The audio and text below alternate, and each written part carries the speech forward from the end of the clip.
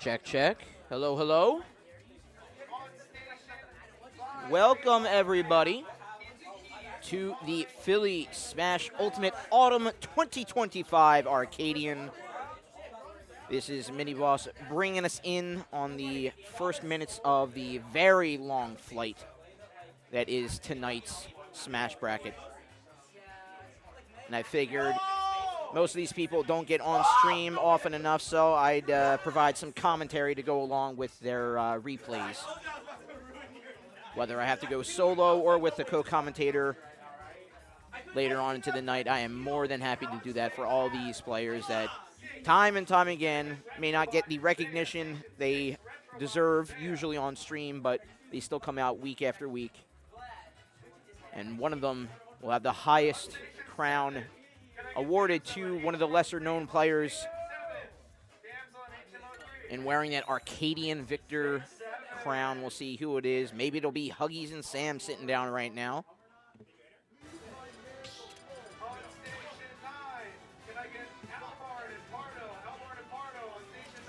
Why are the names not showing up here? Let's refresh this.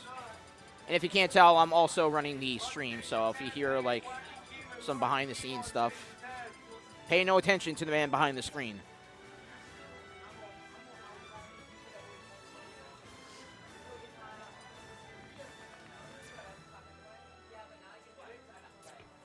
And don't forget, we do have our draft crew battles, usually with the victor of the Arcadian being one of the team captains.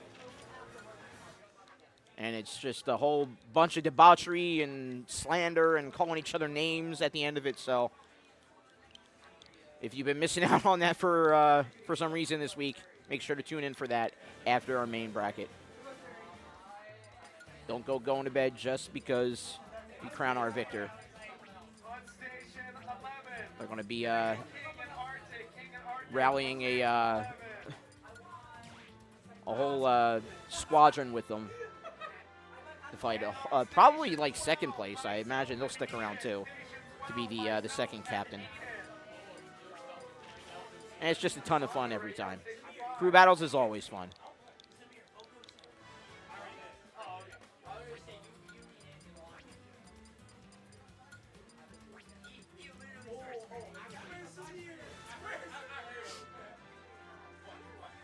So we got tags finally set into place. Yeah, it's live. And yes, thank you for Fun for mentioning that we also have a side stream. So tune into twitch.tv/bros_calamity2 as well. Yeah, man. you know. It's job for fun. As we have a multi-stream going on. But they are rip-raring and ready to go. Handshake's already in, and we shall see who gets our first taste of victory tonight. As I get the stuff updated here. I think I have everything right. Huggies, okay, swap. It just didn't update. All right. So, yes, Huggies is the Mrs. Game & Watch. Yeah, what's up, TJ, in chat? Chilling for now. Going to have a good time commentating as well as doing my usual stuff of stream running and reporting at least the stream set here. Right now, it's just a whole bunch of footsies, so nothing missed right now. We got Sam really respecting the bacon and eggs that the... it's a button check. All right. I was going to say, they're going mega footsies for their Arcadian potential victory here. They're letting nothing fall by the wayside. But it was just a footsie. It was just a button check. So thankfully, we'll see a whole lot more up-close and personal interaction there from that Roy, which is what you want to do. And we'll see how Huggies responds. Although it is the shortest disjoint in the game, technically. So, not going to be too hard to potentially wall out this Roy. So this Roy has to put the pedal to the metal pretty early on to have any sort of momentum in their corner. All right, we'll finally see how it goes underway. Our first match of the Autumn 2025 Philly Ultimate Arcadian coming at you right now.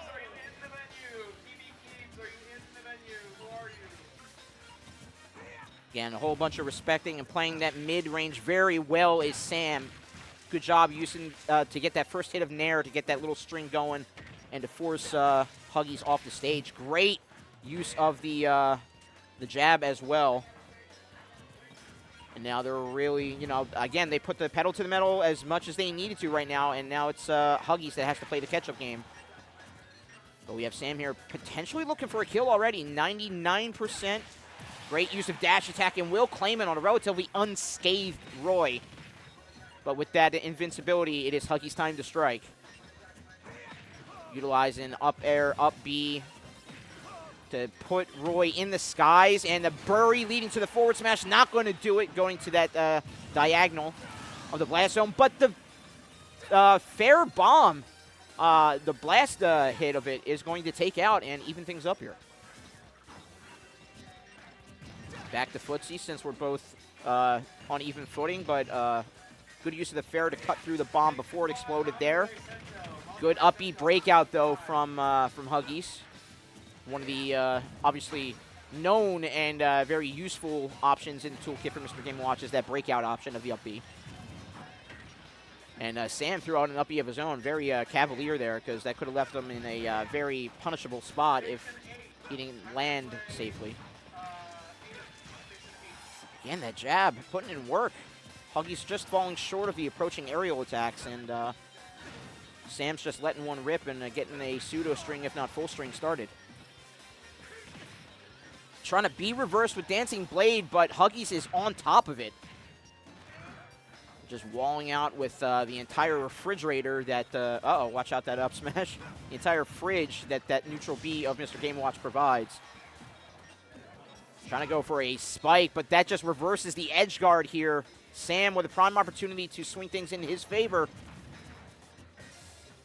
Great shielding, but no punish off the dash attack. Leads the Huggies to get a grab, forces off the right side. And then multi-hit back air will put Huggies on top, at least for right now. It's not the Jared that we're used to from Juice, but nearly takes out all the same from Sam there. Almost had the track on the get up off ledge, does so with a grab, however. Still in control on this left ledge. But again, that up B breakout, so useful for escaping that up-close pressure that Roy lends. Standard up throw, up air from Huggies. Great back air from Sam to even things up. 44, all you need is a string, maybe a string and a half. But Huggies is going right in the face of Roy here, not giving them a chance to breathe. And Huggies has all the breathing room he wants to with that up air. 1, 2, 3 hits, and not letting up off that gas pedal of that up air. 106 piled on after all said and done, after Sam has finally found a little bit of safe haven, I was going to say, on main stage before he gets back aired and thrown off of main stage. Looking for his time to strike. He needs to have a cheeky kill off the side. And with Game & Watch's up B, it's trackable, but it's very hard to peg down the horizontal movement, so... Approaching Dancing Blade off ledge gives him an opportunity, however. That was great resourcefulness, an option that he hadn't used the entire match, so in the do-or-die situation, that's what you want to use. Basically got away there. That could have been the round closer, and a reversal on edge guard here. No, again, another uppy breakout. Gets Sam off of his toes, unfortunately. Couple key moments where he could be fighting back here. Has to dodge these food items yet again. Avoids the tilt. Avoids the option on a landing Roy. Sam just fighting tooth and nail to get back. 206, but the blast radius of that fair bomb will finally seal the deal for Huggies, at least in this round one.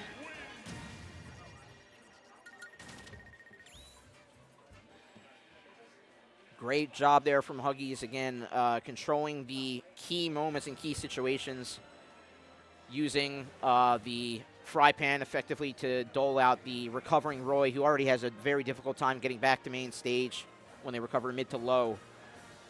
That's just the perfect spot for those food items to really trip up Roy. And again, just a couple of key moments where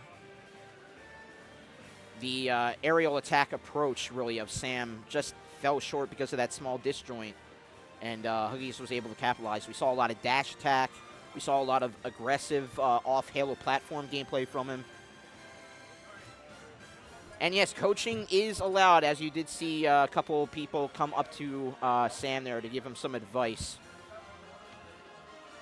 Coaching mid-set, not mid-match, but in between the rounds, is allowed here at the Arcadians.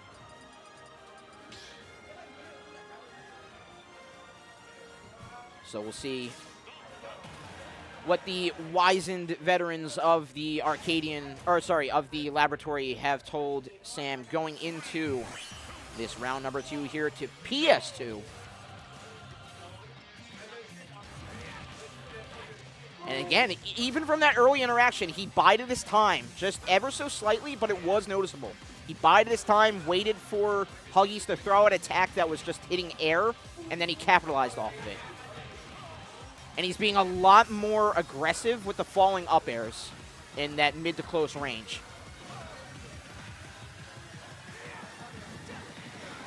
He's always throwing something out mid-range now, which is very good. Again, falling Dancing Blade 2 off the B reverse.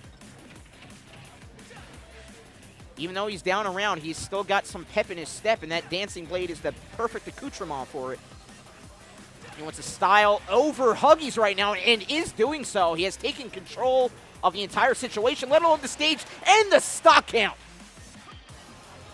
Great adaptation, great changing there from Sam. He is finally in the driver's seat and not letting up. He is driving all the way. It's an 16-hour drive, however long it takes to go coast to coast. He's only fueling up on coffee and driving the whole way, although Huggies does have an answer to silence the first stock there. But again, the adaptation from Sam is doing very well so far. Playing that mid-game, throwing out a lot of options, but also retreating away with a fade back to make sure he's out of range of a follow-up for Mr. Game & Watch. Rolling away very nicely. Just missing the mark on that nair. Huggies has been in control of the aerial game. If Sam has been in control of the ground game, a little bit of a very hard read there with that forward smash. If Sam's been in control of the ground game, Huggies has absolutely been in control of the sky in the aerial game. And again, those up airs that break out of shield that sort of goad Roy, whether you're escaping pressure or not, that goad Roy into jumping and following you. And again, just the hard, the inability to read Mr. Game & Watch as well as other characters in the roster because of his limited animation, I guess I'll say, is why he's such a menace in the sky. Although we are scrapping toe-to-toe right now, 2 stocks apiece. Huggies with an opportunity to shift the tide in his favor. He wanted to hang on platform. Unfortunate there. Just missed the mark on platform. But 109 now 115. He is basically half a second away from getting a stock lane, but he needs to get something started to lead into the combo close, or sorry, the stock closer that we're looking for. A little bit of a sour spot, I believe. Bear had a parry, but wanted to escape pressure. Didn't want to bet it on the farm because, again, he is down around. Sam just really hurting to get back to main stage. And again, Huggies taking control of the skies. Dancing Blade multi-hit. I mean, it's a multi-hit that Roy has, and multi-hits are very effective against the Mr. Game & Watch. And again, another dash attack takeout. 1 stock apiece. It is a pretty big mountain here to climb for Sam, but we saw signs of life in the first stocks. We're starting to see him right now. Wasted 9 as well. Sam has to keep the pedal to the ground right now. He is in control. Can't let Huggies get a lot of ground area, because one attack that'll send Sam into the skies, and then Huggies is right back in his element. And just like that, he gets a grab, but he DIs out. Great DI out off that grab there from Sam.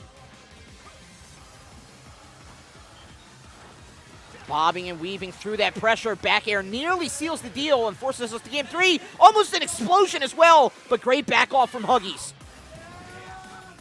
Nair is his second hit, but he couldn't follow up because he was landing. Gets a grab. Huggies throwing out with a back throw. Just missing the mark with the spike. Can't track in the skies off the up B. Dash attack will send Sam off. Dodges the spike attempt. One strike will do it here. Whether to carry momentum out to the side. Up B from out of nowhere. And Sam pushes us to a game 3 in our first round. And already we have cheering here, so I hope even the crowd has stamina for tonight, because it is going to be a doozy if this is our first stream match. So hold your horses, folks. This could go either way. And nobody's coaching Huggies. Everybody's out here coaching Sam. I figure, what, as a Game & Watch, you know, you figure that he's got enough in his toolkit. He doesn't need any more help.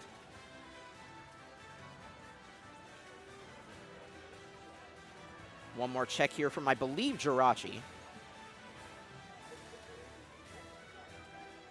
let me see if I can fix that that camera here. Maybe get a little bit more gain on it to brighten up the picture.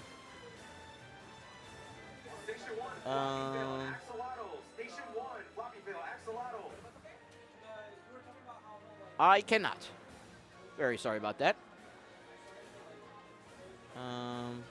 Okay.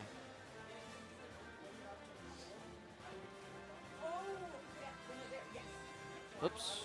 Okay, there we go.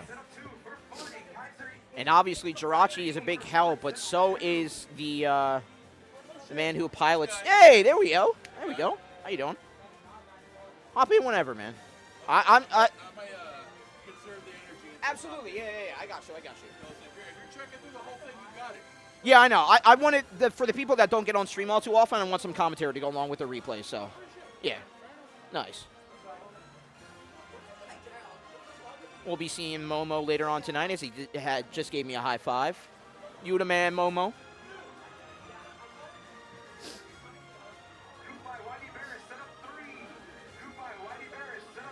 And a very, very long chat that Sam had with Juice there. I imagine we're going to hop right back to PS2.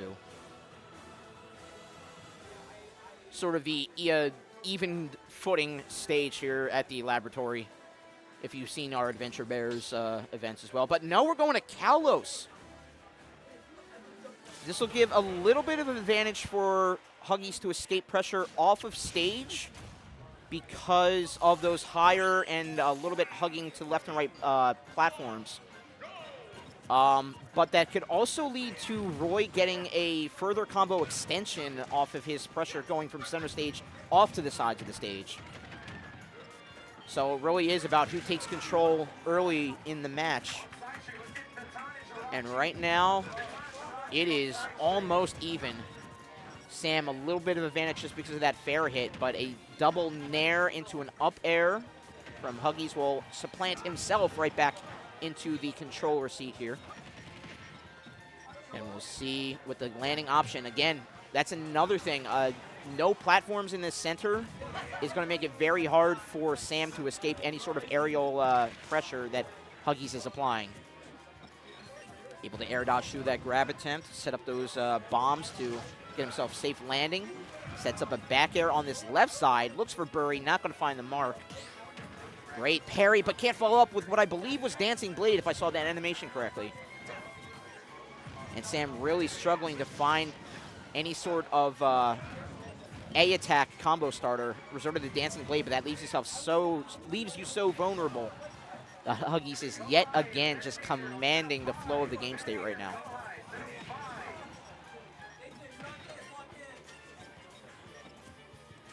Both shielding, both rolling. And again, the quick up-B breakout almost beats out anything that Roy can put out. Dancing Blade landing again, whether it was Burry or just the simple smash attack, the simple knockback of it, rather. That would definitely have been enough to claim it 8 ways to Sunday. And Huggies, at least for right now, in control, piling on a little bit more damage. Nickel and diming. Sam really has to close this gap, really has to move in and not leave himself vulnerable. Okay, in the mid-range, Dancing Blade's a lot better, but face-to-face, not so. Goes for up air instead of back air. And again, the back air was the option there, but great job for Huggies for shielding through it, recognizing that he's looking for the kill now. Nair off of even a short hop is only going to find the first hit off Mr. Game & Watch. Great job catching Huggies Wanting in the skies and getting that aerial hit, just dodging the explosion as well, but gets a grab on this right side, up throw. Potentially looking for the kill because of the upward blast zone, but maybe a DI mix-up. But Huggies is surviving nonetheless. 101 and a second bury. Forward smash will give it a 3-1 situation. It is looking very dire here for Sam. Able to dodge the explosion as well. Huggy gets back to main stage, using the smoke of the bomb as a little subterfuge, but he cannot escape the grab up throw, finally claiming the first stock of Huggies here. And again, that Nair, just Mr. Game & Watch is so low profile just in this idle animation that only the first hit would find the mark. Try to go for the side B there, but only a 7 comes out. He's just catching him jumping in as well. Triple up air off of one catch. 5 up airs all told. Sam really struggling, already breaching the 100 threshold there. 109 has to be so cautious because one down smash and one bury, and it's all said and done here for Sam's winner side efforts. See what the option is. Gotta be careful with that. He is tracking pretty well with Huggies, but again, that disjoint of Roy just barely missing the mark by what is the game equivalent of millimeters, if not centimeters. Dash attack will send him careening off that side, able to get around the food and able to get an attack get up. But another dash attack will put him right back in the same position. Able to circumvent the up B down air spike option from Huggies. Couple up airs, but good DI away to get himself back on sure footing. But sent out yet again. Fighting for his life, dodging the smash attack. Gets a grab. And the blast of the bomb, and Sam puts his hands behind his head. A little bit of, not anger, but frustration coming in there as Huggies is able to claim that in Game 3.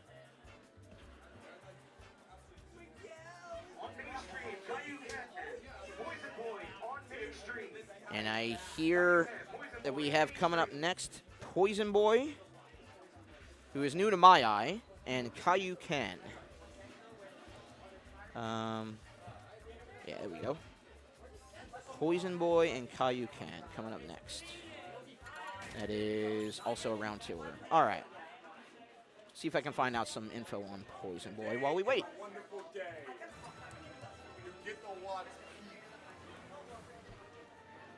Poison Boy ZSS from what I'm seeing. Yep, from Poison Boy. Wait, is that the actual Poison Boy? Poison Boy ZSS? I Why did you see it so No one knows where I see them. recent results. Okay, gotcha. I'll spend I come take with you for a Absolutely, yeah. I think it's this one. Sounds like it's on, yeah. Hello. How we doing, a shiny Pokemon? I'm doing pretty good. I'm assuming you can hear me? Yeah, I can hear you. Okay, just because I don't hear myself, which is fine. But Oh, you don't? Okay, dang. That might just be because it's a I mean, old as headset. long as everyone else can hear me, that's fine. Yeah. We have both of them on there. Poison Boys Um, North Jersey ZSS. Gotcha. But yeah, Thank you very much. I've been good. I went to Novel Knockout, was fun, and I was like, I could finally be the person who watches the Arcadians, and like I want to be that person now. All that pressure is off, right? Yeah, and I can coach some people because there are some people I really want to win today. Absolutely, yeah. A lot of, I don't want to say like the Kentucky Derby like side betting, but like there's a whole bunch of people with It's the Simpson monkey meme. exactly a lot of people invested in the success of our 2 tours around here. So money's on Calvin winning today, says Maxwell. Also, hi Max. Hey, how you doing there? Why aren't you here? You could have made this more stacked. I'm pretty glad with how stacked this one was. Yeah, it's pretty good. I mean, we are starting to dwindle a little bit. Not to, Yeah. But we have more entrants than the last 2. That's nice. And our last one was like, not that big hitted. Also, Rip Max, I hope you feel better. Yeah. I hope it's not like a stomach bug, because that's been going around like a lot in the area. God. My dad got hit by it. I think my sister got hit by it. So. Not the Feeling- stomach bug. Okay. Yeah. But Philly especially, we invest a lot of time in, like, because we have coaching mid-set here, we make sure that the people that we're motivating today definitely have the knowledge, at least, that they need to potentially have a victory over someone they don't normally win against.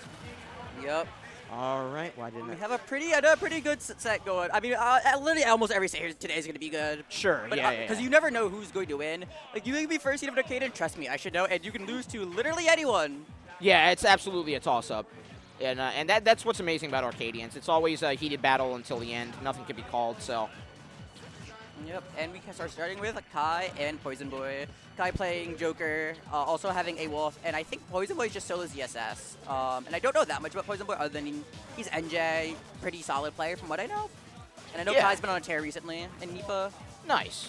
Okay. So Joker definitely going to be able to go toe-to-toe with the speed of ZSS, but oh my god, not in terms of the control of the game state there. Great double back air send out there from Poison Boy, and Kaiyuken gets a little bit of a bleed off that Aegon, but he has a lot to climb back from right now. Yeah, going for such an explosive start is something I feel like you don't really see from ZSS. Right. So many ZSS players play pretty defensive. So the fact he's already willing to commit to, taking those risks, it says a lot. And I guess Kai entered right back with that back air. For playing Joker ZSS, they're scrapping quite a lot.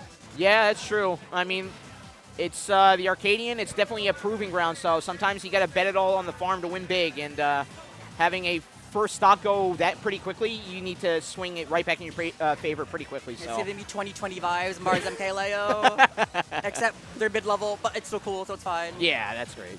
Got knocked down. Having Arsene versus ZSS is so good because killing for both these characters in their base forms is a little awkward. Not that they can't get don't have an option for doing it, but sometimes even the setup's weird. Yeah. And Arsene makes it a lot easier for Joker to do that and kind of gives him the edge over killing over ZSS. Yeah, and that Arsene in particular just burned out at the right time where Kaiyuken could trigger the Rebels Guard in the air and get half gauge filled up like as soon as one was expended. Yeah, now he has another one. So, effectively, if he plays it right, Poison Boy's pretty likely to die to this Arsene. Absolutely. But that means Poison Boy's def has to play really one of two ways: to never get hit or to beat the Arsene out of him. Which is why we're seeing a lot of rollback, a lot of side B, and a lot of just keep off me options, essentially. Yep, holding shield, going off stage. Wow, yeah. I think Kai has to be more cognizant that Poison Boy will just be running off stage.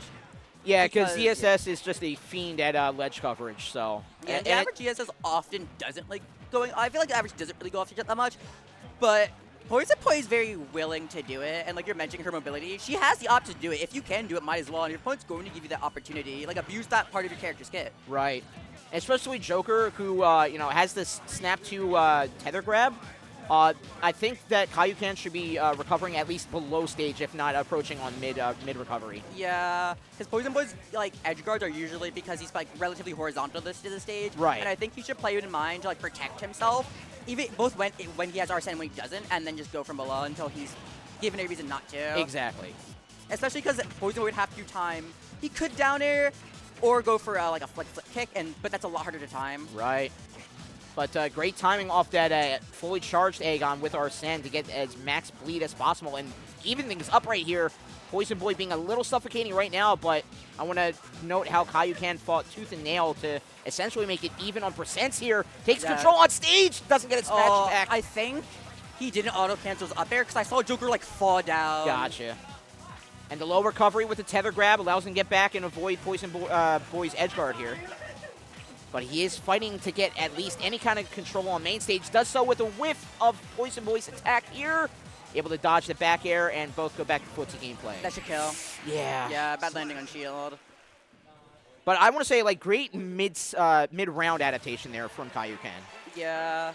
Just I started understanding his recoveries better, and considering that's where he lost his first two stocks, if he can start cleaning that up, it's going to make Poison Boy's job a lot harder. Because Poison Boy can get the damn team get in, but other than the edge guards, killings have been kind of awkward for him because he's relying on his edge guards. So right, and he's been timing out those Rebels guards very well, utilizing Arsene. I want to say more than 50% effectively. So we'll definitely see if he can carry it on to another game 3, or will Poison Boy give us our first 2-0 victory stream today?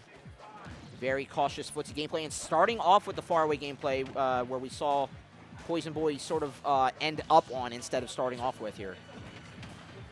Yeah. Ooh, aggressive down air as well. Downer's such an interesting option, but I like that he's going for it because I feel like a nice mix-up tool. Okay.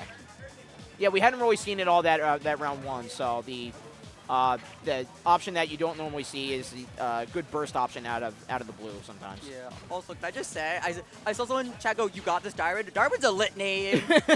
I gotta give it up. Especially for an Arcadian, like Yeah. Darwinian evolution. That is the Darwinner. Yeah, the Darwinner. The guy named Kai versus the guy named Darwin. Darwin is lit. And now we have the guy named Arsene on screen, and that is a dead ZSS. God, yeah. He's saying, don't forget my name. My word, yeah, Arsene. That's the first time I think Kai said to least this entire set. And you're starting it with Arsene. Arsene needs top billing after that stock claim for sure, and still had enough in the tank to nearly lap in percents here. I think the bleed of the Aegon will be able to do so. Not before that tag, though, from ZSS. We're basically even right now. I think a couple of decimals of percents there was all that separated them before this edge guard here. And the stunner into up B should take out, absolutely. Poison Boy swinging it right back into their favor, but at 94%, they are very hurt going into this second altercation. Yeah, and Poison's almost certainly going to have to deal with at least one Arsene stock, if not multiple, at a percent where you're pretty likely to die, so you just kind of have to try to navigate as best you can. How this Arsene goes, I think is going to be pretty important to how the rest of the set goes. Because if you don't get the kill, it's back to even. And if you do get the kill, you're in a great spot. Absolutely influential, yeah, this Arsene right here. So we'll see how Poison Boy avoids it. Actually going relatively aggressive there with that fair to at least push Kaiyukan off stage and, again, expend as much of that Rebels Guard as possible before he can move in on a Arsene-less Joker. Back air will seal the deal in the blink of an eye, however. Arsene, your value has been evaluated and checked off in one smooth attack there. Yeah, one of the adaptations I want to see Poison Boy start making is I want him to get more passive when Arsene is out. Because obviously a good mix-up is to be aggressive, but it's the mix-up of being passive versus to be aggressive. So you can make it the Joker player scared to swing on you. It's kind of like when, she'll activate Buster in Smash. When you make this person who's supposed to be winning feel scared and not swing on you, and they're wasting their tools, it's great. Yeah. And I want Poison Boy to kind of start bleeding him out on that instead of trying to CQC him. Because while his CQC is good, what he's getting on his neutral wins versus what Kai's getting on his neutral wins just aren't the same when Arsene's on the table. When the outside isn't, it does help, but yeah. And Kai just kind of started to run away a little bit more with this game, especially with the lead he has. And if he gets another Arsene, his Poison Boy life gets a lot harder. Yeah, let the enemy of all things, time, be the thing that degrades that Rebels Guard. And hopefully for Poison Boy, his time is not done yet on winner's side here. Can we see this Game 3 coming in? Goes in with that side B, looking for a flip kick, but not going to find it. Also try for the footstool. I really tried to spec, but just barely missed it. Gets a drag down, but no lock. Dash attack will cover, however. Gets the bury. Can he get down in time? Yes, he does! Final stocks here. Potentially round 2, going into round 3. Yeah. But it is a Mount Everest to climb here. Goodbye. And there's the avalanche that Poison Boy was not looking for, forcing us to that pivotal Game 3. Yeah, it was pretty important for Kai to get that, just because, ZSS isn't really a clutch character, but Joker without Arsene's also not a clutch character. Yeah. So getting that kill when you did is pretty good, so you didn't have to play a minute game of hoping she doesn't go for a whack option and kill you. Absolutely here. And I wonder if there's going to be any difference on stage picks, because they did rock PS2 both times. And okay, we're searching. I don't even know what stage would be good here. Because I feel like ZSS and Joker are the same stages. But you think there's one slightly better that'll give ZSS an edge? Or is it too close to call? No, there is one, Battlefield. Okay. Joker on Battlefield, Joker players tend to not like it. It's not the worst, but it lets it, so if you grain and gun, which granted Kai isn't doing, so it doesn't really matter in this case. Yeah. Not great, but... The platform coverage essentially blocks that and out, then you just sit under the platform and you just hit him from the side, or you just disjoint above. But going Hollow, I think Hollow's also fine. Yeah, absolutely. Especially because Poison was playing aggressive, so having center plat when you're winning is nice. And honestly, I think end of the day, it's also just a preference pick because I don't really think there's that many wrong stages other than maybe Town. And even then, it's not that wrong of stage. Right, and for all we know, the Battlefield pick could have been banned from Kaiyukan. Yeah, so. it almost certainly was. I'm guessing Battlefield, Kalos, and I don't know what the third was. This is the next best option, though, if it was so. So we'll see. Starting off, we are seeing Poison Boy really huddle underneath that platform, like you said. Getting that platform coverage to avoid at least a pop gun there. Yeah, they are just swinging on each other. Get the bury. I love the recognition that he was going to get out. So Poison Boy just decided, I'm just not going to commit. No, yeah, that is stuff that you want to start seeing from a player who's getting a lot better in terms of like the stamina of a long set. You don't want to fall into those early traps of, oh, I need damage right now. Yeah. You have to be aware of the game state No, at all this times. opportunity, this Oh one my you can't word! mash out of. We'll definitely be aware of that. Poison Boy has made his statement. We are all aware of it right now. He is still in this fight, despite going to this Game 3 off of losing that round 2. 107 on as well. He's playing a little more aggressively, which you said he wants to fall back of, even whether it's off of the Arsene, bleeding the Arsene, or whether he's in the driver's seat of the match overall. But he is not letting up off that gas pedal. Yeah. Pop the Arsene, but we'll see. Yeah. Did lead to that stock claim, but we'll see what he can do off the back of maybe some invincibility off this Halo platform here. Yeah, just barely getting clipped by that back air. All right, let's double jump. Now his Kai's game plan starting to fall a little bit more in shape. He's playing around that center spot a lot more. Yeah. Because he wants the control, and he can play aggressive and weave out from that platform and back in, while also still being able to play how he wants, while still having some manner of safety. Right. A little bit of a quick mash out there, and I think it was a missed up air there from Poison Boy. Oh Try to go for a God. stun. Yeah, bold dash there, or the slide in rather. But it did grant him stage control. Dash attack though from ZSS will break that up. And resorting back to the faraway footsie game, ZSS finds a little bit more comfort doing so. Ooh, oh, I like the idea, Yeah. but there wasn't enough stun to get a conversion, so just backed off. A little bit of a dragged out opportunity there. No lock, but he still got the jab off. Flip in kick time. didn't work. Oh, I don't think Okay. it would have killed, so that's fair. Read the back off of the tether get up into the flip there, so good read there from Kaiyuken. Not got it. Whoa, amazing Yeah, just barely catch! clipped. And then the worst part is you would have had Arsene in about 2 seconds. Yeah. You don't have Arsene anymore. So you got to risk getting hit. I mean, you sort of have to find the stock claim, so you're going to risk getting hit either way here. So Kai just has to find the stock. Good back air, not gonna Oh, kill wow. though. gets a little bleed to maybe help the Oh. second time around. No, it's double attack get Great up. parry. Yep. Feeding it, but right now, even without Arsene, I think Arseneless Joker can take a stock right now. Yeah. Might have want to save. It's honestly worse, probably worse to have Arsene, because like you're just not gonna have it for later, unless you happen to get one of the few moves that will just normal kill with specifically Arsene. Yeah, or if you go bold and risk an all to Rebel's Guard that has like that feeds it Like that. 3/4. There you go. Yep. I But- thought there was gonna be a turn and grab and 7 F tilt. Ooh, good parry up tilt. Absolutely. But the best I've ever seen is just use up tilt. Oh my Wow, god. evade and avoid from Kaiyuken there. and He wants a game-ending clip. I get it. Doesn't get hit with the second hit of dash attack, avoids the stunner. Let's see what the attack is. Option goes for a back air, had control of ledge, but great pop out from Poison Boy. And another up tilt. Very surprising we're seeing these up tilts from ZSS, and playing that side B game.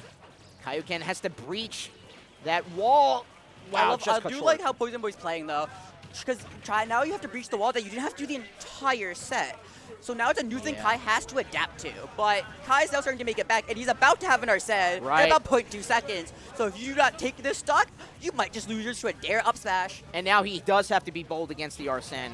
So Like and that. an up smash will take it, will seal the deal. Poison Boy Wow. out of nowhere will take that game 3 down to the wire.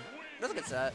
Absolutely, yeah. Another, I think back-to-back we've had some pretty good sets. Both were game 3, and definitely a hallmark of the strengths of characters out there. Really, the jack of all trades, master of one. They really showed off the mastery of what the characters can do. So, great job from both players. Obviously, if you're playing against an opponent, only one person can win, but still, definitely one to be proud of, and hopefully we'll see Kaiyuken later on in the bracket today. But Poison Boy will be advancing on. We'll see what we have next queued up here. We have Arctic sitting down. Sento and Arctic, and already in our winners round 3. Oh, because Arctic beat King. All right. Let's see here. Hold on, I'll be back in a sec. Absolutely, no problem.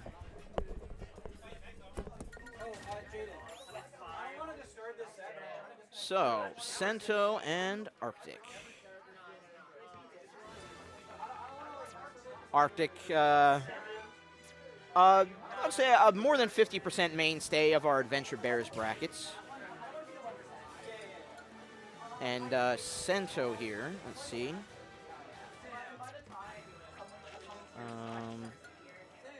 Oops. Of course, it doesn't give me the name I'm looking for. No, it's going to give me something else entirely. Okay. So we're already into our winners round 3. And let's check out how the rest of the bracket's going so far. We got Floppy Fail and Huggies facing off in a match. And again, winners round 3, Zaya beat Damsel to advance on to winners quarterfinals. YB Burris and Chapstick are going to be on the, I think, side stream. Maybe. They have a match going for 11 minutes, and it's not mainstream. What's going on there? Oh, well.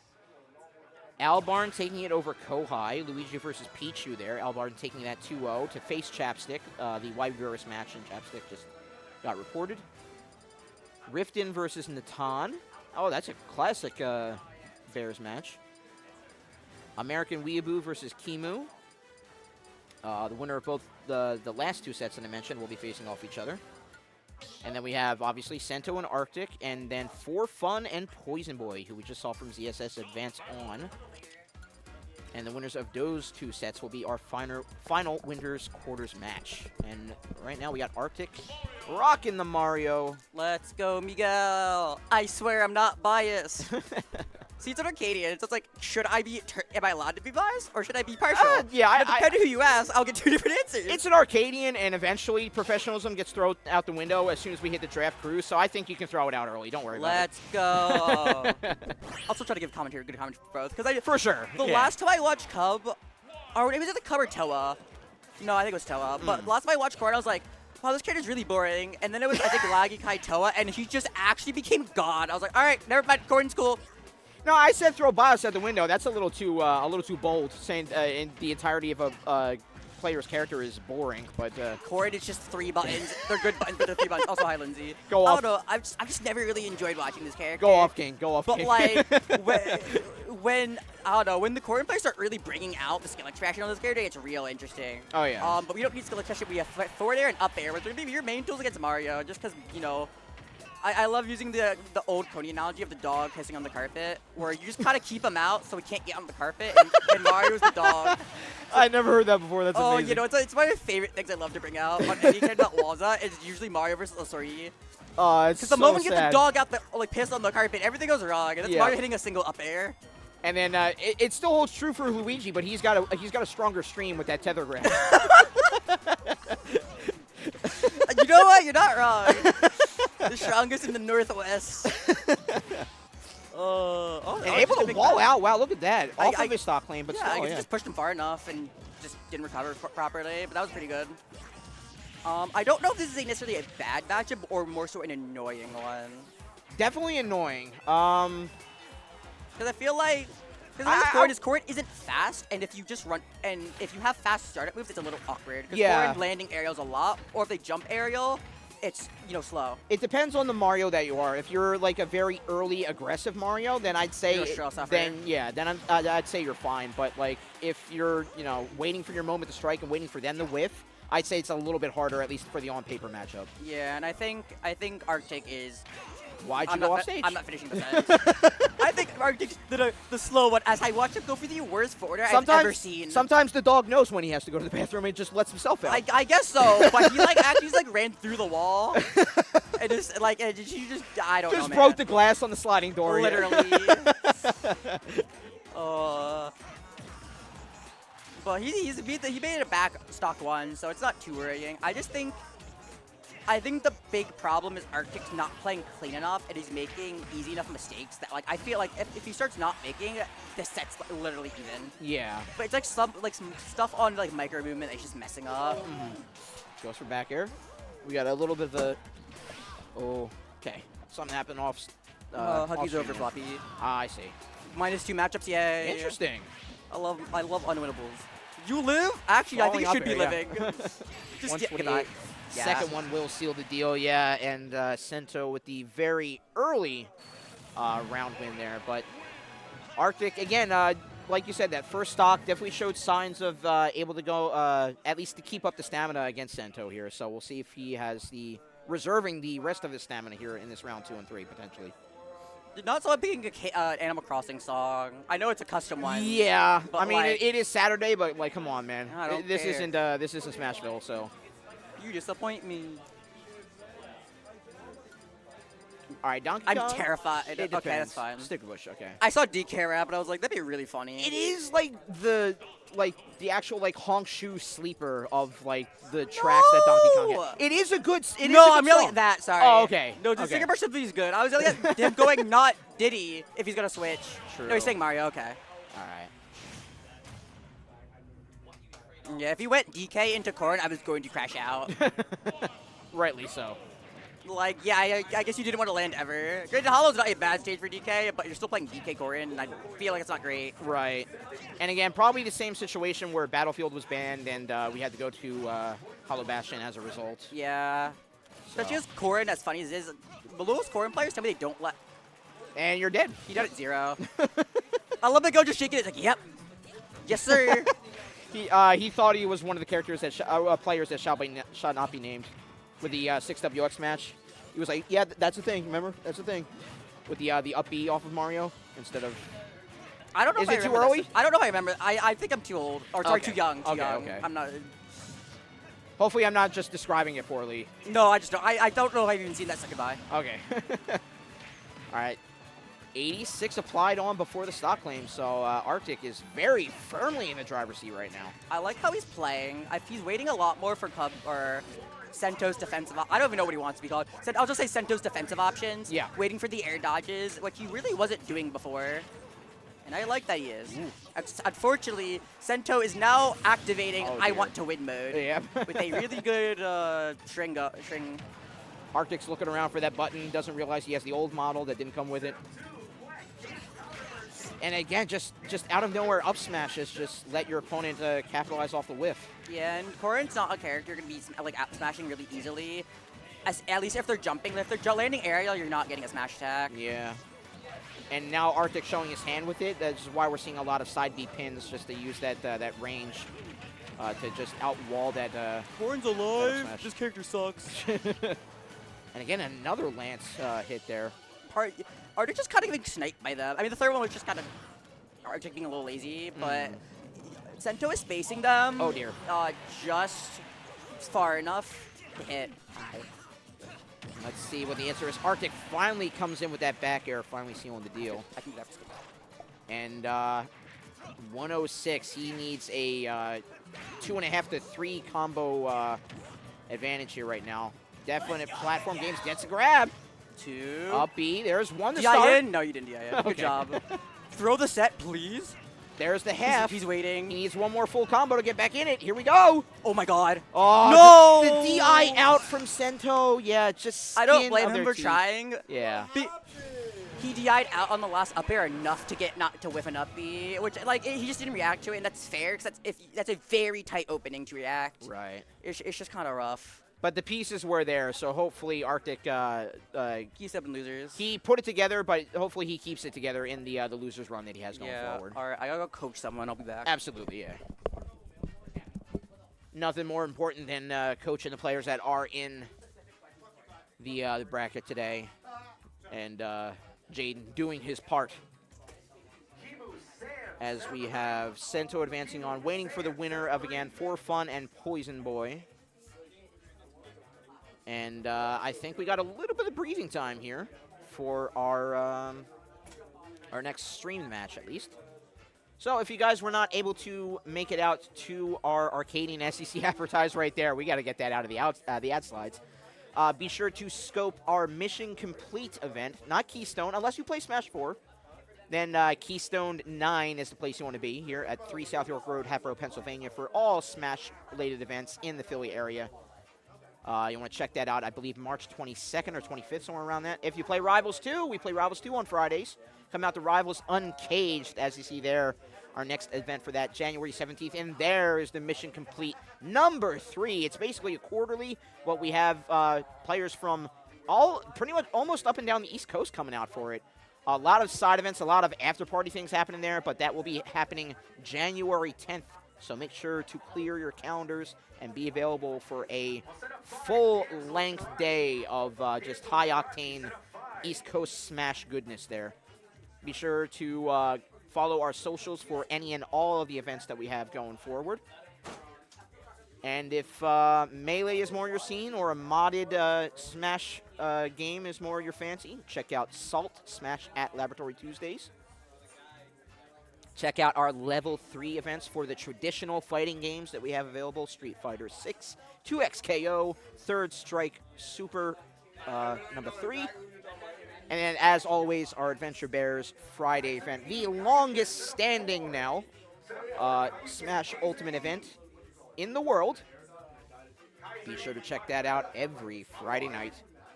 Doors open around 4 o'clock.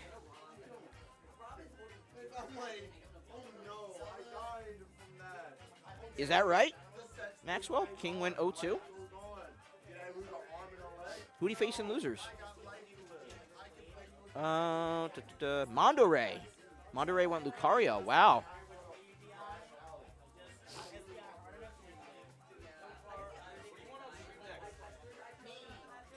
You asking me?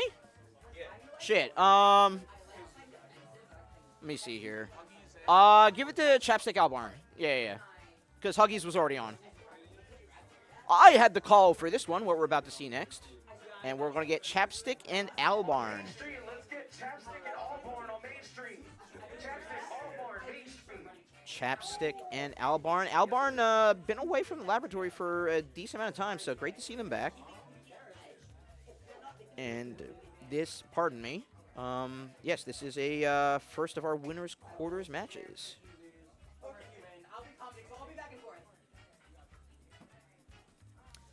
Chapstick rocking the Zelda. Zelda Luigi. This does not sound fun for the Luigi.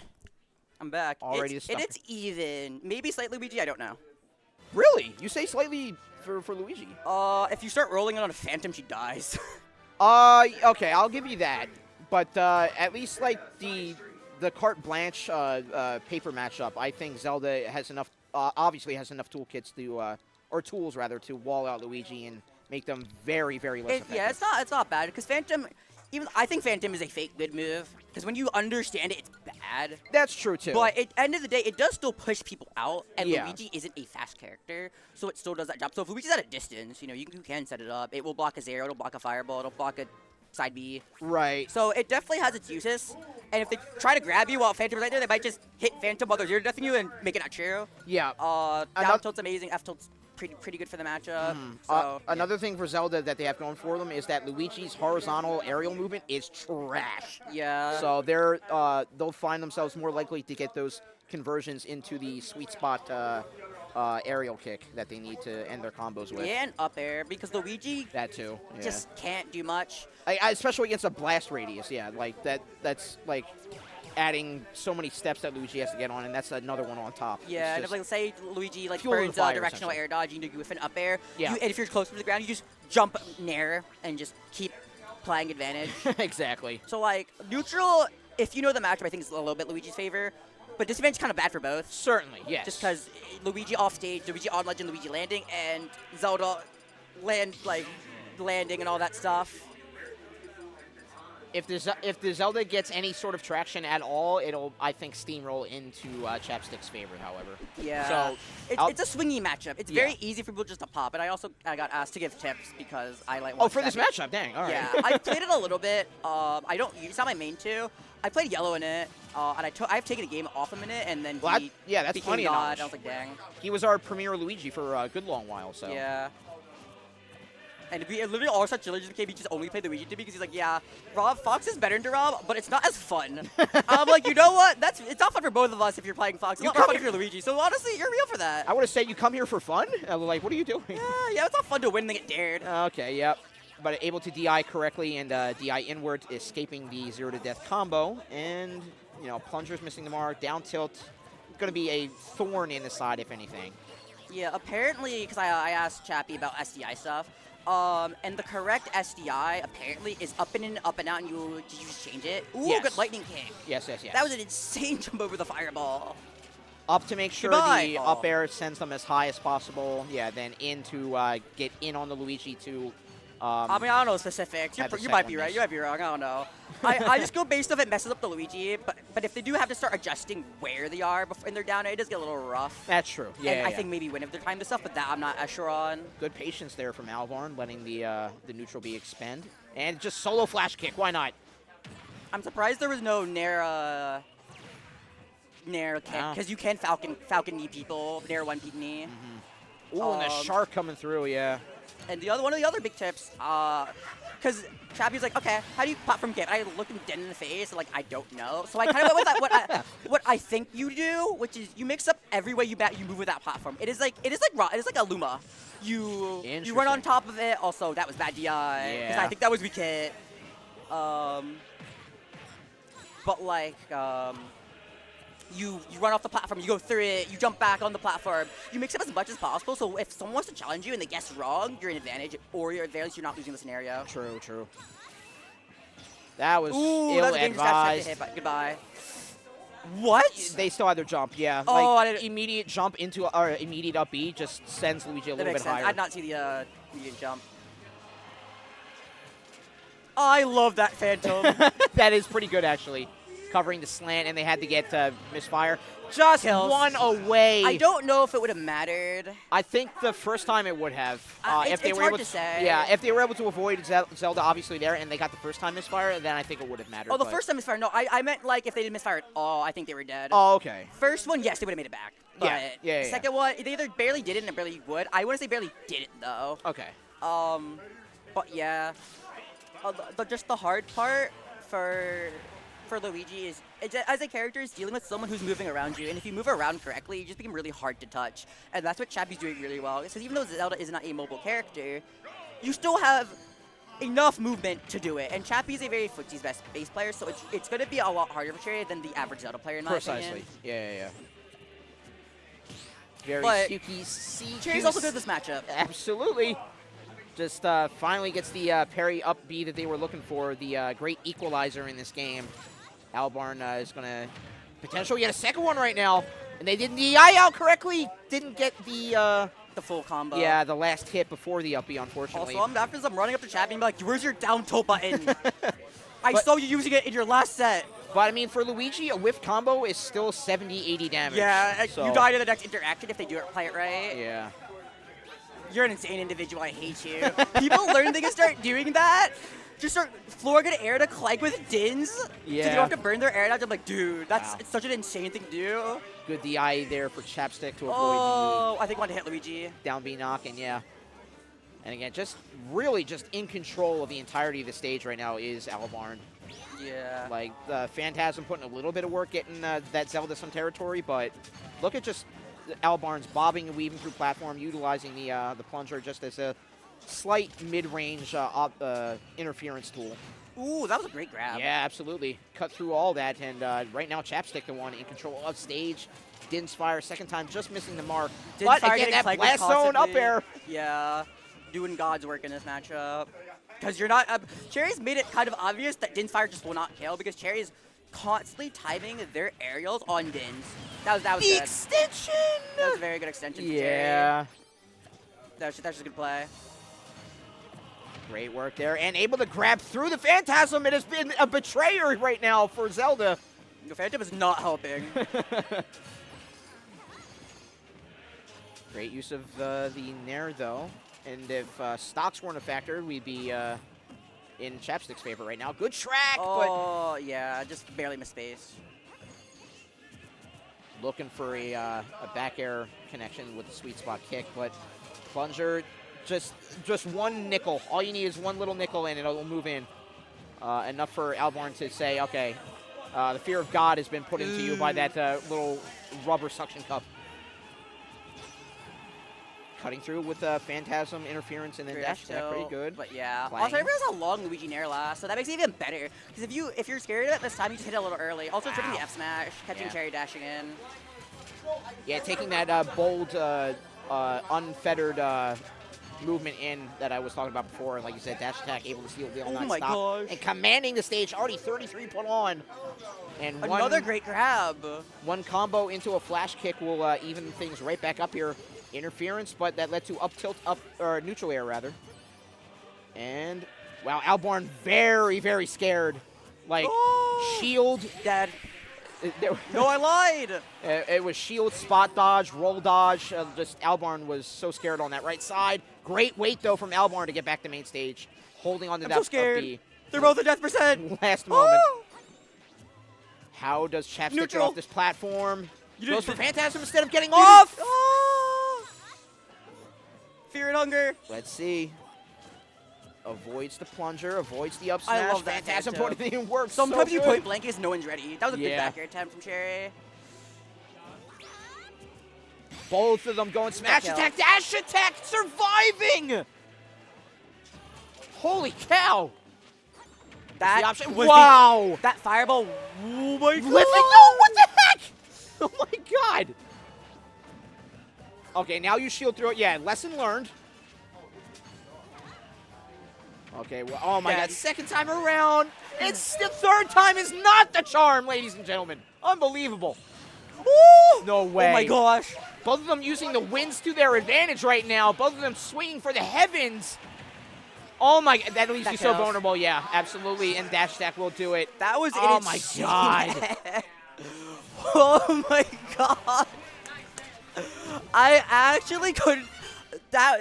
Oh my god. That was pretty funny. Yeah, you're right. I don't have words. It's stressful and it's really both. And honestly, if that would do a game in 3, I don't know who won. If Because you- I would have thought, oh, Cherry Yeah. would probably win because of the adaptation. The Cherry started adapting right back. It was so hard to tell. If you told me that both players would use the same option as their kill option in the last full minute of that round, I'd say like you're talking nonsense. This will be a boring finisher for Oh the my game. God. But And I believe that also secures our first position into top 8.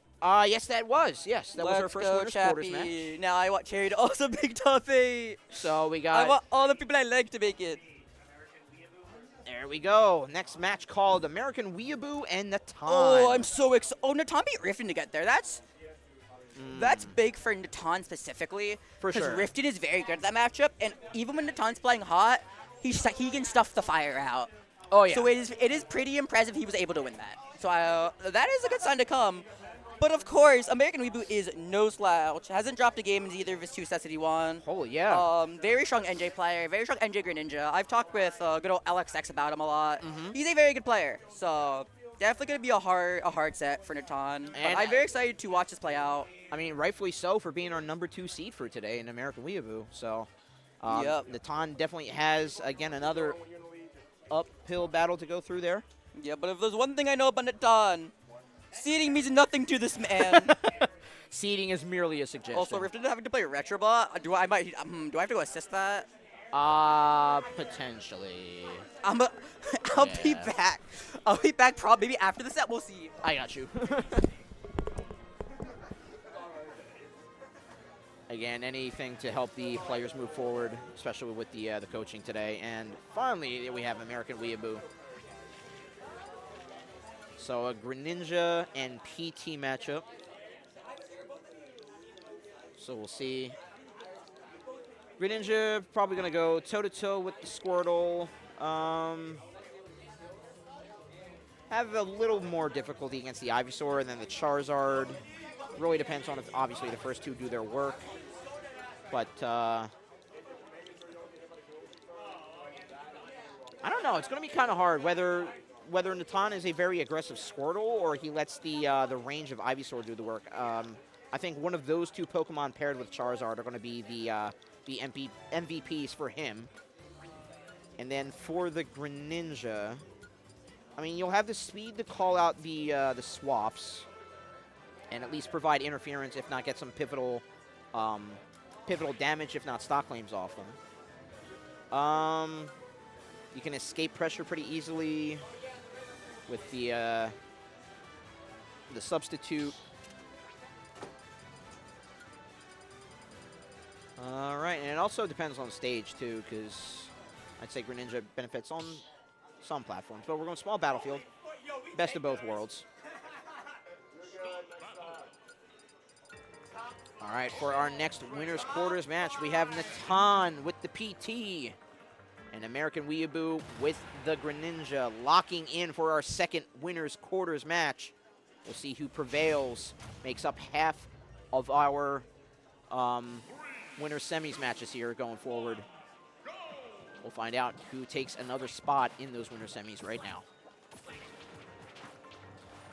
And there we go.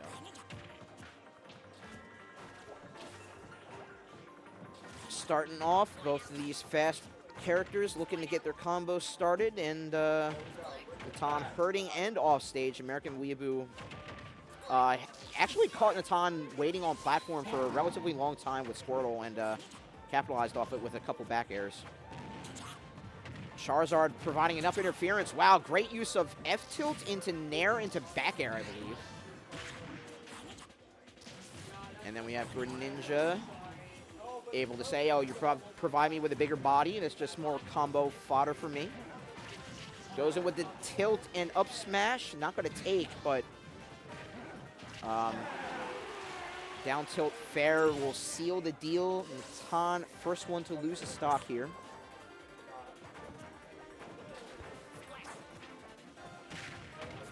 Great use of Nair for this combo again from American Weeaboo, undeterred. Not just sitting back and letting Natan try to pick up the pieces off a 3-2 deficit. Already having to swap to Ivysaur, and only 82 on the Frog right now. Let's see if Ivysaur can get anything done. I mean, that tilt attack left him vulnerable, but he's still... Oh, there's the spike that we're looking for. But again, Greninja with that very, very wide breadth up B. But on stage, different story. Ivysaur covering the platform very, very effectively, able to take that first stock of American Weeaboo. But already, quick to retort is American Weeaboo. Already forces another -1 game state advantage, or disadvantage rather, for Natan here. And again, just flooding that right side with Nair from Greninja. Can't get the withdrawal. Natan there was looking for the withdrawal hit. Great use of jumping in back air there from Natan, however, to get himself back to main stage and controlling main stage. And a down smash from Squirtle will be the equalizer that he needed. Unbelievable call out from him there. But a bold all-day charge up smash will shut me up and shut up Natan's hopes of winning that round one. American Weeaboo very defiantly plants his flag in that first round victory there. And seemingly not tired at all. Natan either. He's smiling though. Never mind. Hopefully he's got enough in the tank. Because I'd say American Weeaboo had control of that game from dawn to dusk. Footsie game, utilizing the water shuriken, means that, you know, Natan has to bridge that gap and move in. Does so finally with back air, up air, back air. Great combo there. Puts American Weeaboo at 52%.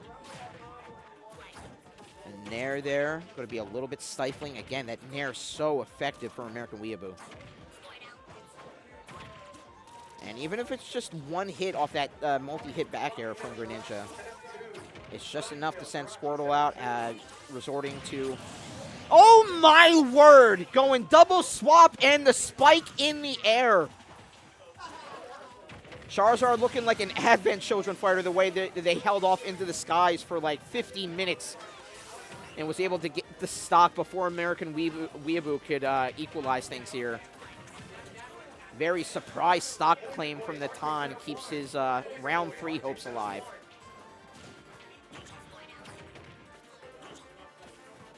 Again, American Weeaboo knows to the extent, even though he's whiffing that last back air, it's missing by like inches. So he knows how hard and how far to press his combos.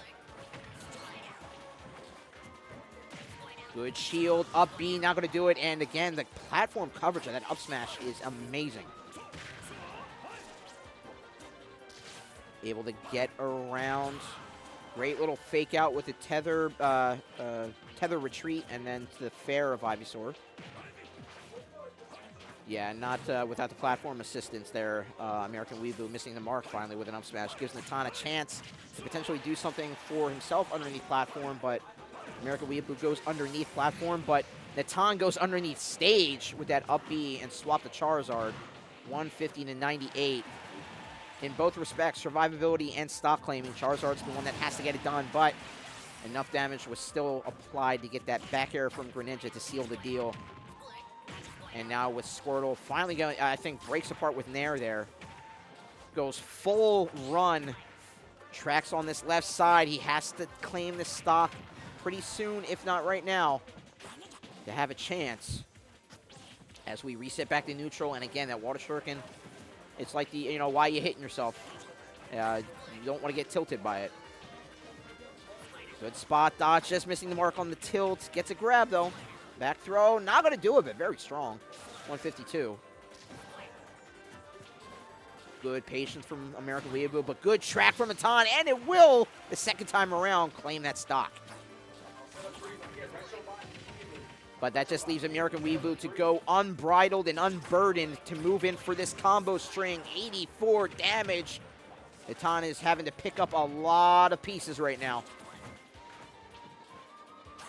A little bit of a breather, reset to neutral. Goes in with fair. Second fair. That was a little too committal, but goes out with up B. See what the option is to get back into applying pressure on this Greninja. No, Greninja cuts that option short with that kunai of a fair. Able to dodge the fair that time around. I think it was a little too high as well as the swap.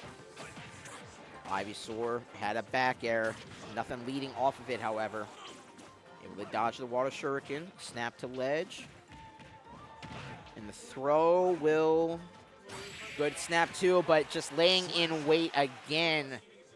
Just too strong of an aerial attacks from American Weeaboo. Played that mid-range so well. And a quick 2-0 will send Natan down to losers. And our number 2 seed will be sitting still on winner's side in a winner's semifinal match.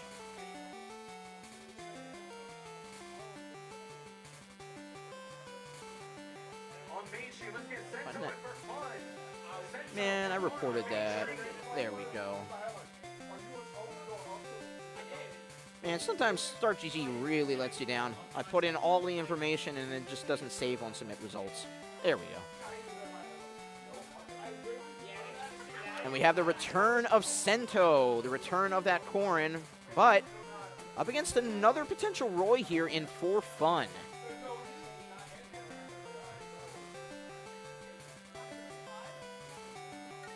All right, so we'll see what the range, the range of Corrin, going to be obviously a big factor for Sento's potential victory. But then For Fun, again, the disjoint very small, but it is very hurtful. So if pressure is applied and you have the Corrin in any sort of knockback, you have to carry out your combos to their fullest, if not a stock claim. And I'm sure we'll see the return of at least Juice, if not Jirachi, to give him some wisdom going forward.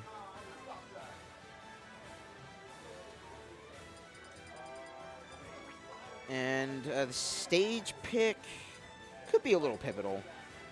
I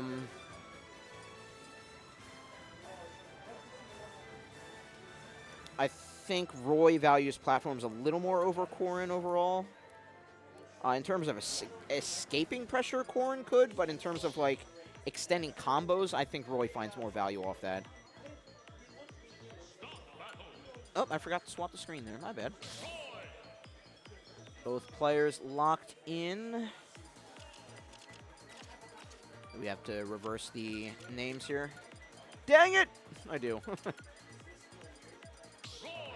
means I got to reverse everything.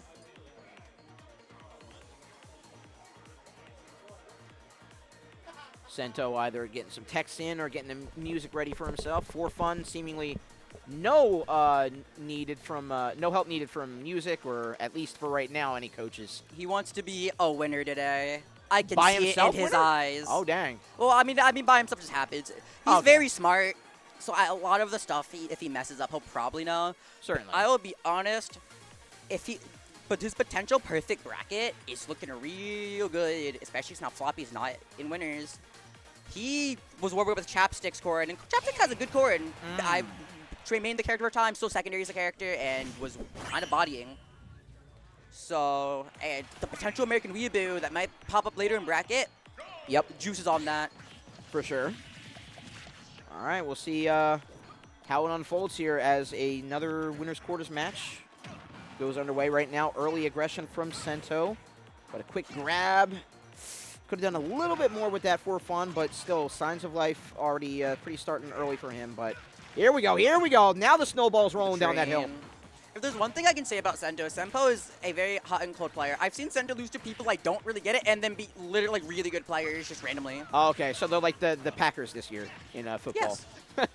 Sometimes on top of their game, and sometimes I don't know how you did through that. Yeah, exactly. Both literally and figuratively. Yeah. With the football comparison. Sort of let him land there pretty free, but he's commanding these platforms nonetheless. Sento doing a great job keeping for fun on his toes mentally, but off his toes as a character. Yeah. I love the patience on landing. A thing a lot of people don't really do when they're landing is get kind of just drift into some, because some people will wait for you to hit a button before they hit theirs. Yeah. So sometimes you just drift into them, sometimes you drift in and jump out, all that stuff. So. Also, I love the crouch just to get lower. Yeah. So if Corrin swings an aerial, you're not having to deal with any form of shield stun, and it's more likely to whiff you. Sort of like a low profile thing, Yeah. there, right? Yeah.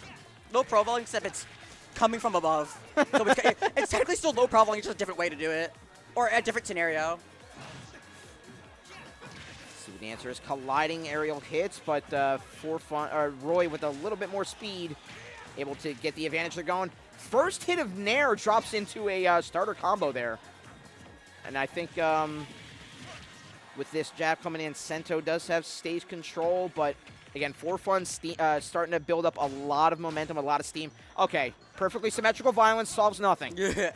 I love the sword clash. It's one of those small details that I absolutely love. Because if a normal characters clash, they don't get the sword clash noise, along with the clash noise, but Yeah. because they be hidden swords, they do, and I like it. Die. Parries the stun. Ooh, I like the idea, just unfortunately you miss space. Yeah.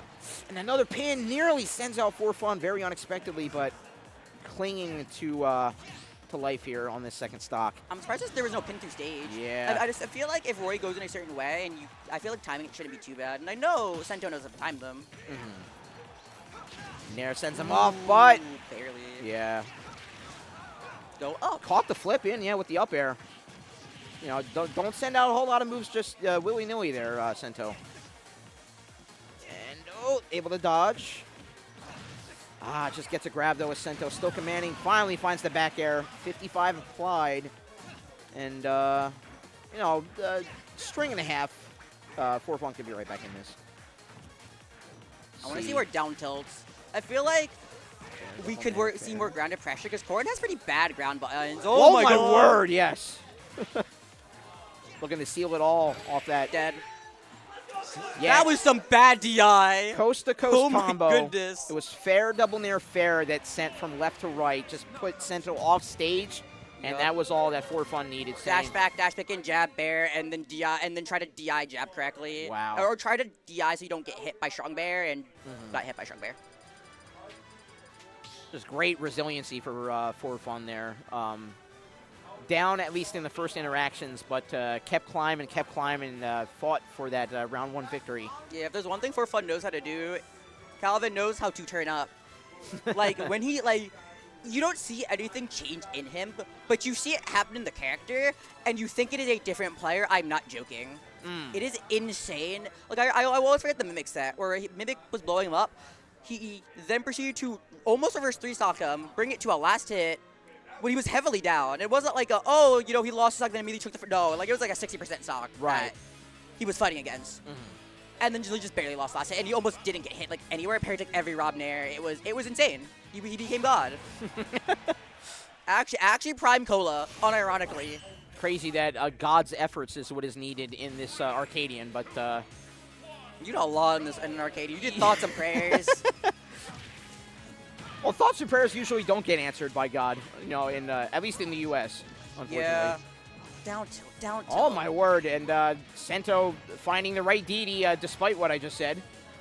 Praying to the correct deity there. And again, early... He's seeing God. Oh, what is...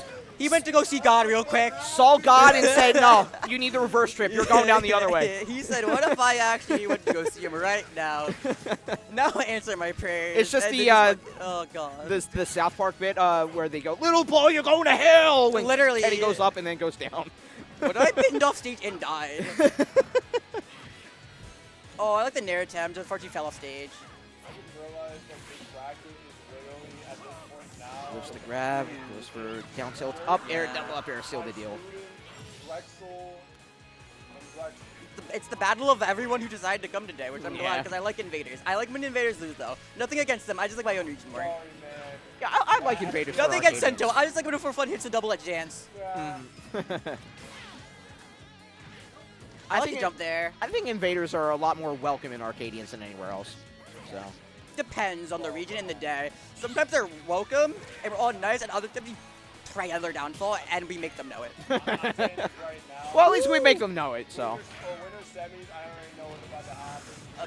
Wow. Corn up air. Corn up air There you again. go. Yep. I was Goes going to say a back air. corn up air a third now. He was DNI Oh, out, God. So yeah. That's a great recovery. Good grab, however. Oh, I like the idea. I just full hop. That's dead though. Wow, yeah. One more stock and you will lock into winner semis, and I don't know if one's ever done an Arcadian. If this is either his second or his first.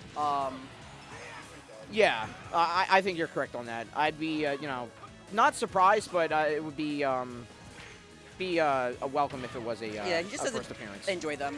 And honestly, I don't blame him. Oh my god, use that 50 die, goodbye. Yo, No, we're that go- would've been cool. We got chance now? We're going like in the clip. European football right now. With What the the chance. heck? What is wrong with you? Dancing Blade nearly get. Oh my word. Yeah, this is. Welcome back, Cola. Tilt attack will send out for fun, but Yeah. now you are unbridled. You need to move in. And Now are we gonna get Prime Shattuck? That's the question. running in and out of Woo! coverage. Sour spot there.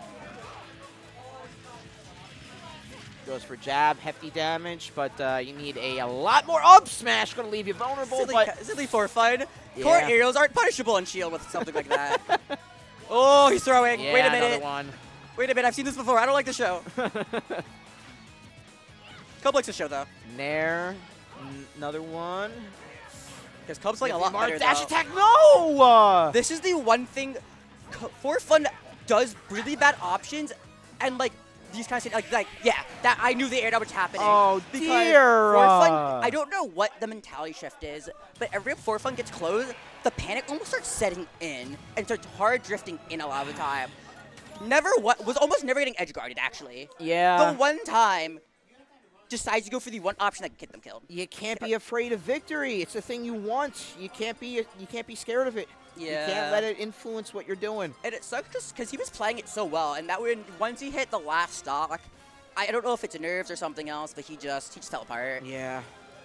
And for a game of 3, it's very much what's gonna happen next. Although he does have the music counter pick here. He has the music and the crowd counter pick. I counter pick to Center And City. He chooses from the Sonic in the medieval game. I forget the title of it. Sonic and the Black Knight. There you go. I think there are much more hype songs in the Sonic repertoire than Fight the Night. I thought that's solid, but yeah. I mean, I don't know. There's not too many bad ones. I was like looked at him Motocross. Yeah. He did one Arcadian question mark? Okay. No, he didn't. It was it's because it merged. It was the one Arcadian where the bracket for the ranked players and the unranked merged, and he just did a set in there, and then lost and DQ'd out because who cared? Interesting. So this is his first real Arcadian. Okay. So, I mean, all told, though, you know, from going to ranked players to unranked, he's carrying a little bit of the knowledge from the ranked players, I'd say. Yeah. But All I know right, he's there going you to go. want more. I'm just getting for Jai to be.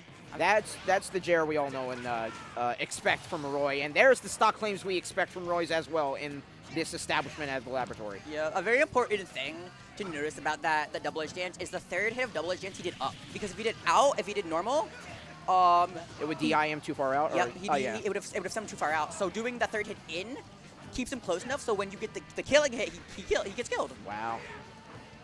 You might hit the kill move and they get killed. You might hit the up air button and they get up aired and they don't get the land for the next minute. The small minutia of the Dancing Blade. I don't know how those keep whiffing. Oh, my word. Not automod. Actually goodbye. says that's the type of stuff Zamir would apologize for hitting you with. Zamir apologized for being a criminal. Why not just not do the crime? Zamir Instead of falling out of apo- my side B tactically. Oh no, I think the most messed up thing Zamir did to me recently, he F-throws me to a small battlefield platform, he's in center stage.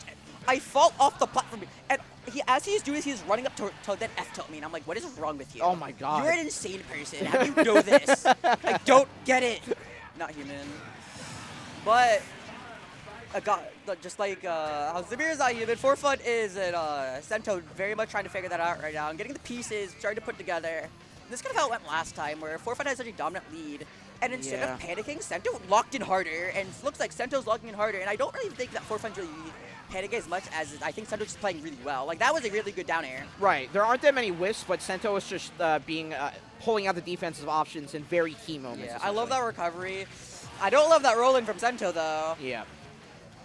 But finally, a broken clock is right at least one time a day, and finally the time is right for Fun. Potentially carry it out. Oh, he messed up his momentum. Yeah. Bad pin kick. Again, maybe those nerves, Yep. but nerves beat. Oh wow, nerves Oh be my God. damned. He was nerves there? be damned. He steals it away. He was there? How? Oh my gosh. That was the edge guard of the century. Yo, he's actually. Yo, Zamir, he's just an edge guard like you would. Calvin, Cord was not on my screen. He was like. Cord was has a like VOD. here. He misses his forward air. As Cord's going, just jump forward air. So if he missed, he died. He had extra stock, but he was just you. Oh my god, he locked in. It was a bet all the farm. Yeah, it was all or nothing. Oh my And, god, he he's got hitting away with you. And now he's up like Great Ninja. It's your time. All right, that was the last set of not top 8. So I'll be swapping. Oh yeah, I'll do it in a sec. Hey. I'll be swapping with Momo, who now gets a commentate top 8. Hey. Pleasure is always commenting with you, Mini Loss. It's Absolutely. very fun. Thank you very much, Jaden Gelato's shiny Pokemon. A shiny Pokemon who let the dogs out. There you go. Whichever. So I hope you guys have a good time. Always welcome to commentate with you as well. Thank you very much for holding down the commentary. But now we got the man, the myth, the legend coming in. Mr. Momo, now on the mic. How we doing, good sir? Hello. Mr. On the Mic was my father. Please call me Momo. Oh, I'm very sorry. How you doing, Momo? I'm feeling pretty fantastic. You got the guy that's been sitting here all day for the people, let me say. Saying people that are not typically on stream, giving them commentary for their sets. And you know what? I give full respect. Mini Boss is for the people. That's strong champion. Hey, if only I got out to places, I'd be for more people. But I appreciate that. Thank you very much. Listen, the people at home are the people that matter the most. That's true. Yeah. And you people at home, be sure to like, follow, subscribe, and Whatever button you see on your donate. screen, Yeah. as long as it's not the dislike button, hit that button. Hit that add to playlist button, hit that like button, subscribe button, And whatever even, button. Yeah, even if you can't contribute monetarily, be sure to share out the stream with any like-minded Exactly. Smash players out there, because we're still looking for our next generation of up-and-coming great Philly Smash players, and hopefully we'll see the sparks of some of those today. As we say that, with that being said, of course, hello all, and welcome to Top 8 of the Philadelphia Fall Ultimate Arcadian 2025. We are 7 years into this game, and you know what? There is still more game to be played. There is still more talent to be put on display. There is still more Smash to be brothered. If you think we're going anywhere, then you're in the wrong stream. We get right into it with our first set of Top 8. We have got Chapstick on The Zelda. one side of the winter semis with the Zelda, and we've got Huggies on the Game & Watch. Now, we talk about this winter side of the Arcadian Top 8. One thing I really want to mention here is we've got a lot of Jersey college representation. Actually, a lot of college Yes, that's representation in true. general. We've got Chapstick representing Drexel. We got Huggies. There's not a Rowan student, but Rowan staff. Okay. So you know what? Goes enough Rowan tournaments, we'll count that.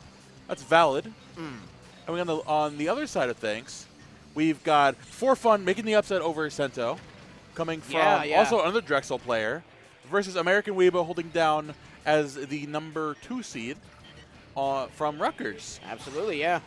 A lot of just more broad PA representation than just Philly, but Exactly. like I was just saying with Gelato there, I think invaders in an Arcadian are more welcome than like regular weekly or monthly, things like that. So More welcome or more prevalent because these guys want to snipe? I think more welcome. Like Okay, they're going to alright. be more or less prevalent based on if they feel like going or not. So I think the prevalency is always in the wind, but I think Okay. welcome is just like is definitely going to be a case of the venue or the scene there. So That's and valid. I think in Philadelphia definitely we will see a lot more of the broad East Coast more than the more like condensed Philly players that we're used to.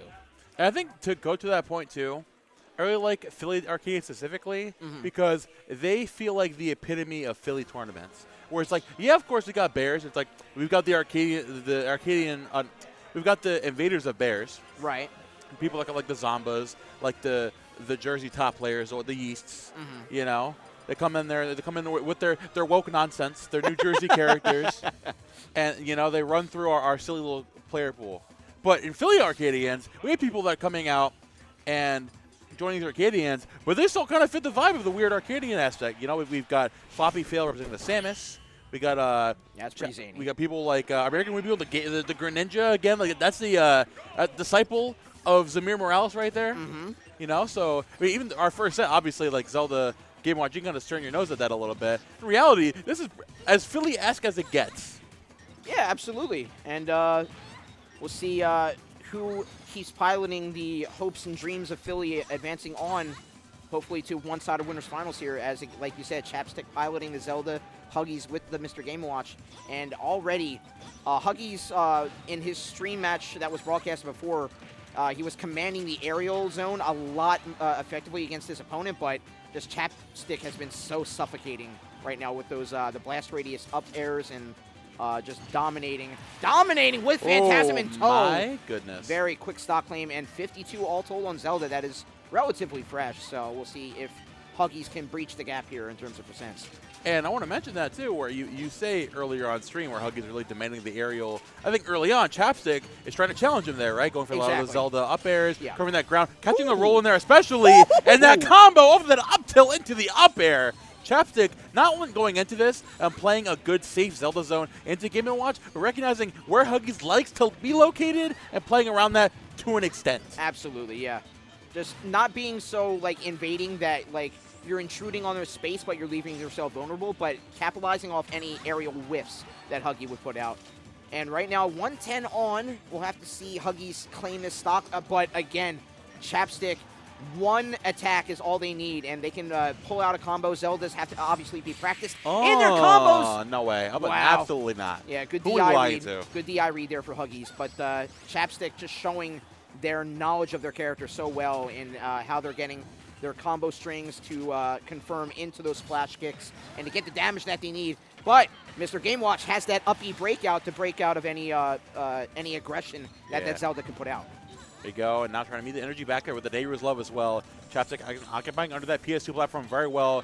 Huggies to overextend, comes the up throw. Not going to get anything off of that, but I like the idea of going for that. You might as well if you're down that far. Dash back out of the corner. Not going to kind of landing there on the up air. Great DI again from Huggies to avoid that.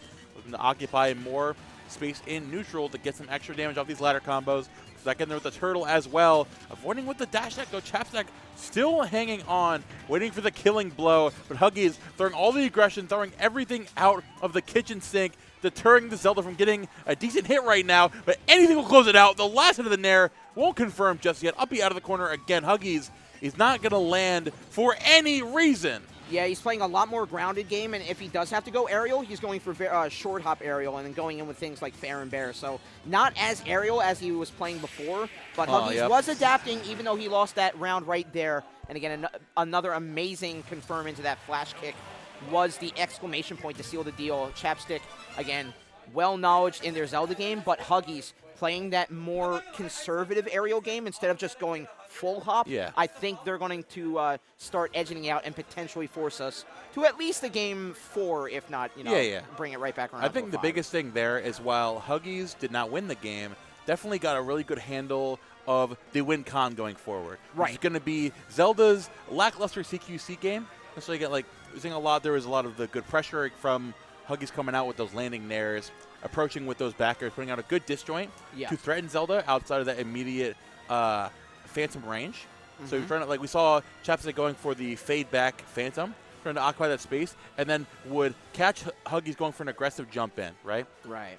But like you mentioned before, playing a lot more of that grounded game, not only are your ops can be quicker, occupying that grounded space, but you can pull up that shield quicker. And Zelda, unless you've got the very specific setup with the Phantom and forward air on ledge, which we saw Chapstick did have unlocked, to be fair. Right. Even if it's not breaking shield, you're not going to set up perfectly, then there's nothing really you're too worried about with Zelda on your shield. So if you're occupying that ground, playing more of a not necessarily aggressive game, but proactive, recognizing where Zelda wants to be to get that meaningful damage, to get some actual momentum going. The biggest deterrent for Zelda, obviously, is going to be, again, Game & Watch occupying the ground, trying to get the extra damage and running with the short hop nairs and the back airs, and then threatening the oil panic. Exactly. Because if you get a reflected Phantom, that Zelda's dead at 50. Yeah. And that's something you got to keep it. Even if you're barely you're getting maybe 1 or 2 charges off of a Din's Fire, that's something you got to keep in mind as a Zelda player, because you misplay one time, either gonna take a fat oil panic or you explode. Exactly, yeah. The oil panic is something that we haven't seen a lot just because Chapstick has been a little reserved on those Din's Fires. But like you said, it's definitely something to keep in the back of the mind because it can be an immense equalizer for Huggies going forward. As we see the stage pick could also be a factor here, and they're not resorting to the tried and true PS2.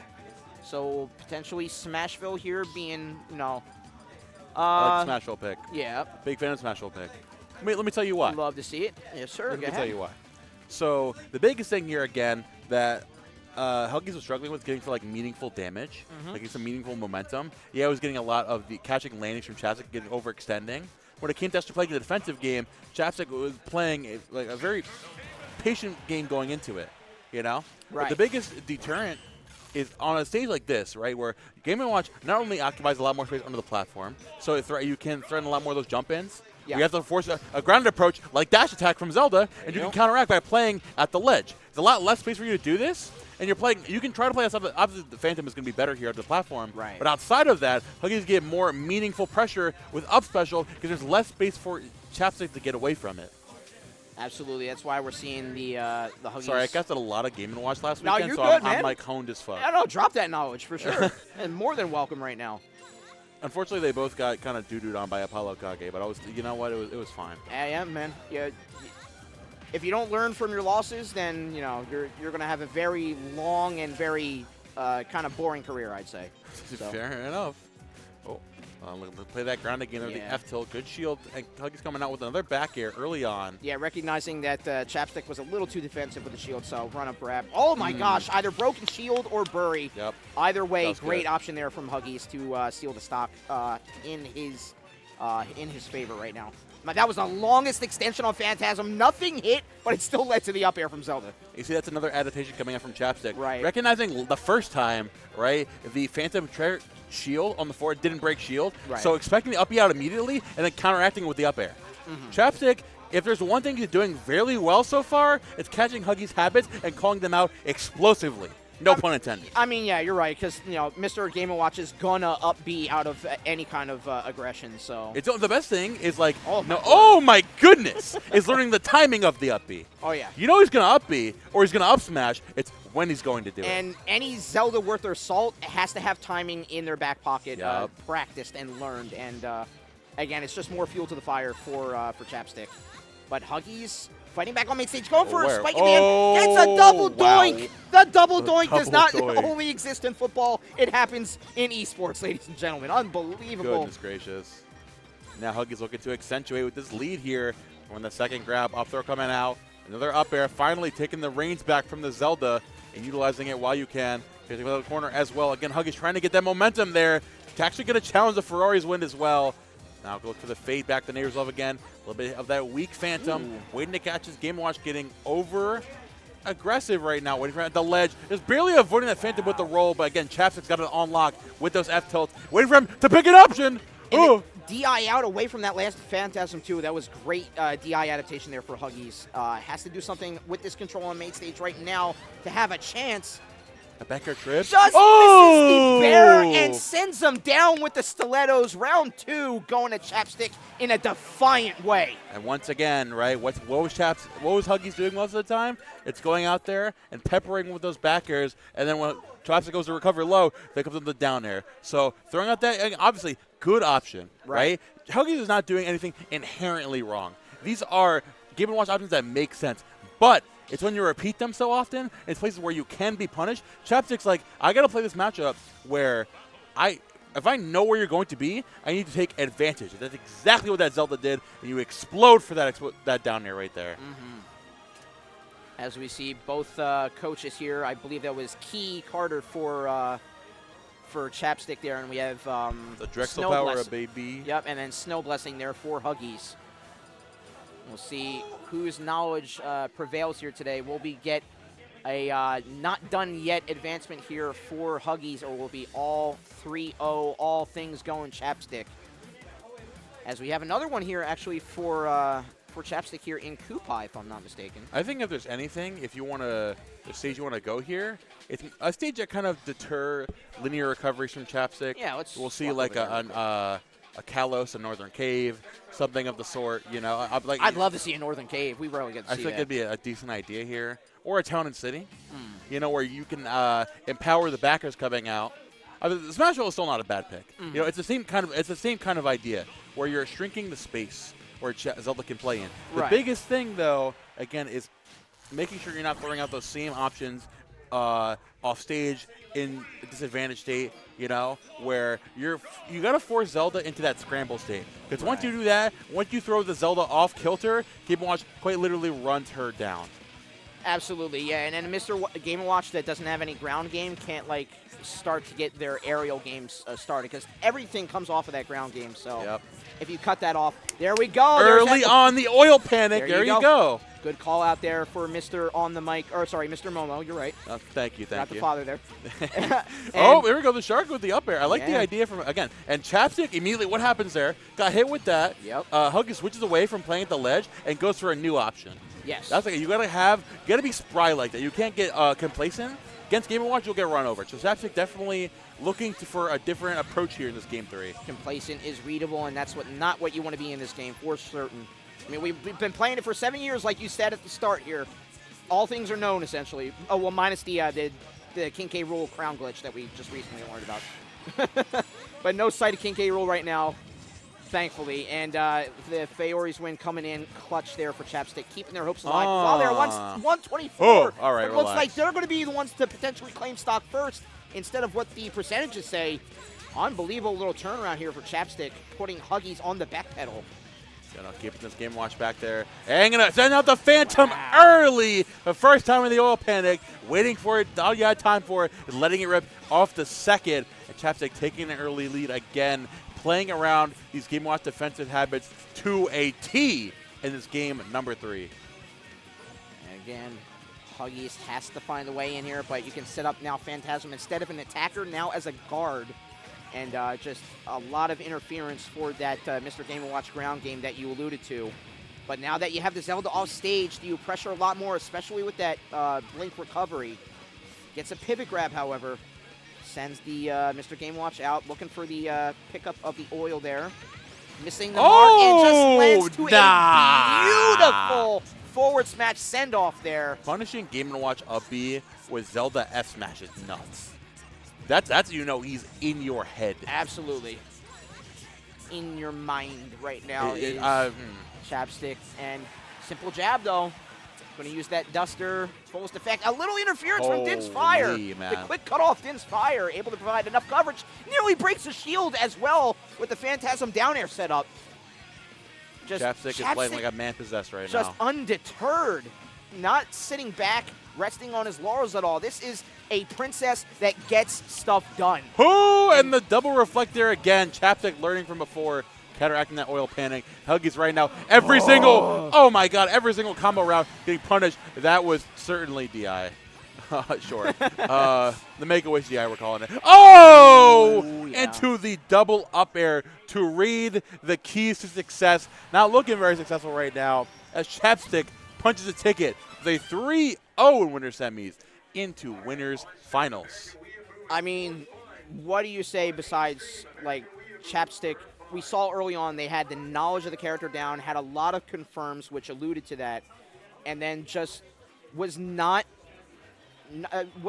scared of moving in when they had control of the stock mounts. Like, you know, most characters say, all right, you have to come towards me. I'm going to punish one of your whiffs. But Zelda, because they're such a combo-centric character, they know that they have to start things and get things done with their character and can't get any inches off of the opponent. Exactly. They have to get things done themselves, put in the work themselves, and that's why we're seeing Chapstick advance on to one of our spots of winners finals today. The other occupant on the other side want to be one of these two players sitting down right now. One of For Fun, which is going to be Philly's own. I got another Drexel student coming out, a Roy player, versus American Weeb with the number 2 seed. Well, I think one of the only seeds in this, I think actually the only player in this top, these winner semis that it was not an upset.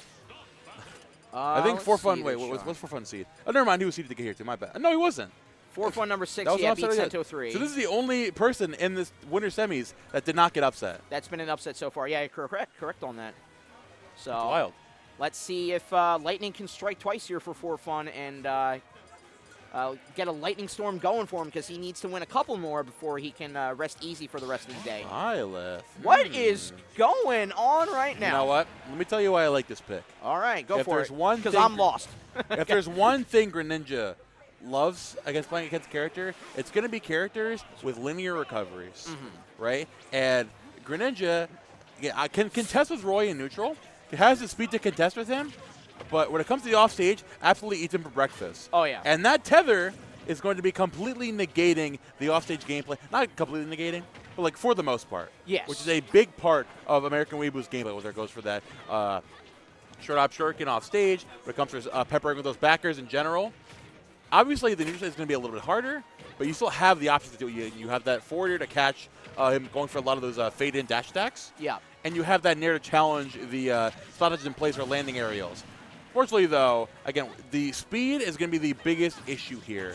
But, I mean, obviously, as you're playing Violet at this point in the game, I assume you have the chops to keep up. Obviously, even if it's looking a little rough so far on the part of For Fun. Certainly. Okay. Yes. Again, being the speedster of this match in Greninja, you can escape pressure even with that disjoint of the sword. Ooh. I mean, definitely why we're seeing the American Weeaboo right now just controlling at least the flow of gameplay right now. For Fun really has to, sort of what he does with Roy, and just, you know, not be too fearful of his opponent, not let the idea of victory get into his head and let it affect his decisions. And he really just needs to play more, I think, just straight up aggressive. Like, you really have to pin down the speed of this frog, and, you know, you're going to whiff sometimes, but you have the disjoint to be a little more to have more interference than most other characters in the roster, just because of the chain like adaptation of that sword. I think you can just be that little bit more of an interference to the Greninja. That you can find some moments where it happens, but right now none of those moments are being found, as American Weeaboo very, I don't want to say easily, but very... I'll say easily. Okay, you'll say easily. That was bad. Pretty calmly takes that round one for himself. So I cannot fault For Fun for the idea. Yes. Going into it, but if we're talking about the issues that were present in that game, I think the way to go here is going to be definitely opting for the Roy. Actually having to challenge him in neutral, and as we saw against Sento, clearly has got the chops to contend with the super quick game plans American Weeaboo is putting out there. Without a doubt, yeah. But And we do have a little. He just saw him run off screen there as I tried to get the camera on him, but we did have a little bit of coaching there from Juice, the person that has established Roy as a mainstay name in the Bears. Zamir walked over and said, "Yeah, it's a switch. Get off, dog. I don't got nothing to say to the Byleth, bro. Put the fries in the bag. Bring it back to PS2. Now, Lemus, do you have any thoughts on the stage in general for this matchup, or do you have any bearing going forward? What do you think? I mean, both sort of get the same kind of efficacy from platforms, and they're so small they're almost a non-factor. And they're at bare minimum they're sort of the same for both characters. The wide breadth of the stage, I want to say, helps Greninja a little bit more, just because he can dash in and out of pressure. Where Roy, with his smaller disjoint than the rest of the roster here, I mean, he can be, like I said, a little bit more of an interference factor, but he has to dash down if the Greninja is too far out of any sort of aggression. And I think the disjoint is just not going to lend to a lot of chances where For Fun finds surprise pressure instead of non-surprise pressure. There you go. Yeah, it's a great point. I mean, yeah, now he's flipping what I said and turning on his head. So power to For Fun right now. I mean, early on, the biggest thing For Fun's doing is challenging the pressure American moves putting out there. You know, like a lot of the jab nonsense and whatever on shield, challenging your own grabs, and whenever you're finding those openings, you're making it count. You know, like we go from fake nonsense pressure with Greninja, albeit very scary, to this is real shit. This is a real good character. This is a real pressure, and you gotta hold that, my boy. And it might be a piece of the puzzle why, but I think it's because the disjoint is less effective compared to Byleth, that he knows that he has to go a little bit farther with combos, or a little bit farther with his joystick to get that aggression that Roy is known for. And it's certainly showcasing why. Right now, sitting pristinely in a 3-1 stock scenario position, nearly has them on, he has half the damage applied compared to himself. And again, it's just showcasing why a change of character can shift both the mentality and the flow. Gameplay nearly had the spike there. He does go down for his efforts, but still, to showcase that you can potentially get an exclamation point like that, even though he lost the stock, it still showcases that he is essentially a new player right now. He is a new player. Calvin, drop the Byleth. Drop the Byleth. It is November 2025. Put that shit away. How long's he had it for? I don't know, but I'm just saying that we're this late into the meta. Can he get his full money back is all I'm asking. It's like the is it mint in bots? Are there scratches on the side of the door? It's like a Steam refund. Like if you've played over 2 years of Byleth, you can't get your refund. It's like, what's the mileage like? What are we talking about? It's like a used Honda Odyssey. But no, honestly, the tonal shift here of this Roy, again, it's not only is it matching the energy that American Wee's putting out there with your own aggression, but it's also literally meeting him, chasing you down, pressuring your shield, and then, like, again, facing off your own, not being deterred by the pressure. You know, the big thing is, like, characters like Greninja are very scary. They throw out a lot of different moves. They throw out a lot of different nonsense. Toss you up. And throw you for a whirl, you know? Yes. And if you panic, you're, like, right here, you got to keep your head on your shoulders. You're finally, you know what? Relax. Yep. If you overthink it, you die very early. Like he held his jump, he didn't utilize up B until he knew the proper angle to get back. Exactly. And then he had the jump to fall back on if that didn't work out. We're not, obviously you're going to take a little bit of damage. This is fine. Yep. Doubled up. We're going to get back. Whoa! Light's going to catch the inactivity with the forward there, though. Great read there from American Weeble to get himself back into this game. Try to go for a Trump Bear, but again, the speed of Greninja and just the reaction time that lends to the speed of Greninja with American Weeaboo, just not going to give that Trump Bear an option. And on stage, same story right now. He is still piling on the damage with that dash attack up air confirm. And even though For Fun right now has control of ledge, he's been a little bit lacking on the edge guard side of things. So we'll see. Try to go fall off platform, reverse dancing blade. He's trying a little too much tricky things, I want to say, and I think he just, again, needs that face-forward, in-your-face aggression that we saw that round one. A great point there. Okay, there you go. Again, not going to overthink it right there. Opting for the jab, not going to go for the Trump into the back area. You know, we're seeing more Trump than the Epstein files right now. Oh God! Well, just wait a week. Wait a week. The votes in the works right now. All right. Damn. But here we go. Perform back into this. Still going to find another nair. He's to accentuate this combo game. Ned not going to fall into that. Not going to panic air dodge down, but still going to get hit with a true combo. The down tilt into the up smash. American Weeble taking the game back by the reins. For fun, is looking to reevaluate, slow things down, and try to find some kind of meaningful opening here. At 73, honestly, you're on the precipice of losing a stock here to Roy. Absolutely, yeah. And we saw a little bit of waiting there off of the Halo platform. He stood in main stage and just recollected his mind, essentially. And really late little hydro pump to get back to stage there. And go ahead, Mr. Miller. I didn't mean to cut you off. Oh, you're good. I was my thought. I was saying, doesn't go for the Trump that time, mixing up there to catch the American Weeble getting overextended, getting back on the ledge. Oh, yeah. With that normal getup, Learning as the moment to moment, opting for the backer, not going to find two of the parry. Oh, God. Landing up smash. Again, for fun. You mentioned it earlier on, and as the game goes on, this ledge trapping is evolving in real time. It matters so much. And again, just relying on those up airs is American Weeaboo. Ledge guarding, it's starting to slide away from American Weeaboo. And for fun, just again, these wild call-outs that work once, maybe twice, if you're lucky, but the one time they work, they are near pivotal, if not full pivotal. Air dodging into that is a little wild. Second time will find the mark. And American Weeaboo gets this rubber match 2-1.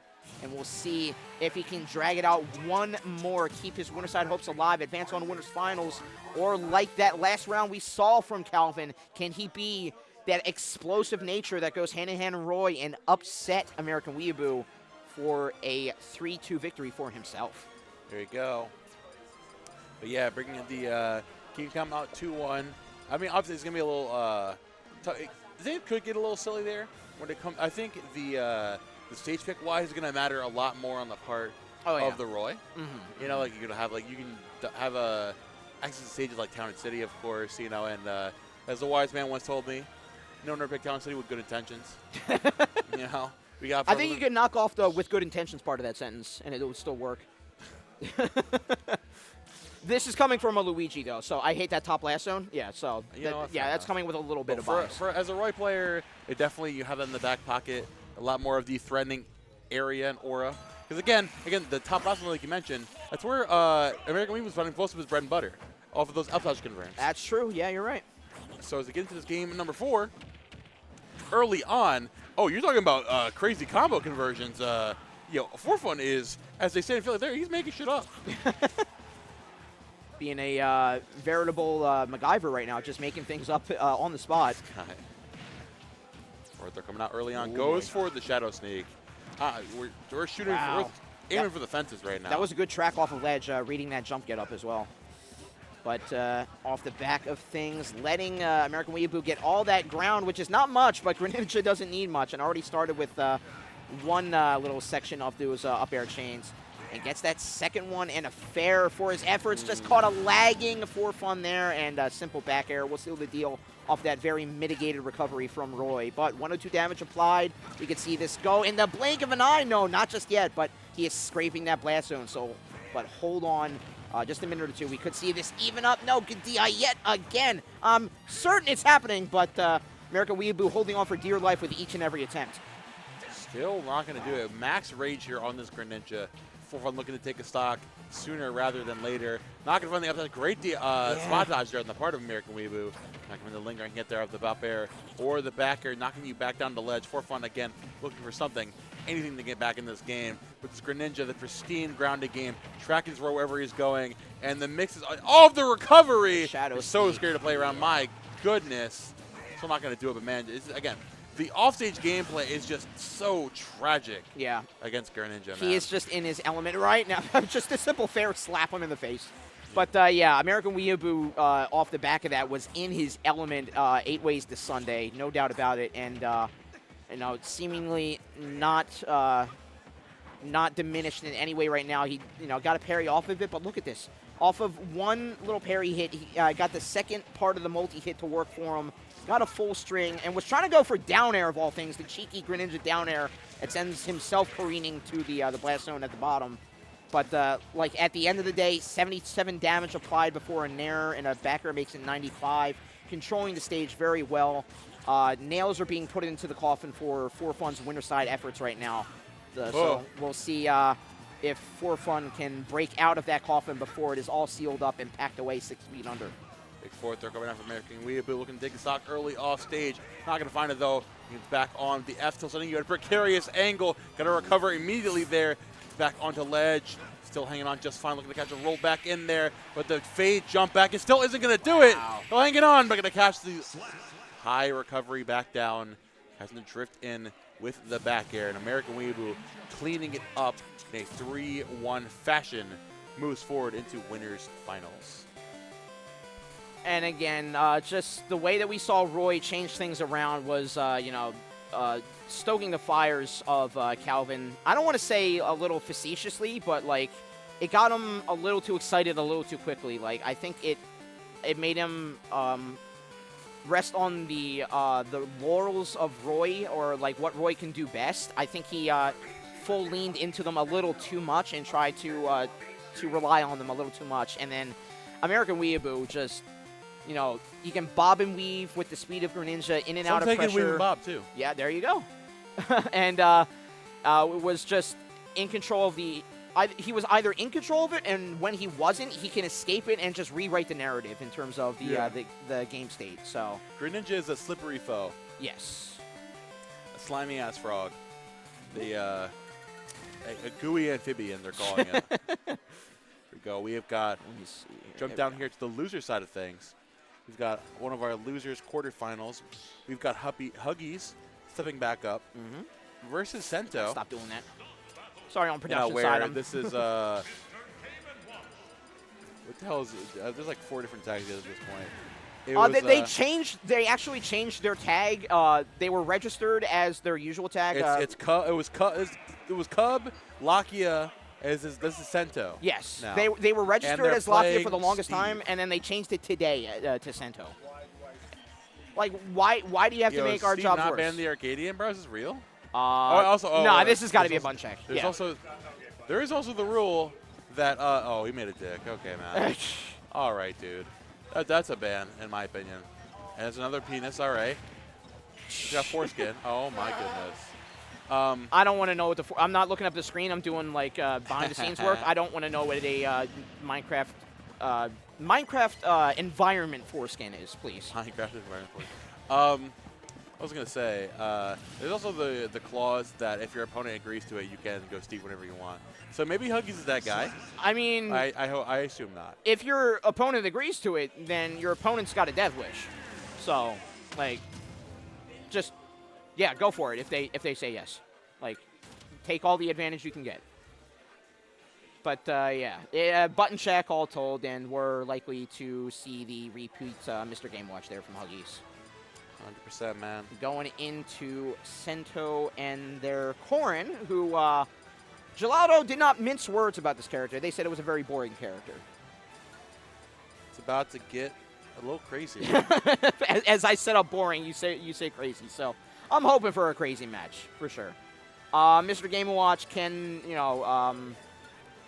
lend to getting hit. Like, not a lot of things can be reflected or bucketed from with that oil spill down B, besides, like, the stun off the neutral B from Corrin. So we're going to see a lot more aggressive Corrin just off the rip here. So we could see what I was hoping for and see a more energetic and productive Corrin, and we'll have to find out not much longer as we get the next match underway right here, right now. I mean, Corrin Game & Watch is like one of the most like on paper matches of the game.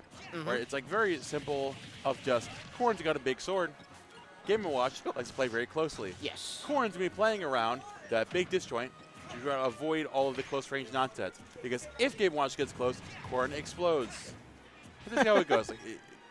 Sento's going to be looking to play, again, that long-range game plan, punishing those drifting landings, punishing those aggressive aerials, punishing the aggressive landing right there as well, again, and utilizing that pin to reposition and get around the ladder nonsense. At least attempt to, because you're taking a lot of damage right now. If your parents teach you anything, teach them, or make sure they teach you not to explode. That's, you know what, my mom never taught me that one. She encouraged it anyways. Oh, dang. Oh, dude, come on now. I was waiting for him to get it. I haven't had good sleep in the past week, but I got there eventually. Thank you. There you go. And early on, again, Huggy's playing to the strength of this matchup very well. Oh, yeah. Which is catching this Corrin out in the air, catching him getting over aggressive. You know, before you can actually set up with your disjoints. Oh, yeah. Again, chasing him down. So that back throw as well. Not going that back air again, overextending a little bit, and Sendo going to take advantage with the down throw. Goes it out there again, looking to find a landing there. Back air is going to get punished with another up throw, which isn't going to do it. Very close. We're going to punish the aggressive up air with a down air. That's the thing, man. Yep, you try to challenge Mr. Game Watch in those skies, and those higher percents, you're just, you know. I think you can, but it's like you can't. But like, it goes through the aggressive read. You're absolutely rolling the dice. It's like you're. I was gonna say it's like you're trying to assume where Huggy's gonna throw out that down there. In reality, it's like you have to react to it.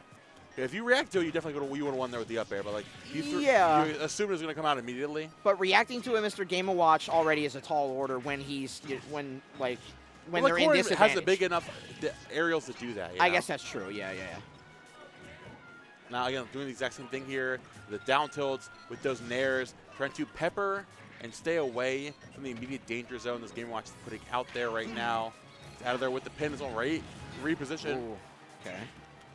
Trying to go through the maybe a little bit of an extension with the chomp colliding with the bomb there, but all told, we have Sento commanding the main stage control, commanding the stock count right now, 77%. And again, they're playing that they were playing that mid-range game, but they were, you know, not throwing out any attacks on the approach in, and that led Huggies to get a grab and sort of turn things on their head right now. Now it's Huggies playing a little bit of a fair bomb drop game, and a little pin from Sento will get them right back into the fray of things right now. Be the interference that Mr. Game Watches struggle with, that up close and personal damage. Getting a little aggressive here at the rundown, looking to get the stock here soon. And again, if you're Corrin, you definitely want to take advantage here, take it to the bank. Jumping in there again, over aggressive with that downer though.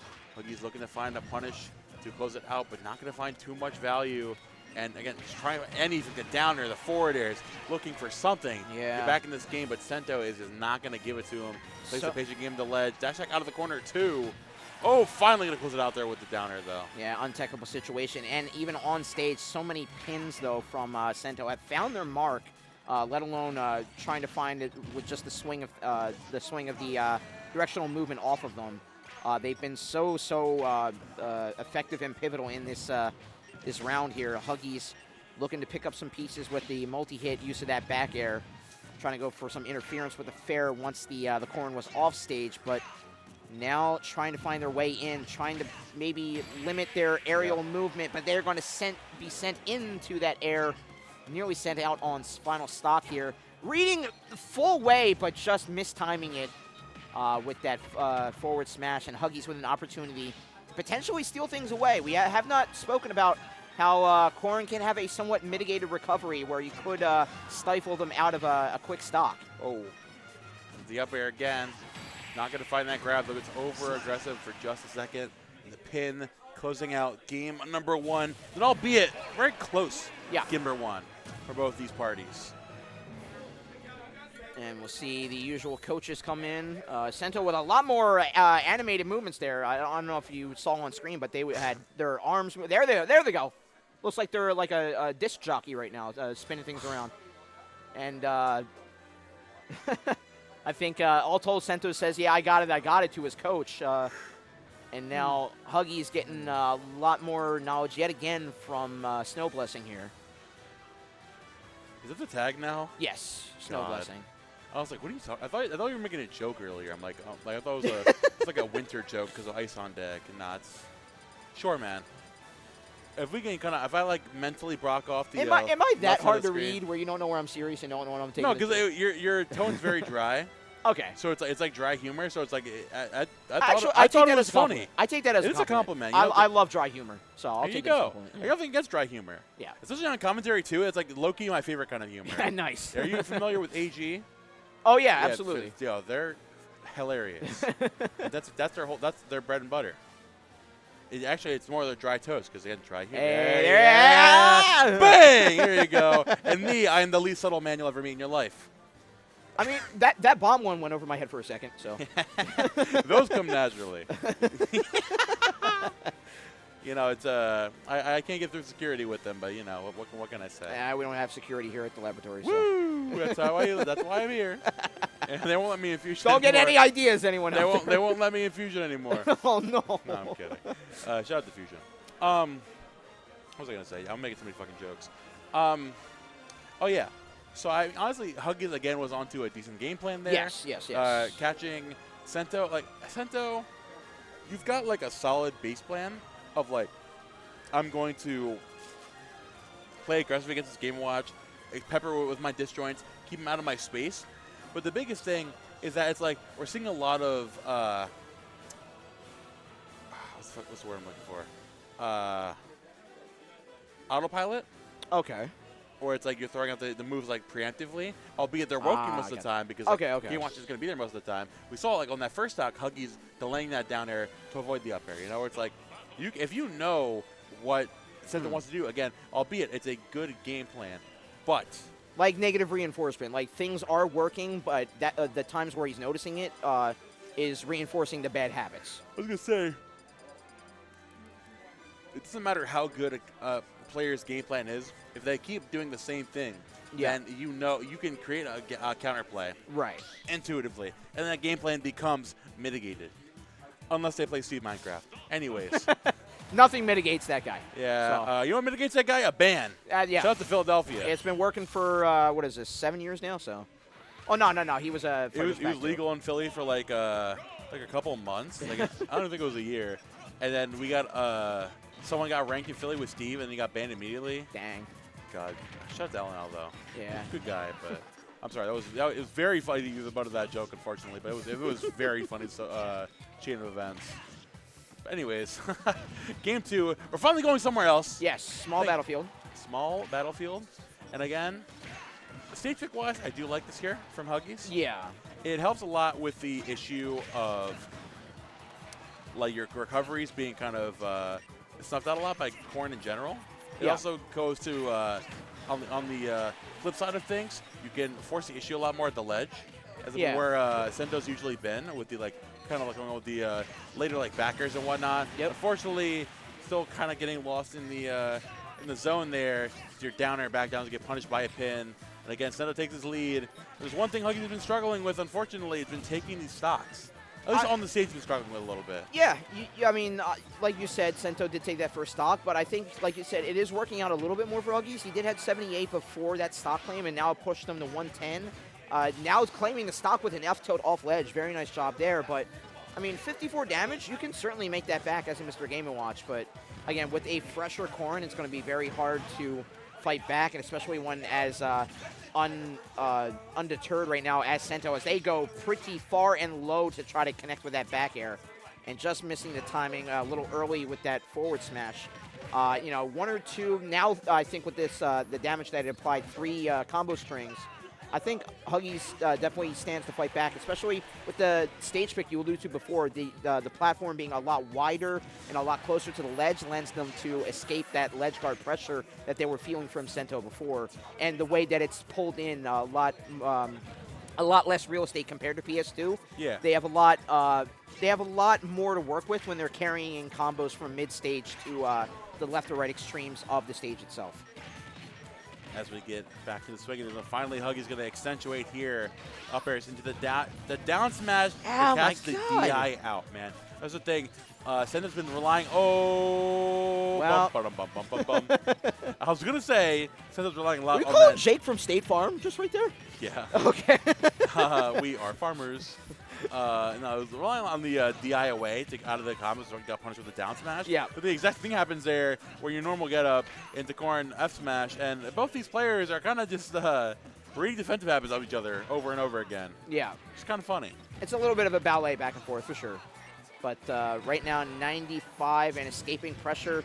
I mean, Corn does have that, the shield, obviously, the mainstay defense for all these characters. But the breakout up B from Huggy is going to do miles better than just the simple shield will. So I think in terms of going back and forth in those defensive states, Huggies will have a slight advantage if they can ever find it right now because, again, Sento bobbing and weaving with that lance, going back and forth and just being a, charge, smash, never mind. No, way. well, I yeah. would say absolutely. There's no way that killed. Coast to coast, What are not we taken talking out, about? but yeah. I mean, still, Sento is, regardless of that potential stock claim, they are, again, locking down stage control, making sure they're throwing out moves at the precise time where they're missing by inches, if anything. Really, Huggies has a pretty, even though they're commanding the stage right now, okay, there it is, never mind. Shut me up yet again. Well there goes played. the manhole cover and even things up for Huggies right now, 1-1. Huggies recognizing Sento, relying a lot on that pin in the end game there. He goes to get through.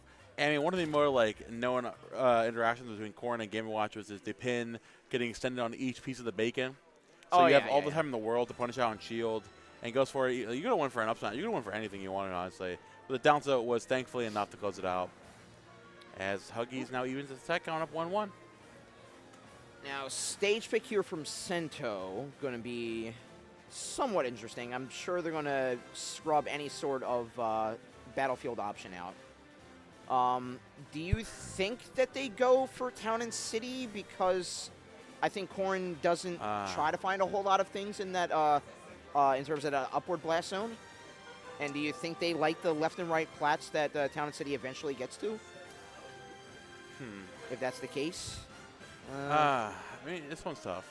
I honestly think if I'm Sento, you probably want to go to probably like a stage where you have more those platforms to save you from the. A lot of you get a lot of damage from those Game & Watch ladder combos in general. Right. So maybe like a stage akin to a battlefield, akin to a small battlefield even. Right, but if those stages are banned from Huggies, I would think, in that respect, do you think there's another option there besides... Like a Smash or something of the sort? Yeah. You have the singular platform to... get a big, decent-sized platform to kind of escape and get out of there. Right. Also the smaller stage sides, again, to take the stocks earlier. Obviously, you're living decent percent, and you're trying to find those, taking stock on top of the last zone of those ladder combos in general. So I think a stage like a Smash Soul or a Hollow Bastion in that case, Exactly, yeah. it works out perfectly. Again, yeah, Smashville and Hollow Bastion in terms of that platform being very, very similar. So we'll see how Sento right now utilizes that. Not utilizing it right now. Huggies found one Nair hit and already applied 36. And Sento answers right back with the 34 damage combo. No platform in sight. It's all been happening on the right side of the stage. But again, just lending to the unescapability of these characters' combo strings. I think just no platform to escape to, and they're just free to do whatever they want to their opponent, which is, I think, just the hallmark of both these characters. Go. Now, Official out of the corner again. Huggies, the forced situation here for this Corrin. Going through with the bacon. Undeterred. Didn't have time. He said, fuck the Fuck bacon. the bacon. Fuck your bacon. That's definitely haram. That's super haram. Shout outs to my vegetarians. Eating the bacon's one thing. Fucking the bacon, that's super haram. Look at the delayed recovery there. I actually, today, I had a vegan Cubano. It was not bad. A vegan banh mi? A vegan Cubano. What is that? Oh, Cubano. Yeah, Cubano. What? Oh, what the? What is? It's Isn't a Cuban like sandwich. half that sandwich pork? It's supposed to be, yes. But they used a wheat gluten in place of the meat instead. It was actually pretty good. I love a Cubano. The restaurant shop right next door to the lab closed down, and that's where I got my Cubanos from. So I'm hankering for my next Cubano spot. So I tried somewhere today. That's valid. You know, you're saving the pigs. Just a Riften pet pig, bro. Yo, Mini Boss is saving the pigs, bro. Vegan I'm doing it Cubano. the ethical way. He's not, he's trying to make more pigs. I don't want that. I don't want that kind of pig. No, we need more competition anyways. Ah! Gonna catch that dash in there with the pin. Finally, Sento's still taking, again, a decent lead. Huggies still threatening the judge in there, but not really fighting too much off of that. Yeah. But the linear recovery routes right now are definitely you're lacking so much of that damage up, but just the biggest thing of this entire tournament, Huggies is struggling to take these stocks. And it's game to watch. You have such explosive options towards the end. Yeah. Or of back air, of up smash. You know, we've seen like relatively like little to no up smash. He's been, from the times I've noticed it, it's been everything relying on that bury of the down smash and then setting up in the forward smash after the fact. So I think he has to get off that mentality and pick up some of those options, like you said, because right now he's staring down a 2-1 stock situation for the fight of his bracket life. So he is again going to turn to Snow Blessing, and hopefully he can hear through walls and not rely on that down smash old reliable pick and pick up some of those up smashes that Mr. Game Watch is just not known for, but demonized for sometimes, to pick up those stocks which are crucially needed going forward. Yeah, definitely so. And as we think here, I guess for this impossible final game here in the part of Huggies, if you run it back immediately to small battlefield, you're looking to get more of the opportunistic combos for him in general, and also like the offstage. We need to find a proactive way to take these stocks. You need to see like more aggressive back air. I'm just like less reliant on Bacon. You know, Bacon is very much the I'll turn my brain off and ledge trap now button. And against what we're seeing right now is like you got the one punish, but if you're not playing like at that space and you're not like setting it up like acutely, you're not really gonna find that specific Bacon conversion you need. If you rely on Bacon and your whole diet is Bacon, you'll find yourself in an early grave. There you go. So. That makes sense. Now, early on, again, Hug's going to find a lot of extra damage. So looking to get back up here and amp up some forward airs. Not going to find too much off of that. Looking to temper the field a little bit. Fell out of the pin there. Again. Okay. Trying to catch it drifting down again with the back air. Finally, Huggy's playing more of a proactive game here with those backers again. Trying to get a chain started again. Corrin's lackluster defense. Oh! He's noticing that Huggies is trying to challenge the aerial movement in with a back air, and Sento is just backing off slightly and then moving back in with a back air of his zone in response. And it's just paying off dividends for him right now. Huggies needs to realize that aspect of his aerial game is something that Sento has locked down tooth and nail. Finally, Huggy's mixing up the ledge here again. Coming out of that Bacon with the back air and the nair. Needs to look find a landing here as soon as the forward air comes out. Needs to go out there and force situation again. So they're just opting back for the big. Again, you find extra damage. You give Sento a center stage essentially for free. Finally, going to punish that very over-aggressive down area. Uncharacteristic even. Yeah, I mean, uncharacteristic, yeah. We have not seen it, I think, at all from this set so far. It's either been like landing there or just full retreat with the DI. Like a pin or something, right? Yeah. Just barely avoiding the forward air there. Wow. Huggy's getting back on there again for a situation with the up B. Into the forward air again. Ups back to the Bacon. It goes to the pin high. Not the challenge at that time as well. Sento now going to punch that grounded game as well. Getting a feel that Huggy's opting for the same kind of flow chart of where it ramps up back and forth. It reverses away. The back air too. Got to be careful when playing this ledge. Pins and waits. Great patience from Huggies. Gets the bomb in for his efforts. Can't lead in with the turtle there.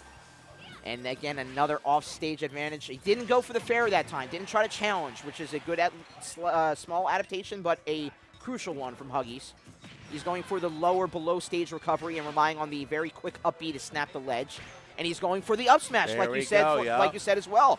He's picking up bits and pieces of a solid game plan right now. Ooh, fortunately the downer going to get punished there with the pin. Last stock scenario here on the part of Sento. Huggies needs to find some way to close it out again. Front of forward air, an up smash. Again, looking for those killing blows to take the corn off the board. But if you throw out those very small amount of laggy moves in the part of Game & Watch, that finally gives the corn an opportunity to amp that damage back up. 34% again, amping back and forth the forward air into the back air. Extra damage, goes through and through, comes out with the pin, landing there once more on that shield. Going to get out of there, though. Again, great DI to avoid the up airs. Went for the down slash out of the shield there on the part of Huggies, but Sento is not worried. Again, not going to overextend with the double downer coming out, though. Oh, yeah, he's got the stock to play with. He's no fear going forward at all. Pinning the Huggies to the ledge, though. He had an opportunity to get something started. But it is all smooth sailing.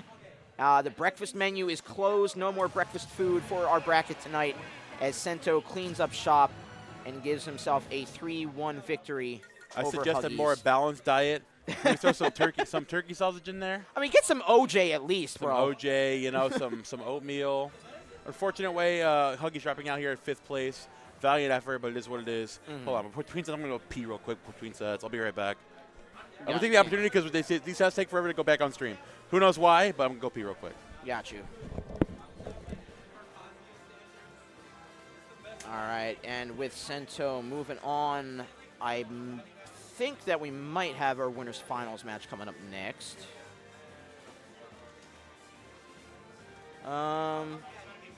People that are hovering the stage, not giving me an idea if that's true or not. It would either be Chapstick and American Weeaboo for winners finals, or the others losers quarters match with For Fun and Arctic. And Arctic pulling off some pretty key upsets on his run right now. Was pulled off a relatively close match with 19 Arctic seeded, and with who is seeded 20th. Then fought through for Poison Boy, who had a great showcase with the ZSS. We're going to get Momo coming back. He's just having a bathroom break. And we have, what is that, an Ike and Zaya? Yeah, it is. Hello. And then Albarn was the biggest upset for Arctic to be in the position that he is. Yes, it will be our our losers quarters match right here with For Fun and Arctic sitting Arctic's down. still alive? Yes, he is. Oh, shit. Who did he beat? Albarn right there. Oh, sorry. Yeah, you're good. Apologize, but It was I was not ready reaction for that. worthy I of it. thought going into that when I was like look at the set, I thought it would be like 3-1 to Alburn, but another upset, and Arctic's in top 5, which is again the two biggest names for like upsets that weren't, or people that weren't supposed to not make top 8. Seating-wise, Altered yeah. and Huggies, which I'm so proud of him. Again, another student that have been doing well recently, so I'm very happy to see that. But now we got Arctic and Cal for Fun, or For Fun. So it's going to be Drexel versus, honestly, just Philly. It's just Philly. Yeah. Like, let's keep it real. and It's just actually Philly. like realer Philly, like downtown Philly. So like Fair. we'll So see the poster boy Mario going up against the essentially the poster boy, I think, for the laboratory, and Juice and his Roy. yeah. Getting some knowledge from at least Juice with Calvin's Roy here. So we'll see if anything is spilled over. Right now the damage is starting to spill from both characters Oh here. my God. Both Wait, have a lot of okay. strings. Not going to take just yet, but yeah, huge damage. Arctic pulling up, but the Dancing Blade 4 for Fun here, looking pretty good so far. Jump off ledge up air too. Very Mario thing to do, but I hadn't seen it just yet today. And reading that Back jump air. in and getting that back air, very nice. Oh, Arctic's- that grab! Wow, I can't believe he got that. Let's see what his option is. Going pretty low. Arctic having to run down. And again, now For Fun's recognizing that he has a little more speed than Mario. He can bob and weave out of that pressure and start to command the flow of gameplay a little bit more in his favor here.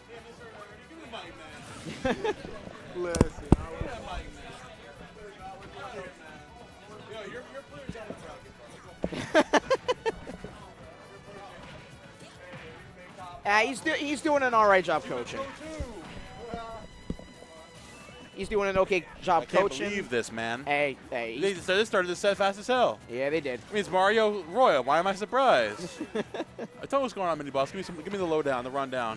The lowdown. So Arctic, at least seeding-wise, surprisingly took down Albarn to get here, which is I think a Damn. 7-point swing in terms of seeds, if I saw that correctly last time. And we already know that Calvin upset Poison Boy to get at least on winner side where they were, and now resulting to where they are now. So both of these players, no stranger to upsets, and right now the only one upset is Calvin because he had a pretty solid 2-1 advantage, and now it is equal playing field right now. A little bit of a sour spot fair, but that is a strong enough fair to take all told. All the I'm same. going to be completely honest. It's one of my favorite matches to watch in the game. It's like very much like the definition of like a volatile even, Oh, yeah. where it's like obviously inherently Mario doesn't do that great against sword characters. Like Roy is like a fake ass sword character. Yeah, like that disjoint is barely a disjoint. It's going to be a scrap They one have way the or same other. idea. They're running you down, but like the two different sides of the same coin, where like Mario's going for the ladder combos and They both got Roy's fire commanding in the there. ledge. Yeah. Fire too. There you go. Yeah. Speaking of the ladder combos as well, Arctic Uh-oh. has been treading water, Oh, looking no. for a lot of those those sneaky little ladder combos. Wait a minute. This Fire. tournament. Oh, there. But Fire the beast. Jair is going to come out, goes out game number 1, 4-5. Yeah, this is we got a set in our hands. And I think, yeah, this is going to be, I'm not trying to be like a Nostradamus or anything like this, but I think that's going to be the fastest match that we have for this set, however long it goes. I think both of them were just, throwing caution to the wind, trying to get their combo or like any sort of stray aerial hit started. But I think going into the longer dregs of this set, I think they're going to be a lot more tactful and a lot more patient and sure in their approaches and their attack options. Quasimodo predicted all of this. I said Nostradamus, but okay. Quasimodo predicted all of this. I'm Talking about the one from the gargoyle from Notre Dame is Nostradamus. I know you get that. I know you get the reference. Yeah, I got you. I'm worried about the little. I'm boy old on enough this. to know the Disney movie. Don't you worry. No, not the movie though. The reference, the joke Oh, I'm making. Okay. I was trying to make another joke, but okay, man. Okay. All right. There's that dry humor. Yeah. Bite me in the ass. Whoa. Take me to dinner first. Look. Too many layers to this joke. Yeah, Oh. it's okay. Yeah. If there's one thing I'll give Arctic, this Oh, you didn't? My bad. this guy. I Man. got lost. I got too busy Only leave the predicting TOS to talk shit. Can't believe I got this. too busy predicting the future that I didn't see the past clearly. Wow, that's crazy. Yeah. I was saying, there's one thing Arctic's been doing very well. That the wherewithal when you're playing on these platforms is nuts. Honestly, Forman's doing the same thing, but like in very different aspects. When it comes to like ladder combos in general. Also, the offstage gameplay is nuts. Like, if there's one thing you got to do against Roy Yeah. in a matchup like this, it's that you're both very evenly matched on the stage when it comes to like things like Battlefield as well. Yeah. But like Mario's got the inherent advantage off stage, and you are forcing the situation. Yeah. That's a fat Jair though. My goodness. Yeah, and then off, like you said, off stage you just got to tickle them, and Gotta tickle him exactly. try to go for a grab off of the back air, sort of missing the mark, but popping your opponent in shield. Grab is prime territory after that, and again they're just hopping on and off platform there for a sec. But now Arctic with control and with a tri-platform setup, that is a dangerous position to force yourself and Mario to be in. Gets back air, like the lowest profile back air on platform I feel like I'm watching Mario Hoops right now, bro. He's dribbling. Yo, he was in, what was it, NBA Streets V3 on the GameCube. It was Mario, Luigi, and Peach. Oh, as a team. yeah. The first time I saw that, I saw it like in a meme. Yeah. I thought it was like one of those like shitty mods. He's got like through the legs, like dunks. It's like with the what is it, motion capture, like wonkiness that the proportions of Mario characters have. It's so funny. Hey, you ever heard of Mocap, the Mortal Kombat character? Which one? Oh, Mocap. Yeah. The guy just in a The motion guy in capture, balls. they just made him a character. Yeah. Mad funny. I love the wordplay jokes of Mortal Kombat games. It's really funny. Oh, there you go. Up air, back air. Let's talk here soon. And that's where we got the term noob from Noob Saibot. Yeah, exactly. It was just Ed Boon. His name is that where the word noob originally came from?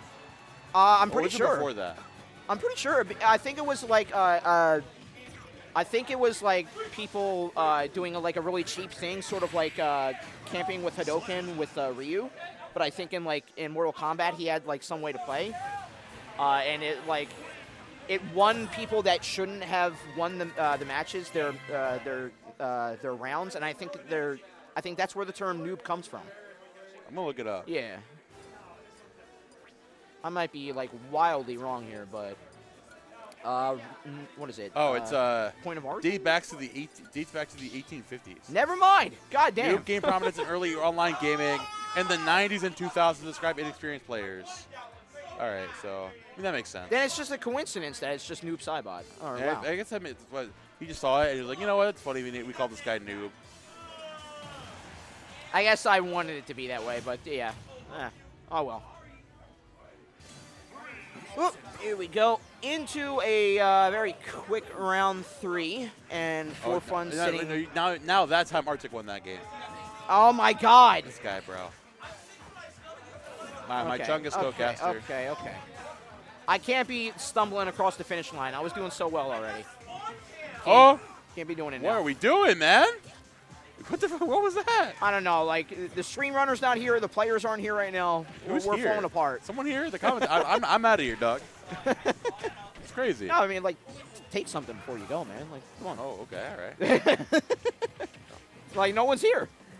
All right. I can find that regrab. Arctic looking to find a longer form combo as well. Can play on those platforms very well, trying to recognize where For Fun wants to play. Forward air, the double forward air. Oh my goodness. Yo, this Mario is playing gritty right now. This is crazy. Dear Lord. And again, just commanding the ledge as well, setting up for the spike and getting the up smash. That scary, well-known up smash.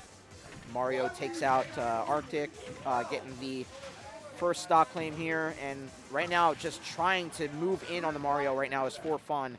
Having some success, but only, you know, errant one-hit moves. Finally gets the Jair, and 50 damage on 60, and oh my God! If he DI'd out and got that spiked, I would have popped off. That would have I think that like straight up caught For Fun if he DI'd in. So I mean that's acute awareness of the Roy, but like wow, crazy coverage. Arctic is again playing these platforms phenomenally right now. Trying to catch the landing eventually from this Roy. The weak nair into the back throw coming out there again, looking to challenge this Roy off stage. The biggest thing, forcing For Fun to switch on these recovery games every single time. Again, that's mental energy that you can't really like want to waste here, you know? Right. High recovery, gonna go pressure that shield immediately. Can punish there with the up smash again. It's like Arctic is now like burning all your resources off stage, get you back on, and then good nair though. Before there you were gone. For sure. Good nair though. Let's see, on stage here is where For Fun needs to come back in a big way right now. Has oh my, what was that knockback? Holy shit. That was crazy. Someone had to be in front of someone, and someone had to get knocked back the other way, but no, they got knocked back the same way. What the hell is going on in this game? This game is silly, bro. That's what we call a 2x KO. Now that vegan Cubano is starting to repeat on me, dude. After seeing that sickness. Wow. The platform again with an up air. Another up air coming out. Triple up air. Can we find 4? Oh, it's 4. Into the 3.5. It was sour spot. That counts. Oh, well, okay, never mind. 4. Yeah, you're right. It was 4. And that's going to be For Fun now going up 2-1 in the set. And I got it right this time. One of our most competitive sets of the day so far. Both these players, again, like the aggressive nature is really coming out in spades. They're putting on a show for us, surely. We're having a good time. Taking a peeky peek down here at bracket again. Yeah, let's just hope it's a trilogy because they need to get through loser semis, losers finals, and grands here. So we need to keep that show rolling and not just have it be you know, a one-and-doneer here. And we're going to get the Super Mario Maker Mario skin here, courtesy of Slasher Reese here. Thank you for the mod pack. Get a little more creative skins going, a little more enticing to look at than just the boring old 8 suits that we're used to. And Mario's not building anything right now except for maybe an escape plan, because right now he needs to just get around the aggression that For Fun has shown up in this round 4. Oh my god. The only thing this Mario's building right now is generational debt. Never mind. It's generational wealth. Bada bing, bada boom. 17 black. Let it ride. Yep. You miss all the shots you don't take. Something. A lot of money. Oh, keep gambling. Nearly had the back air too, but recovers very nicely with that dash attack coverage. Up air going to cut short the Mario in the skies, however, and put us at 2 stocks. And at 37, all he needs 1 string, and he's basically there. There he is. Oh my god, he wanted it all. He got it all. He got it all. He got it all in the clearance section. And now possibly last stock of the tournament here on the part of Arctic. It could be a really unfortunate way to go out. But For Fun is not slowing down anytime soon. The grab, mash out of that, keep yourself alive. Go. All right, man. Brawl. All right, dude. Yeah. Giving Mario a free grab. Oh, goes big up airs in there. Oh! Nah! You deserve that. He let him have that. He high-key deserved that. Like you said, Charge F smash. he let him have that, like you said. You gave Mario a free trade. Yo. And For Fun obviously trying to come off of that, though. Down throw. Up air's coming out. Not going to find the second hit. They're pressuring that shield with the jabs. Waiting patiently for his turn. Backer comes out of the corner. Oh, the dancing blade again. Yeah, the first pullback one was nice, but the second one is a little closer than he could have survived with. So Arctic starting to get that fire stoking underneath his seat. Oh, almost had it set up for another fair, but too low of an angle to get that fair that time. Recovering on stage very nicely, though, is For Fun. Starting to push Mario out to those higher percents, and now off stage with a simple fair. Wow, able to cut through with up B, though, is Arctic. On platform, look out, back throw. Oh! The jump call out again? My Brother, the way you went out last stock and you double jumped on the stage again, Arctic threw out 4 of those forward airs. 4 of them. And you still jump back on? Why did you do that? That was the most scripted, not scripted way we could have gotten to our first Game 5. He did fair. He did 5 fairs, and he still jumped back on. Now, what? Yo, keep gambling, dog. Like, what the fuck? He let it ride. For Fun. And now we are in. Not deterred. They're calling it the most undeserved Game 5 of the century. But you know what? It's Game 5. The people watching deserve it. Yeah, we finally have a Game 5 we on deserve our it. hands. This is a great matchup for the casters currently. Yeah. Yeah, we have no stakes. We're good. No, we don't think anywhere. This is an enjoyable watch. Bring it back to Battlefield once again. Both these players are playing pretty comfortable. And if I'm For Fun, yeah, I'm pissed. Damn, it feels good to be a caster. True. Oh! Dancing blade jab. off of the nowhere to run platform. Very nice there For Fun. Those look cute. Ooh, a little quirky. Oh. Low profiling the jab with the down tilt is nuts. Ooh, too much damage on to get that second up air, so he's got to resort to other tactics. There's your opportunity, and there it is. First stock claim in this Game 5 going For Fun's way. But you put yourself on platform. That leads to Mario up airs. That leads to putting the Mario, Mario off to that ledge there. And unfortunately, he couldn't get the fair that he has just today been known for. But we'll see it potentially happen right now. No, backed off. Waiting and again, forward throw comes out. Looking for it again. Arctic is threading that all the time. For Fun having absolutely none of it, though. Seeing back down with the dancing blade still hanging on. The counter to the down air is nuts. And that dancing blade is going to do it. And now For Fun up 3 stocks to 1, a lot of rage. It's Roy is running it down for this final game of the set. And again, it is that option that you have not seen the entire day, let alone this set. That counter forced that 3-1 scenario where this stock claim from Arctic relatively means nothing unless Arctic can get another stock claim right here, right now. Just that unseen option that you keep in the back pocket, ready and waiting until you want to put in the death strike. Potentially here For Fun. Goes in with Nair. Lets him back away. He knows that he doesn't have to gamble anything right now. His gambling days are done. He's got the wealth. He's got the 401k. He's good. The generational wealth. Pass it off to his grandchildren. Unfortunately, he drops down there, though, as he puts it into a nice firm account with a 1.6% interest rates. Yeah, that ROI is coming in spades here for Calvin right now. True. Don't say spades. He'll get back into gambling. Dang. Oh, shoot. Yeah, that's a trigger word for him. You're right. There we go. Great stuff there from For Fun.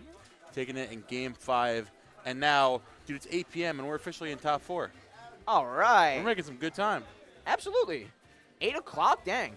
We're going to get to the crew battle, and, you know, it takes like 2 hours to get that thing going. We'll be out of here by like 10 if that's the worst case scenario. For real. we're going to be out of here before 11 o'clock, guys. Isn't that That crazy? is wild, and it is going to be our winners' final set underway. Our last 4 sets of the night. First one, the pebble that is going to unloosen the boulder that is the excitement of our grand finals, and Arcadian winner will be loosened right now. American Weeaboo sitting down, and his opponent in Chapstick joining him. Toot sweet. We are, and the as the semester winds down, Oh, yeah. we got like a month left until final. No, probably less. I think like 3 weeks until final season. I haven't been in school for like 4 or 5 years. That it is another life for me, so I don't care anymore. Goodness gracious.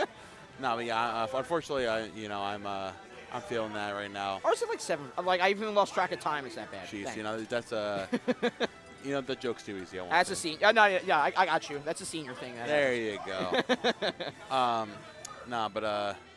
As the semester winds down, we've got our last 4 champions stepping up here, representing one of the prominent faces of college Smash. I think it's pretty.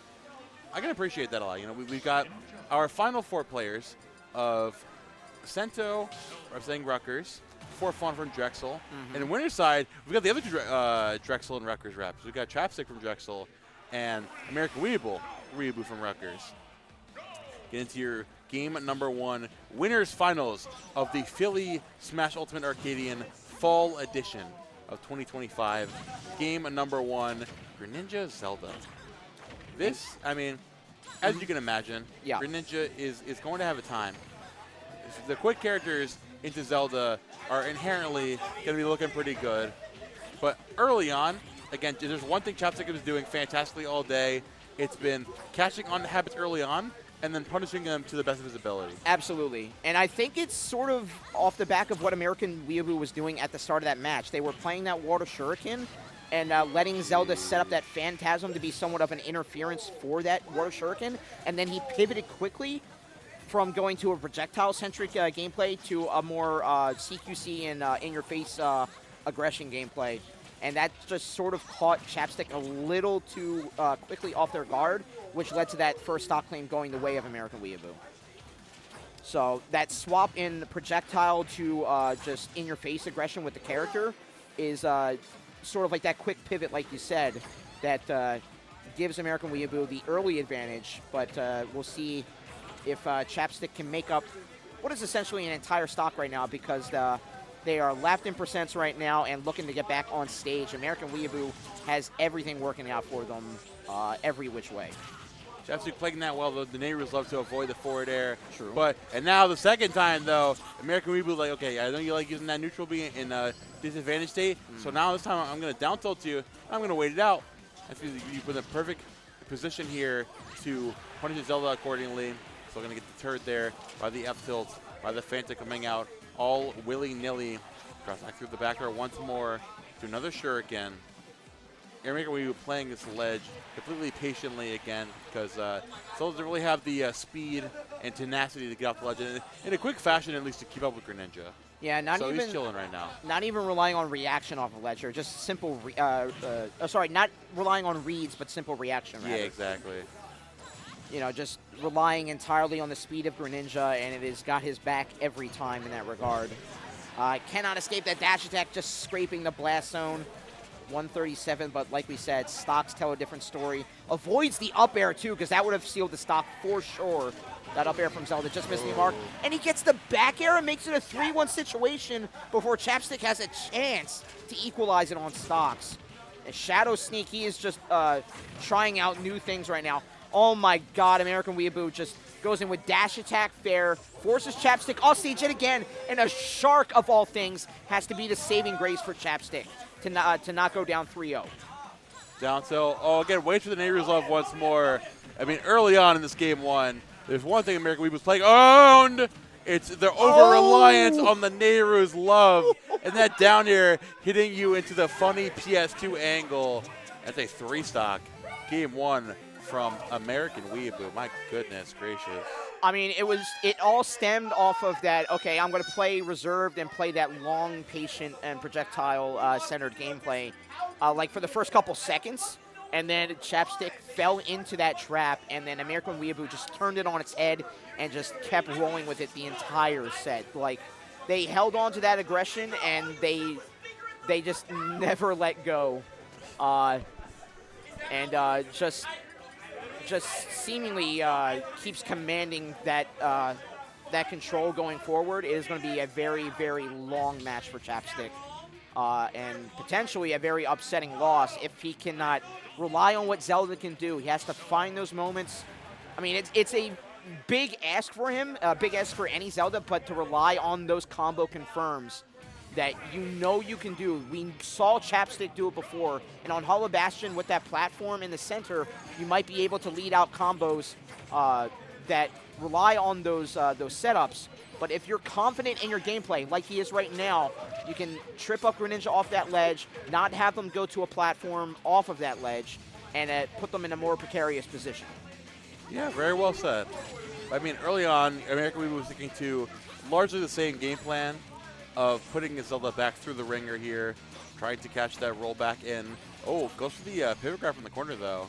Nice catching of the landing there on the part of Chapstick. Finally going to get some decent momentum here. Oh, the footstools. Frozen, big punish again. God. I mentioned before, there's one thing Chapstick's been doing well, catching those landings, and finally punishes there in the big way. There we go, absolutely.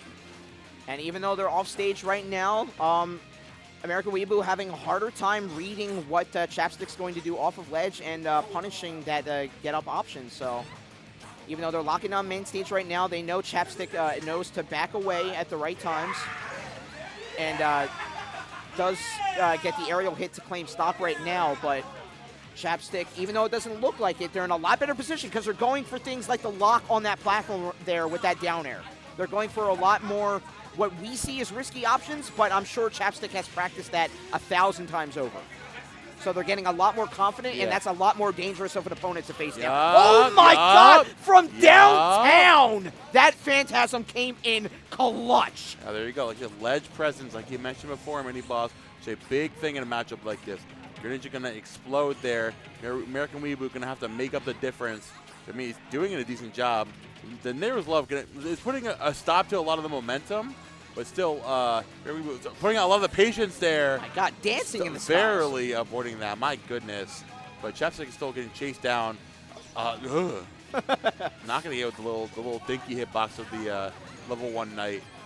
Oh, knocking from the counter, barely missing the up tilt there. Missing the substitute is not something going to be in a 2-1 stock situation.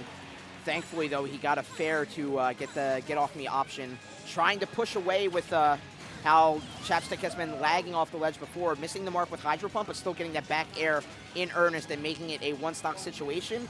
But Chapstick, I think, has found new life in this game. I think we're going to see a 1-1 situation going into Game 3.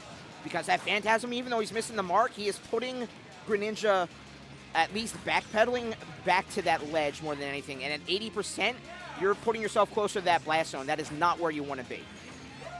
Oh, yeah. Okay, but 62 and climbing. Now Chapstick is starting to not want to be at that ledge as well. Okay, center stage, that's where you want to be. And again, American Weeaboo getting really predictable with a lot of these combo starters. Yeah. You know, it's a lot of the either down tilts from the corner or the fade back into dash attack in. That's exactly what we got hit by there in the end, unfortunately. Great punish on the part of Chapstick, closing that one out with the Ferrari's win from center stage. Now evening the set count up 1-1. And if I'm not mistaken, I think Chapstick held his coach at bay. If he, I think he had a hand up. Back up, buddy. Yeah, I think he said that he's got it locked down. So. Oh, whoa! After honestly considering how Game 1 went and how things have changed up, if you're feeling confident, then damn, bro, by all means. I mean, yes, but you know that your opponent in these top 4 situations, even though it is an Arcadian, your opponent is going to adapt, if not for just for what the coach is saying right now, but just the fact that these are the top, the top players of the bracket tonight. They are the most likely to adapt even without the coaching. So you think that pushing away your coach and answering their adaptation with yours is something that you need to rely on, or is it the reliance of what has been good for you going forward.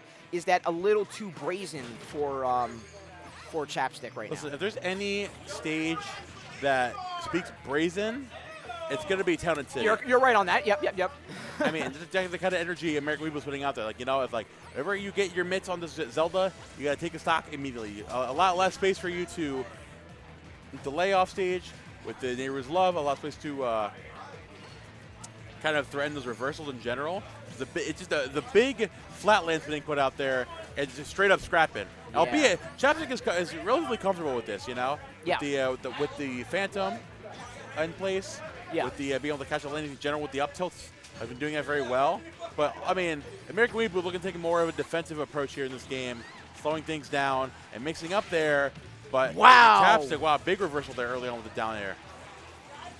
And let's see, able to dodge the water shuriken as well.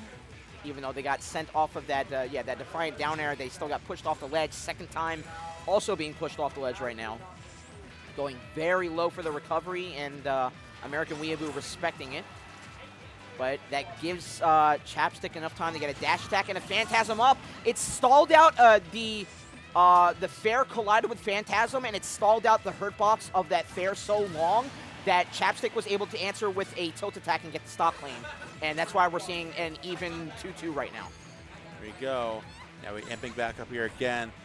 Punishing that Neighbor's Love accordingly. Chapstick getting a little too reliant on that, coming out of disadvantage and eating a lot of damage for. Not going to die on Town and City, but man, that's a lot of damage you took because you're getting red for throwing out the same special move in disadvantage state. You got to throw things down a little bit. Again, throws it out once more to the down tilt and the up smash. Again, you're alive because you're on Town and City, but you're just taking so much damage. We got to chill out with these neutral beasts. Yeah, and like the Nehru's Love is absolutely a get off me option because I think it'll it won't cancel out the up smash. It won't trade with it either. I think it's just like a panic option, especially with calling out Phantasm on the retreating platforms. Chapstick has to very hurriedly get back on main stage. Finally cuts through what American Weeaboo's throwing out. But speaking of cutting through, that water kunai coming in for Greninja, able to silence Chapstick's second stock yet again. American Weeaboo has found dominant control in one of these rounds. It's never been a back and forth. It's either been a back and forth with his opponent, or American Weeaboo has very strongly and solidly found control in the rounds they've played today. And their idea there with the reversal back here, but just barely missing the mark. Now American Weeaboo going to take advantage there. Not going to go for the neutral B. Going to offer the down air, but still unfortunately a laggy option. Tennessee, that tech chase, that jab reset is going to close it out with the F smash. Now American Weeaboo up 2-1. One game away from punching his ticket into grand finals winner side. Again, just I don't know if it was entirely off the back of the retreating platforms of Town and City either, because we saw American Weeaboo use those platforms to get those ridiculous amount of up airs that put Chapstick in those higher percents near the end of that match. So I really don't think it was a stage pick that lent for American Weeaboo to get that round win for him, even though we're seeing small battlefields here. Not as high of platforms on the left or right side, so they're not going to carry out as much damage with those up airs. But still, locking down main stage nonetheless, nearly unanswered before that Nehru's Love gets 13 tacked onto the frog, but still dominantly in control yet again of the flow of the gameplay is American Weeaboo. Yeah, still, man. American Weeaboo's got it on lock for punishing Nehru's Loves. Trying to wait patiently there for this to get back on dash attack into forward air is going to do it.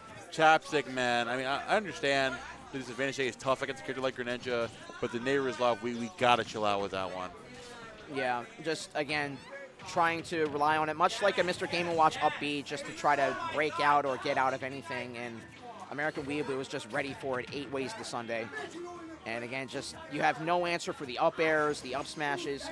Finally gets something started with Nair, but can't follow up anything off of it. And again, you're put off stage. You have a Greninja waiting in the wings to read your get-up option. And again, even though he let you have almost half the stage there, you did not advance forward. And when you did, you hopped on platform and you had an up smash ready and waiting for you. Now forward air from center stage again. delaying recovery of the water shuriken and the back airs. I mean, Zelda is going to make it back, but taking so much extra residual damage. Double F tilt into the down throw back air. I'm going to open this down tilt that time. American Weeaboo is just putting this Zelda on a shirt right now. It's not looking too great. And I think to Chapstick, we need to see like the explosive reversals that we've come to know and love. And that's exactly There we go. what I'm talking about. Very, very nice. Finally showing the Zelda prowess that got him at least the winner's final side here.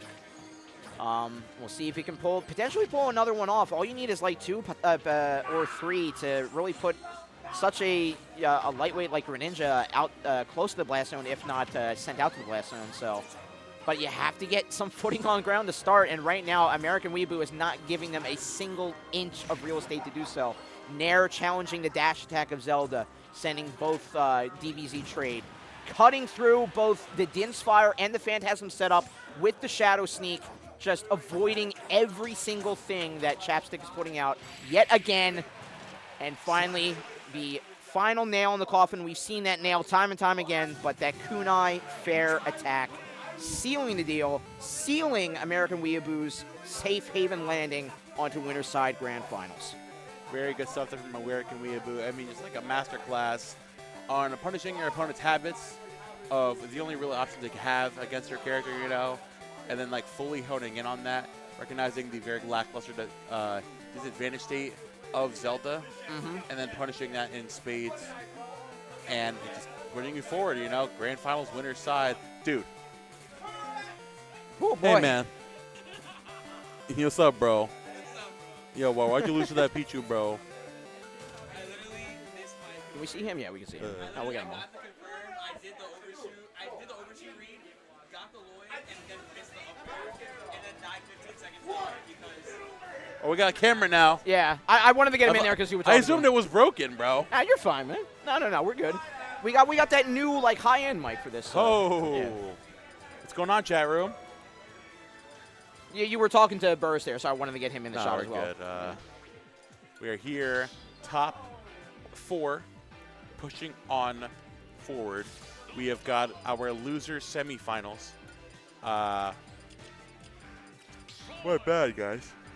We're back. Sure, you're making me we're back. You guys are making me nervous. All good, We've buddy. got For Fun representing the Roy once again versus Sento. I keep forgetting the new tag. Sento. Yeah, I know. On the court. It's I a keep wrench going into to the say operation. Lakia. Yeah. Sento on the Corrin. Again, 4 Fun coming in from Drexel and Sento from Rutgers. The battle of not only Philly versus Jersey, but the battle of the Smash colleges. The college. We got a collegiate going on, huh? The collegiate stuff is real, man. Dang.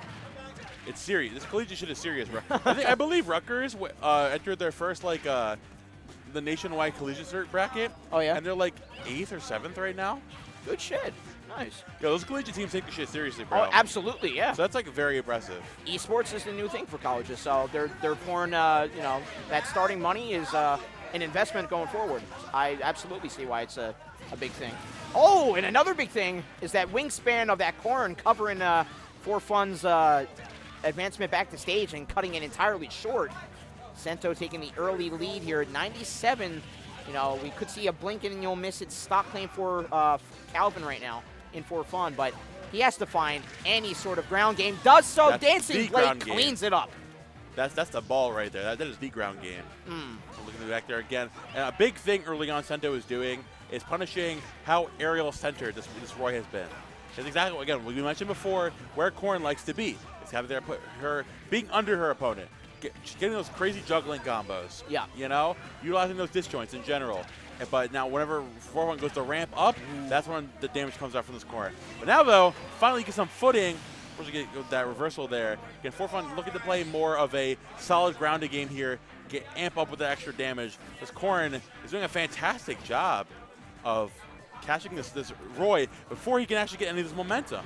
Yeah, it was off of a whiff punish from like a steaming clear combo that 4 Fun was piloting.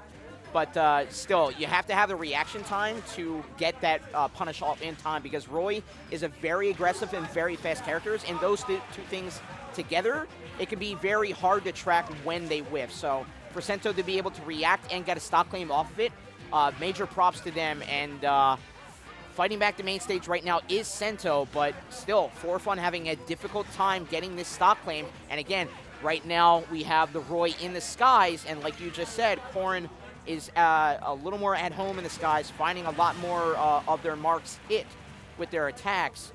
We do see For Fun picking up the stock finally, and trying to go for a sneaky stock claim with a spike, which is what they're going to need to do to win, essentially, while they're at 134, because it's going to be scraping the blast zone with every single throw and every single attack right now.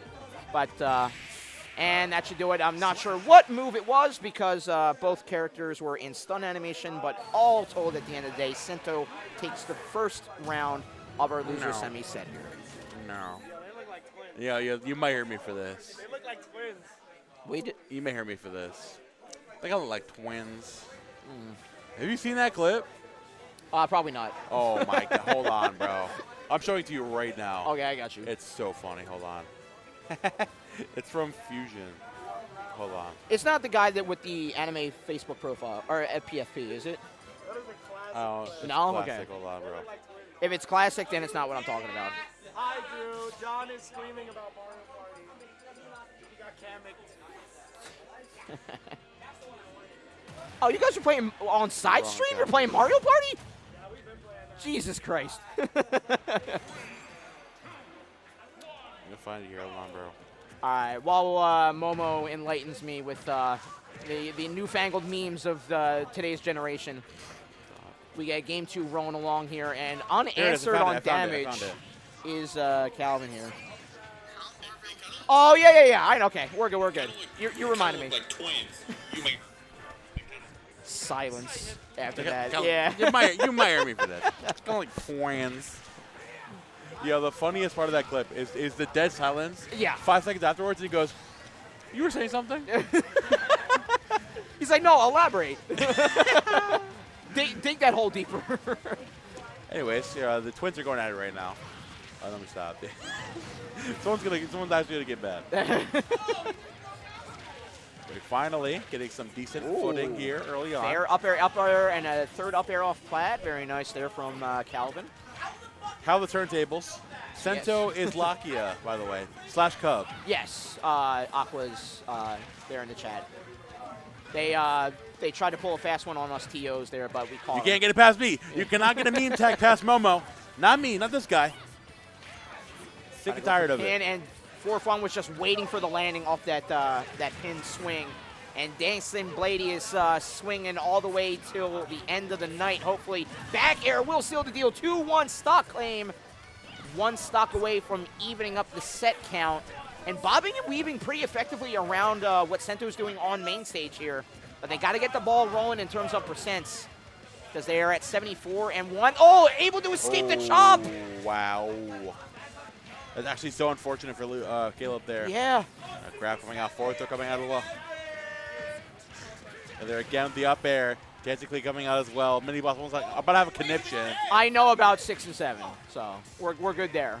I know that meme. And unfortunately, you know about that. Unfortunately, yes. And now we're on even percent, able to convert because Corrin likes the skies, and then that up air, great coverage on it. Jair. Not going to do it.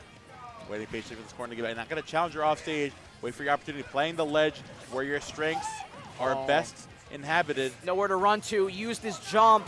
That's so dangerous. Able to track the platforms. Well, 51 applied from a single mistake. Able to fight back because of the up B and the low recovery. But they have to find their movement in on such a defensive impatient Sento. Both popping shield, waiting for a parry, but not fast enough. Trade. There you go. The back air. It's going to do it. Forfan making it a little close there. Still going to close the game out into his favor, making the 1-1 sec out. B-Boss, we have surely got another set on our hands. Absolutely. Another barn burner for sure, and that's why both coaches are coming up for both players. We'll see. Oh, we're not seeing Juice from Calvin's side. We're seeing Key. Juice is seated. That's why. My Chungus coach, bro, he's sitting here playing Mario Party. Oh, my God. And letting his student potentially burn out in loser semis. Bro, Throwing him to the wolves, bro. Can't believe this. I would fire that teacher. They would not be What on would I the say? payroll anymore. No. No. The wolves are gone, bro. They're dead. You killed them. And on the other side of things, Sento definitely. You know why you got shit on today? You changed your tag. SZN would have. How long is it, bro? Yeah, it's been this end. Holy mid. That's why though. First Arcadian with that tag. Bro, he walked. I went to go B. He came over here walking the mic. I'm like, get off the fucking mic, bro. Your coach went pro too, bro. Get out of here. Holy mid. We have fun here at Bears, don't we? We have a good time. Now, early on, bringing it back to PS2 again, Forfun looking to dominate more of that grounded game. And I mean, honestly, the roles are reversed here. We're seeing a lot more of. We're seeing Senta trying to take to the skies early, and Forfun actually punishing that with his own form of ladder combos. Yeah, they're not like as Extensive. illustrious Yeah. and longer, you know? Yeah. But they're still like, they do a heck of a lot of damage. Absolutely, yeah. With Roy, Roy and damage goes hand in hand. Again, that disjoint is barely a factor because Forfun is next to Juice, I want to say, one of the more practiced Roys in the region. So he definitely knows to what extent to push the combos. Maybe not push the character that far out instead of the combos, but that lends to Sento getting Safe Haven back on stage, getting the grab, and controlling the flow yet again of gameplay. Simple jab will push out for Fun even farther, and a swing and questionable DI will send Forfun's first stock packing. The sliding F tilt, though, looking to take a stock here soon. I can that down there from ledge again, waiting patiently, though, for an option from the corner. Sento playing his patiently, staying grounded, not going to overshoot, waiting for his turn. The up B coming out again. Forfun utilizing a lot of that Roy up B, put out some good defensive space. Going for that big jump around the corner. Forward air ain't going to do it. Got away relatively scot-free from that on-stage up B as well. And, I mean, for how much we're seeing it, I think Sento should start to be a little bit more aware of it, not going for the chomp, instead relying on the invincibility that provides when you go to ledge there. And on platforms, controlling there instead. Finally, Korn showing off their true colors. Samir, finally go over being that there. aerial and tell him to interference. Samir, go over there and might- tell him to stop fucking jumping in on court. Yeah, it might Please. It might need to be like mid-round coaching instead of mid-set Goodness coaching. gracious. Because I'm begging you. it is Stop a- jumping in on court. it is now a 2-1 situation, but we got a ways to go here if we want What? Calvin to win. I'm watching. That's a long footsie game, had to run back in, but Forfun being very, very cautious, trying to bob and weave out of pressure, but Sento's just letting him do it and then answering in earnest when Forfun just runs in. Using Nair, missing the mark, but again, Nair is the widest of the disjoint options in the skies.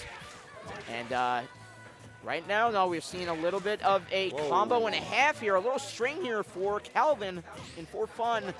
Gets the down tilt, dancing blade, no, the sour spot on the final hit.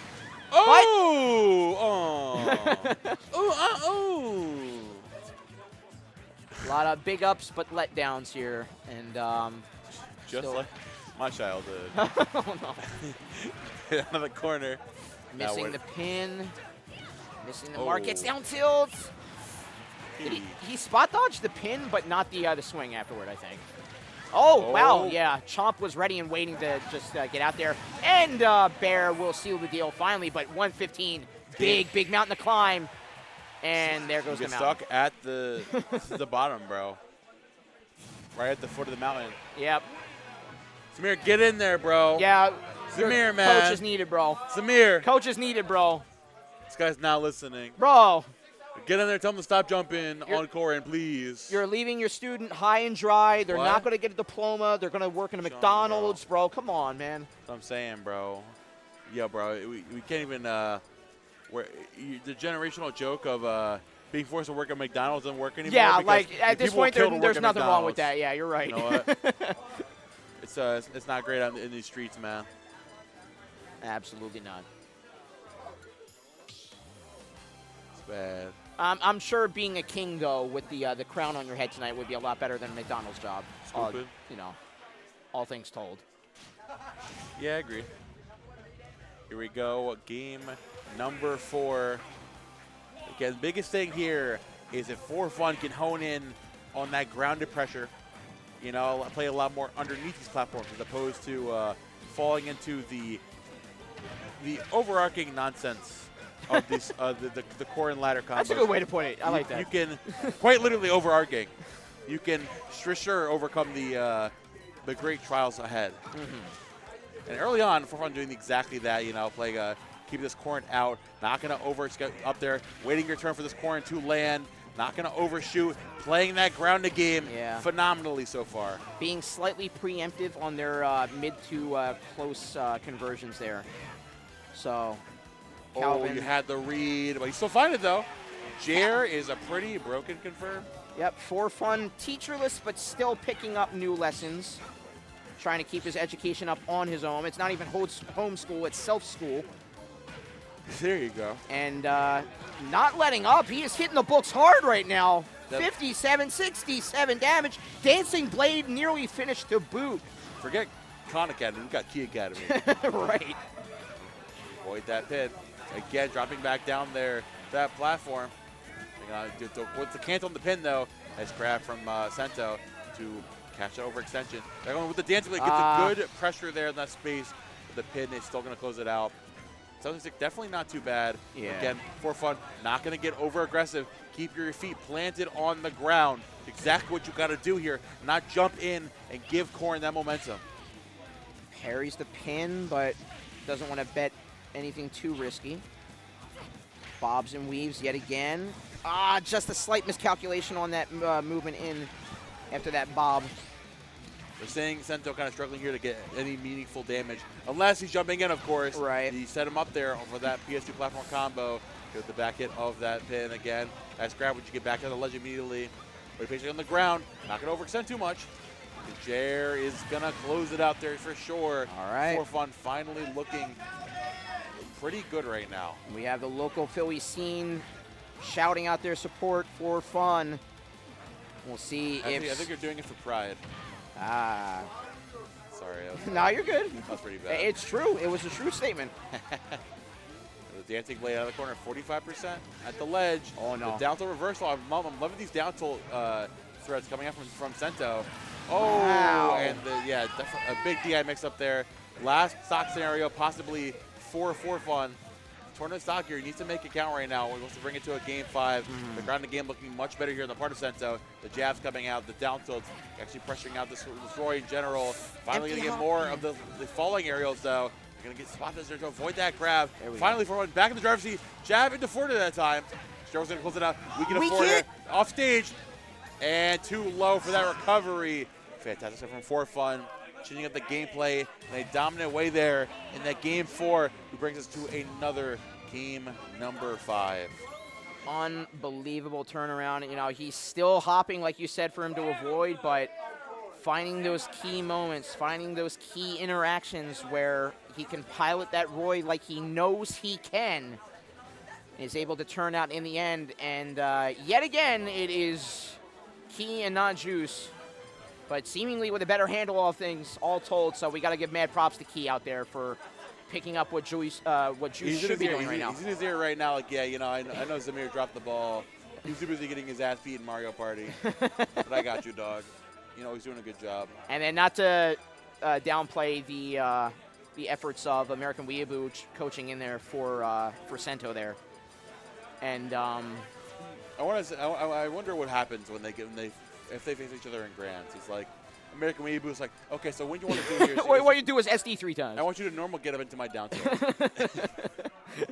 Because I'm not going to be setting it, you know? Also, I want you to burn your air dodge early on off stage. I want you to immediately use your jump whenever you go off there.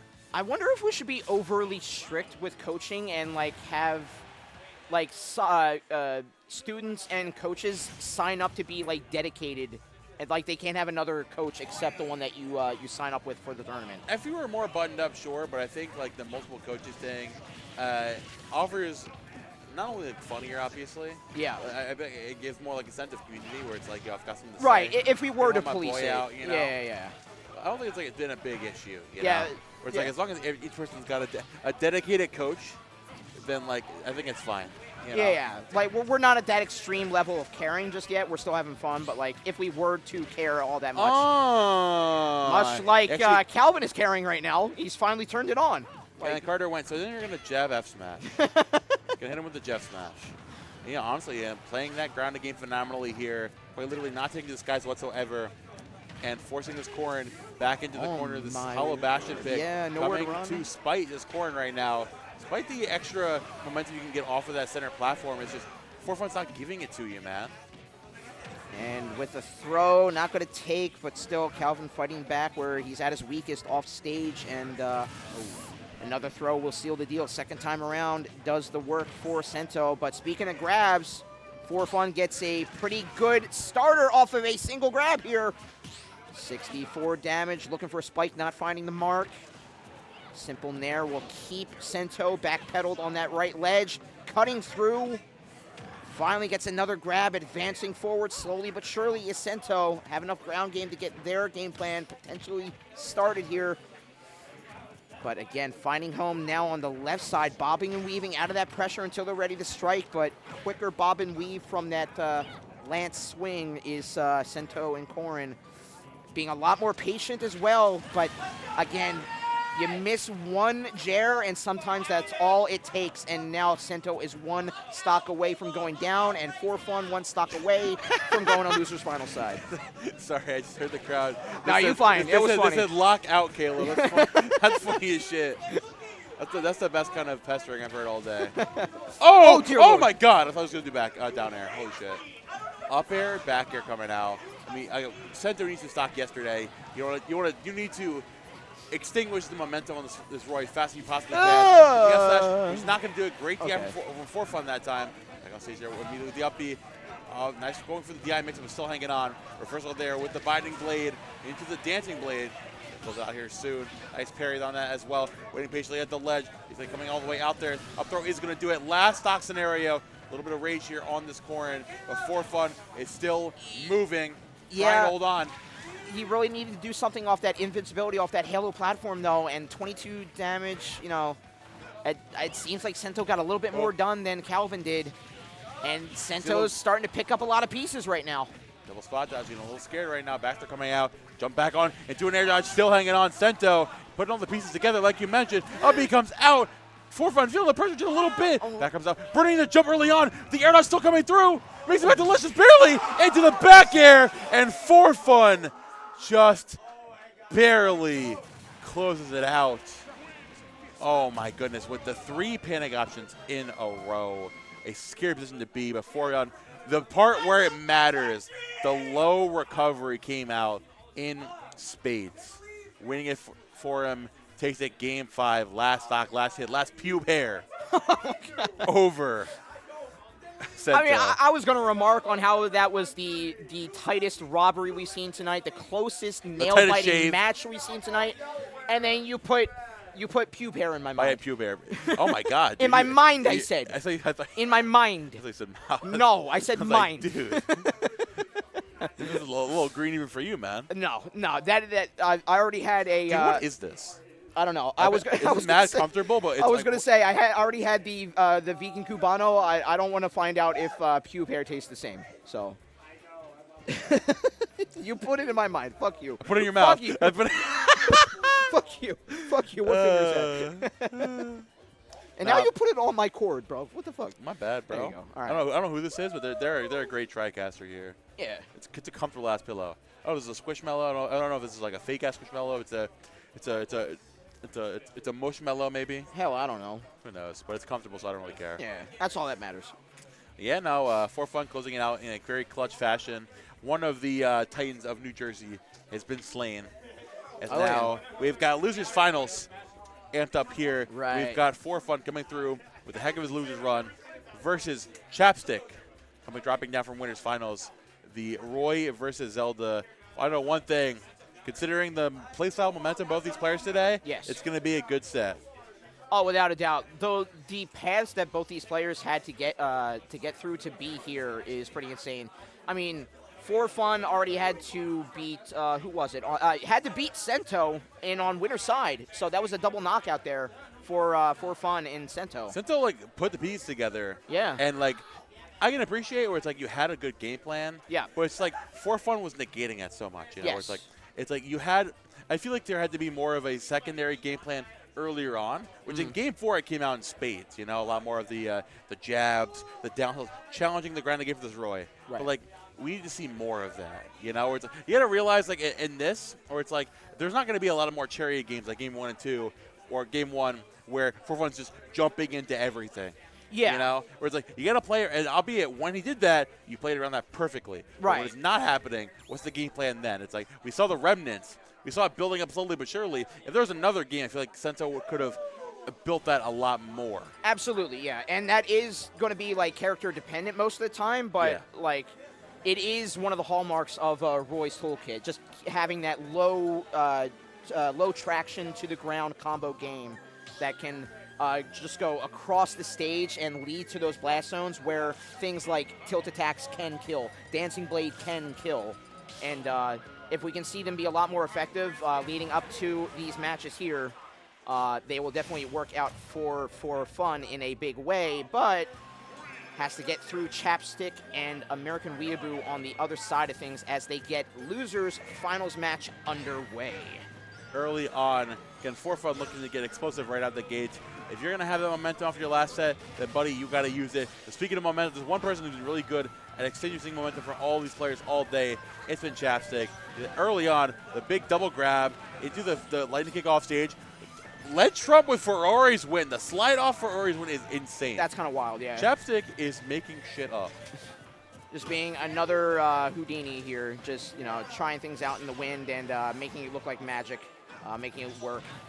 And for fun, really, really hurting right now. 128, but again, the explosive and damage accelerating combo nature of Roy is just waiting in the wings to explode at any moment.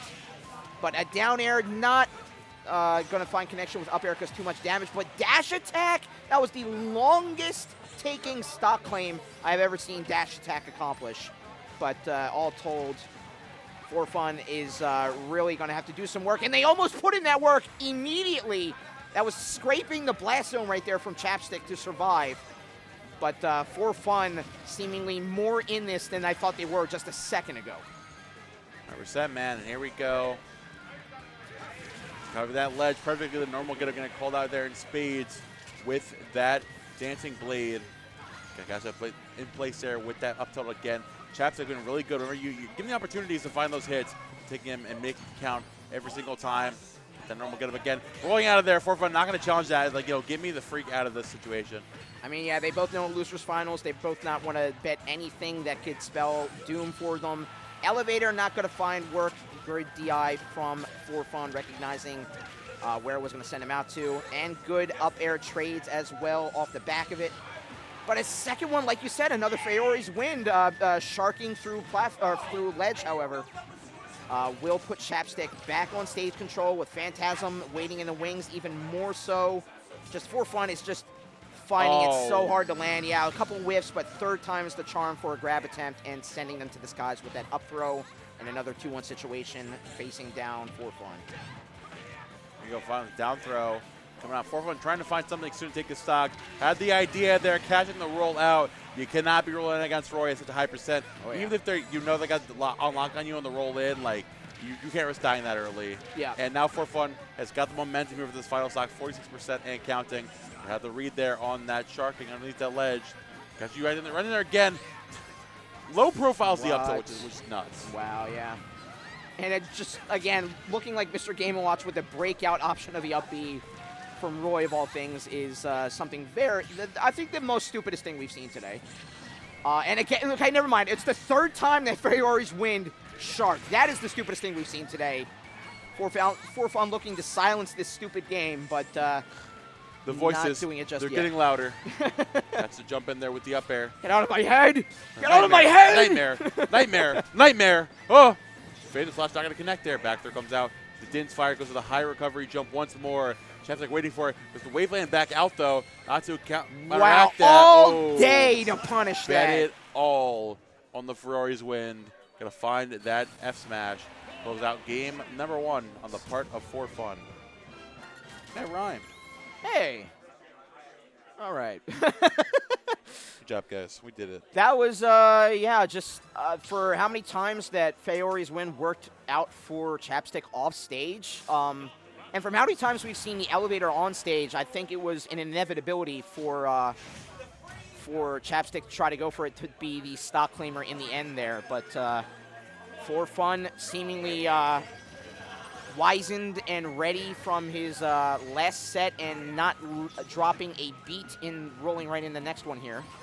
But in terms of this round, absolutely different story. Going untouched right now is Chapstick. 76 damage applied before that Dancing Blade finally mars up the Zelda a little bit. And but again, just for fun, throwing out those unburdened and unbridled up Bs just out of nowhere. The surprise attack that is doing the most work for him. And nearly evens up before a tilt attack sends Roy off stage, Zelda to follow. And another edge guard situation. We'll see if Chapstick can put the exclamation point on a lead here for this round number 2. Down tilt comes out. Hopefully get the Zelda from going once more. No, Wow, big post. lightning quick. There you go, good stuff. Back on there and dropping through with the backer as well. Very fantastically well played again from Poor Fun. And be back out here. Down throw comes out into a jab. Extra damage here. Up touchdown from out of the corner. Like you mentioned, we're seeing a lot of that Roy up B. We're putting in a lot of this work so far, you know. Right. Again, the up Bs from both players essentially doing the brunt of the work here. We have For Fun taking the stock there with a fair, I believe. And again, with these two characters, it's very surprising because they leave them so vulnerable. And a Zelda who's vulnerable is not getting their combo, their confirmed combos, which is what they need to be an effective Zelda. And a Roy that has a failure of an up B is at risk of just losing their stock. If it's an offstage up B, then that's a dead Roy. So for them to find such success out of their up Bs is something that only can happen in an Arcadian, I would say.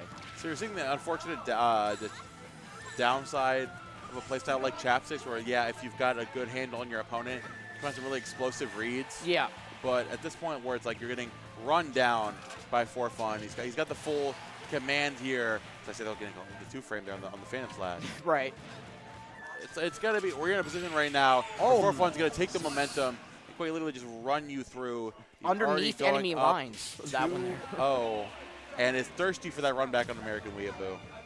I mean, he's he's trying to get it done as quick as possible, and he's one victory away from doing that. But yeah, sneaking underneath enemy lines under that Phantasm to get that 2-0 advantage and trying to both make a statement both against Chapstick and for American Weeaboo that's saying that I am not tired. I have enough stamina in the tank to take you on, even though I have to win a full 6 rounds. For Fun saying that I'm going to have the fortitude potentially needed to do so.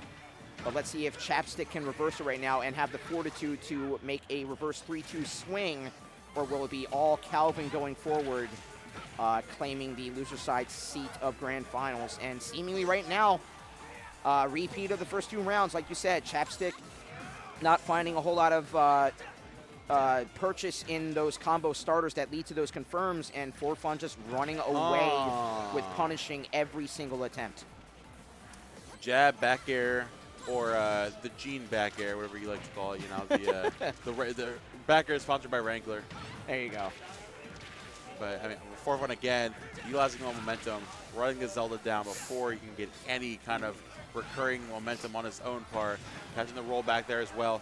About a lap in percent here. Ooh. Goes for a Yeah. counter. That was something, surely.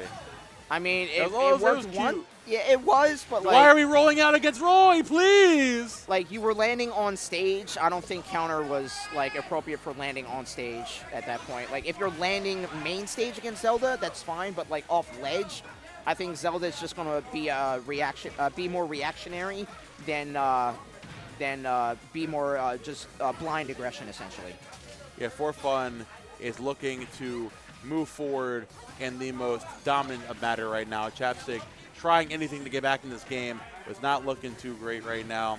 Forward throw coming out. With the shield that reversal. Another one in the shark right there. Waiting for this aggressive reversal from this forward air. Goes out there, the dancing blade. He reverses, though, yeah. Yeah, The landing there is getting on that platform. Chapstick gonna find something. The backer comes out, though. Had a chance for up air or bear, but Chapstick didn't let it rip. For fun, able to capitalize off it. Forced this edge guard. Running through the shielding Zelda, though, but gets a grab off of the dash attack on shield. The grab and release calling out the forward air, Phantasm damn. is prime real estate to, again, throw out that ever-reliant fair, the ever-reliant For Fun, that ever-reliant flame burning brightly for Fun's chances. And he follows the path with that flame in tow to find loser's side grand final seed against American Weeaboo. And what better way, what better person really to get that run back, gets American Weeaboo. The person closest in this bracket, honestly, for taking the set off of this Greninja, going back here for the run back, face off in grand finals, American Weeaboo occupying that winner's side and For Fun. Off of the back of a pretty decent losers run after dropping down winter semis. Oh, yeah. Making it all the way back here. We are looking at a pretty good grand, no matter how it shakes up. Yeah, I mean, the number 2 seed getting the winner's side, that's something you expect, but, obviously you would expect the number 1, but a little bit of a shake-up there, but not too much out of the realm of possibility. But then you had the run that Calvin was on, and that Arctic had a key upset against Albarn. You had Sento taking out Floppy Fail in losers round 5, right before top 8. You had Kohai taking out YB Burris, only a swing of 1 point there, but still an upset in terms of seeding. You get there. earlier in the bracket. That's when the ugly upsets come out. That was, Yeah, and I mean, that's what you have to expect out of Arcadians because. Dude, the number 1 seed didn't even make top 8. Yeah, and just the unexpected nature of 2-2 players. Most of the time, you think the practice player is definitely going to go this far. The player that knows what they're doing, or not knows what they're doing, but the player that knows what works and what doesn't, knows how far to push their combos, and knows when to back off, usually goes pretty far. But in these Arcadians, where it's just like a volatile cauldron waiting to explode, it is some of the most reawakening, reinvigorating, and exciting things to watch. And for us to have not a Seed 1, Seed 2 Grand Finals, even though it is Seed 2, Seed 6, just look at some of the key seed upsets that I mentioned before, and it's no wonder why Arcadians are still just a joy to watch, whether you're a seasoned pro or a beginner. So 100%, man. Couldn't have said it better myself. I could have been a little shorter, but yeah, you probably. We got all the time in the world, bro. If you want to keep going, by all means. That's true too. Maybe we can do our call to action. Thank you guys for watching so far. Be sure to tune in after our grand finals match. We'll take a little bit to get rolling, but we do have a draft crew battle where I said, the main bracket was volatile. All hell breaks loose in a draft crew battle. Dude, can you believe there's a month and a half left this year? That's crazy. That's insane. Yeah. Dude, I remember distinctly hearing on my birthday that my sister announced she was pregnant. Yeah. Oh, well, back in first off, February. congrats. I didn't hear about it. And she had her baby a week ago. Oh, my God. It's crazy. I remember that day of hearing about the baby. I was like, oh, yeah, now she's here. Baby's alive. That's wild. I mean, yeah, the summer did kind of flow by pretty quick. Dude, don't even remind me, dog. It's so Sorry. unfortunate. Sorry. It's too soon, dog. But yeah, man, it's crazy. And honestly, with the Smash is in I want to say at this point last year, they're both in a strange spot. I don't know, dude. It's a little nebulous. Yeah, I agree with you. It's one of those times where it's people are. Did Kirby Air Rush come out yet? It comes out the 20th. The 20th, okay. Yeah. I feel once that comes out, I feel we have to see a new Smash eventually. There's no way they don't make a new game. Whether Sakurai's in charge, who knows? But it's going to happen. It's only going to be... So people are kind of accepting this point where it's a new game is going to come. So it's a lot of people either either moving away from the game or putting a lot less of the mental fortitude into it. Right. The people that are still here, they need it bad.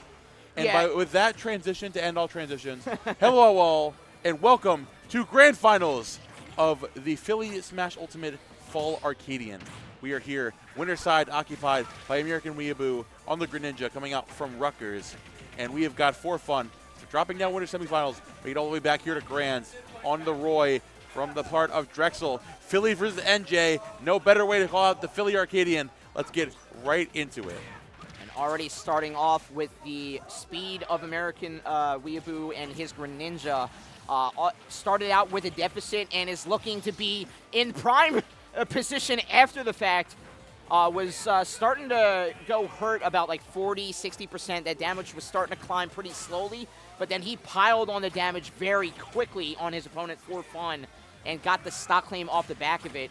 And again, we saw all throughout his stream matches today, American Weeaboo, once he has had a significantly good grasp of control of the game, he has not let go.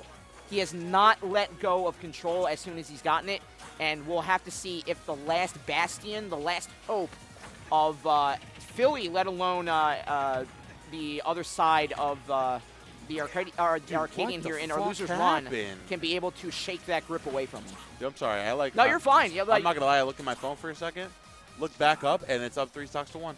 I mean, American Weeaboo is holy shit. For Fun was nickel and diming him, and then American Weeaboo said, wait a minute, I'm playing the game, and took the control away from Calvin, essentially. My goodness gracious. And he's been just like, he's been firmly planted in the driver's seat as soon as he found it the entire day. From what I've seen on stream and from his run today, he's been so solid. God. Not to discount for Calvin, like his efforts to get here are nothing short of incredible as well, but like to speak to like you said, blinking, you'll miss it. American Weeaboo already has the round 1 is a definite accolade for American Weeaboo on winner's side here. Sheesh. And it's going to be so tough of opening up Grands and like the person that's been sitting out the whole time, like kind of stealing that momentum away from you in a sense. Yeah, it can be a little bit of a wind out of the sails moment if you let it get to you that way. I think the biggest thing here is you can't let it get to you. Exactly. You know, you definitely have the gumption as a player to keep yourself going, get back into, you know, it's the thing of like, and this American Weeaboo is like a spooky player, you know, a lot of weird nonsense with the Greninja, where it's like For Fun, the one thing he can do great is he can keep those boots planted and there's that lesson again. A consistent advantage take. Yes. As long as we stick to that, we should be fine. It's just easier than done, though, of course. Yeah, he's started to learn that lesson, and you think, okay, he's got it down solid in his head, but then he slips away from it as well. So, yeah, I definitely feel the hesitation in thinking that For Fun can pull this back and even things up in this round 2. But seemingly right now, even though he's losing on 10%, he has locked down American Weeaboo. We had him pinned on that platform, or sorry, the ledge with a shield. And despite these percentages saying a different thing, in some key moments, he's catching American Weeaboo off guard, and really to shake a character that has had such a grasp of the control, if you can shake them off guard, that is more than 51% what you need to claim victory against a player like that. Drifting back in there with the F tilt though, now waiting patiently for the screen to make a move. Find that grab, spot dodge, gonna get punished there accordingly. We're gonna be back there to ledge. Nice forward air as well, trying to deter that Greninja back. A little bit overzealous there with the up special, and good punish there from the part of American Weeaboo to take the stock lead early in this game too. Yeah, again, that's going to be another thing that's going to rear its ugly head. I think for the first time, that up B that For Fun has found so much confidence in on stage. The Greninja is one of the faster characters he's had to face down tonight, and the Greninja is going to be able to punish a whiff up B better than nobody else. So he really needs to rein that back in and be 100% confident if he's going to throw that out, because otherwise it's going to lead to situations almost like, or just like this. Man, unfortunately burning that jump there again, and now American Weeaboo up 3 stocks to 1. I mean, a position where For Fun needs to take the stock yesterday, but even then, it's like this Greninja, it just snowballs you so hard. There you go. He had nowhere to run. That was the perfect time to do it. The quick momentum and movement of this frog, right? To track him down, where like For Fun can, like other players in this bracket, to like tumble them through with these Roy combos. But when it comes to a character like Greninja, man, he just has his way, which is so tough. Almost had the answer for platform there if he didn't roll back. Yeah, it's just Again, bobbing and weaving out. Platform covered by that full movement in back air. But he did reverse on ledge here. Let's see if Forward Fun can get something started. Full run, goes for grab. Almost had the forward smash, but just caught short with a sour spot fair. Sent down to the depths, but American Weeaboo knows the extent at which to throw down that down air to get back safely. And another down tilt, finally not off the dash attack, but still a confirm nonetheless. And now American Weeaboo, because of that down tilt conversion, is 1 win away from claiming our Arcadian Fall 2025 event. I mean, honestly, like a player like American who's been making so many waves in the New Jersey Smash scene. One of those players where it's like overdue for making PR. Yeah. Like it was for long. It was Phantom.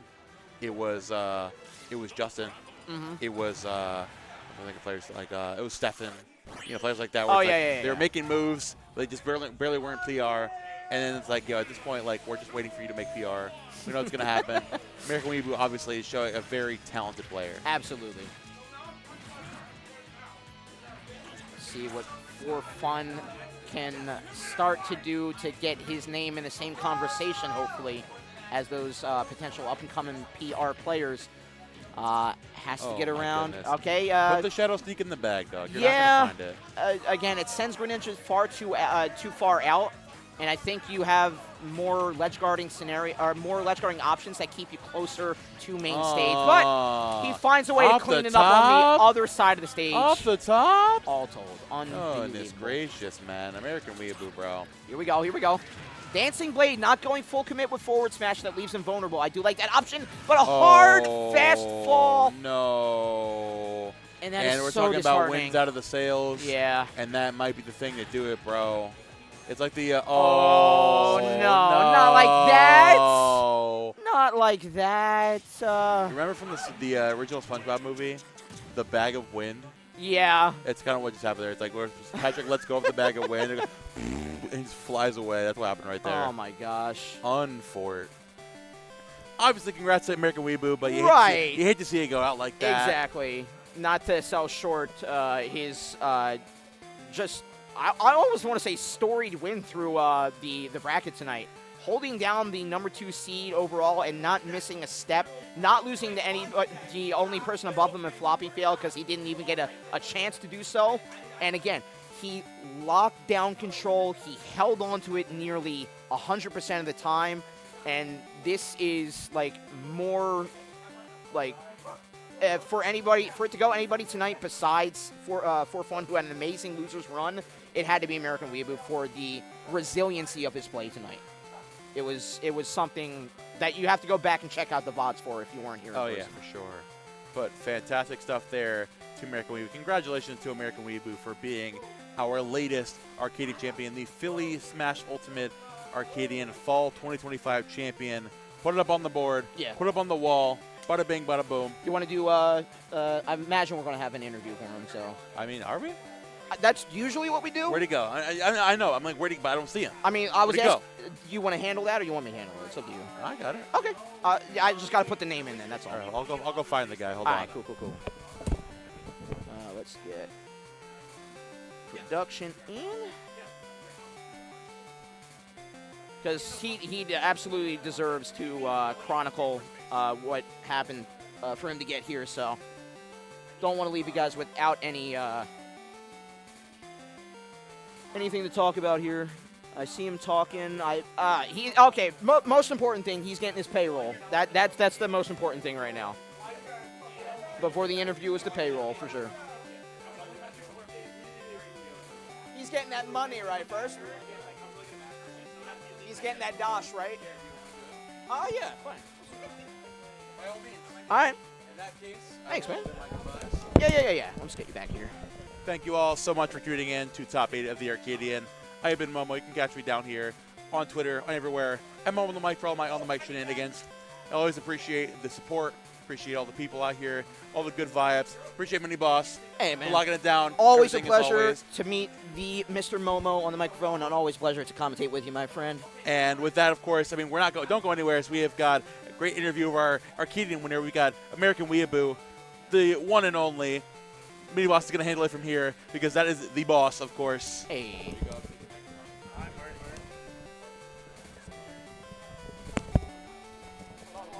All right, yeah. All right, first and foremost, fresh off the victory, how are you feeling with the first vibes of the victory tonight? How you doing? I feel pretty great, you know. It's a calm bracket for me, you know. Just undeterred, just not shaken whatsoever. Let's chart out your run here as we see. Yeah. You had the victory over, let's say, what was your first difficult hurdle tonight? What was your first difficult My match? first difficult hurdle, I would say during one of the first games I played with for fun, because I did notice that he kind of played like almost as if like the floor is lava against Greninja, so I kind of had to like bring him down to the platform somehow. Just Yeah. like a lot of patience. Once I got that rhythm down, it went like pretty like free flow. Like the match was really good for Greninja. Once I get like Roy to be more aggressive on me, but it was a lot different from what I'm used to. Like he plays really like careful. Yeah, patient. and you think that's because Roy in his combo game is more grounded than a lot of the other characters in the roster, or is that it was some other second option there? It's definitely the first. Like, Okay. with like Roy, the trade-off in the matchup is that he's able to outbox Gren, even though Greninja's like faster. Because like Gotcha. Greninja's fast, but his moves Right. are slow. Okay, okay. So I always want them to swing first. So dash attack up, and you know what happens next. yeah, that's Yeah. true. All right, and then Yeah. going back to this, when did you, I mean, you obviously sign up intending to win the thing overall, but when was the first match after the victory of said match where you thought, I really have a chance at this tonight? Honestly, I kind of had confidence that I had a chance from the beginning. In the very beginning. All right. Yeah. So let's see. What's the biggest discrepancy between your scene in New Jersey versus a lot of the Philadelphia players? You Philly face is so much more fun to fight in. Is that right? It really is. I take I do that with not a- like playing in my own state. I take I'm like, that- Bob, if you're watching this, I hate you, bro. Oh, calling out a particular person too. Yeah. Man, he's got the daggers at your throat, Yeah. But we'll take that with a badge of honor. We like to be a very fun scene for the people, so that's great to hear Yeah. someone from New Jersey say that. Yup. And going into your final matches here, let's start with since we got you already remarked on for fun in your winner Yeah. semi match. What about your fight with Chapstick there? And Okay, someone, I was actually a little nervous going into that because me and Chapstick actually played at an anime convention tournament a couple months ago where he beat me in a best of one. Gotcha. So I was A like, best of one. That yeah. yeah. Okay. So it was a That's very kinda scary wild. match. The nerves kind of carried over, but I was able to pull through and I realized it's Greninja Zelda. I just have to be patient and just like zone him out with shurikens and just Okay. make it count once I get the hit. And that's one of the key factors going in. Just Zelda being a reliant on their combo setups leading into those For flash sure. kicks. Like once I get them like setting up like comfortable, that's when I switch the pace. I immediately charge in and just like run at them and like you just like speed blitz them. 'Cause, like, Absolutely. Great job there. And then to find out from the loser side, was there anyone you were hoping would get in that didn't to either Yeah. at least further into the bracket, if not face you down from grand finals? Anyone that didn't make the mark as you I was saw definitely tonight? hoping for a Rutgers Grands. Like, me and Lakia, we're Yeah. both from the same school, so we I play a got lot. you. Okay. But, like, other than that, I'm kind of happy I didn't have to play my carpool. Like, near That's the always end. good. Yeah. Yeah. We try to do that on seeding. All right, I got you. And final statement here as you claim I love you victory. too, Julian. Final statement here as you get your shout-outs here. Not that. Some other kind of statement as you claim victory for our Fall 25 Arcadian. What do you want the folks at home to know? Watch out for Ardot. He's a win. Hey, calling out somebody else. I respect that. Yup. Not giving the accolades to yourself. Can 'cause you already rub claimed Dot it. with us? This is Rub and Dot. Rub and Dot. Yeah. I'm like 33. I don't know what this is. So, like, Trust me. if I'm doing something offensive, I apologize. Yup. But I don't know. Yup. All right. All told, great job. I was saying on the mic, whenever you had control of a round earlier on, you held on tight and you never let go. Appreciate you were it. a Yep. phenomenal Grincha player and well-deserved victory today. Thank you so much. Once again, congratulations. Thank you. Great job there for American Weeaboo. But again, the night is not over. Hang on tight, folks, because the virality. Shout out R-Dot. Shout out Ardot yet again. The revelry is about to begin. Our crew battle will be forming up momentarily. Stick around for that in the coming moments.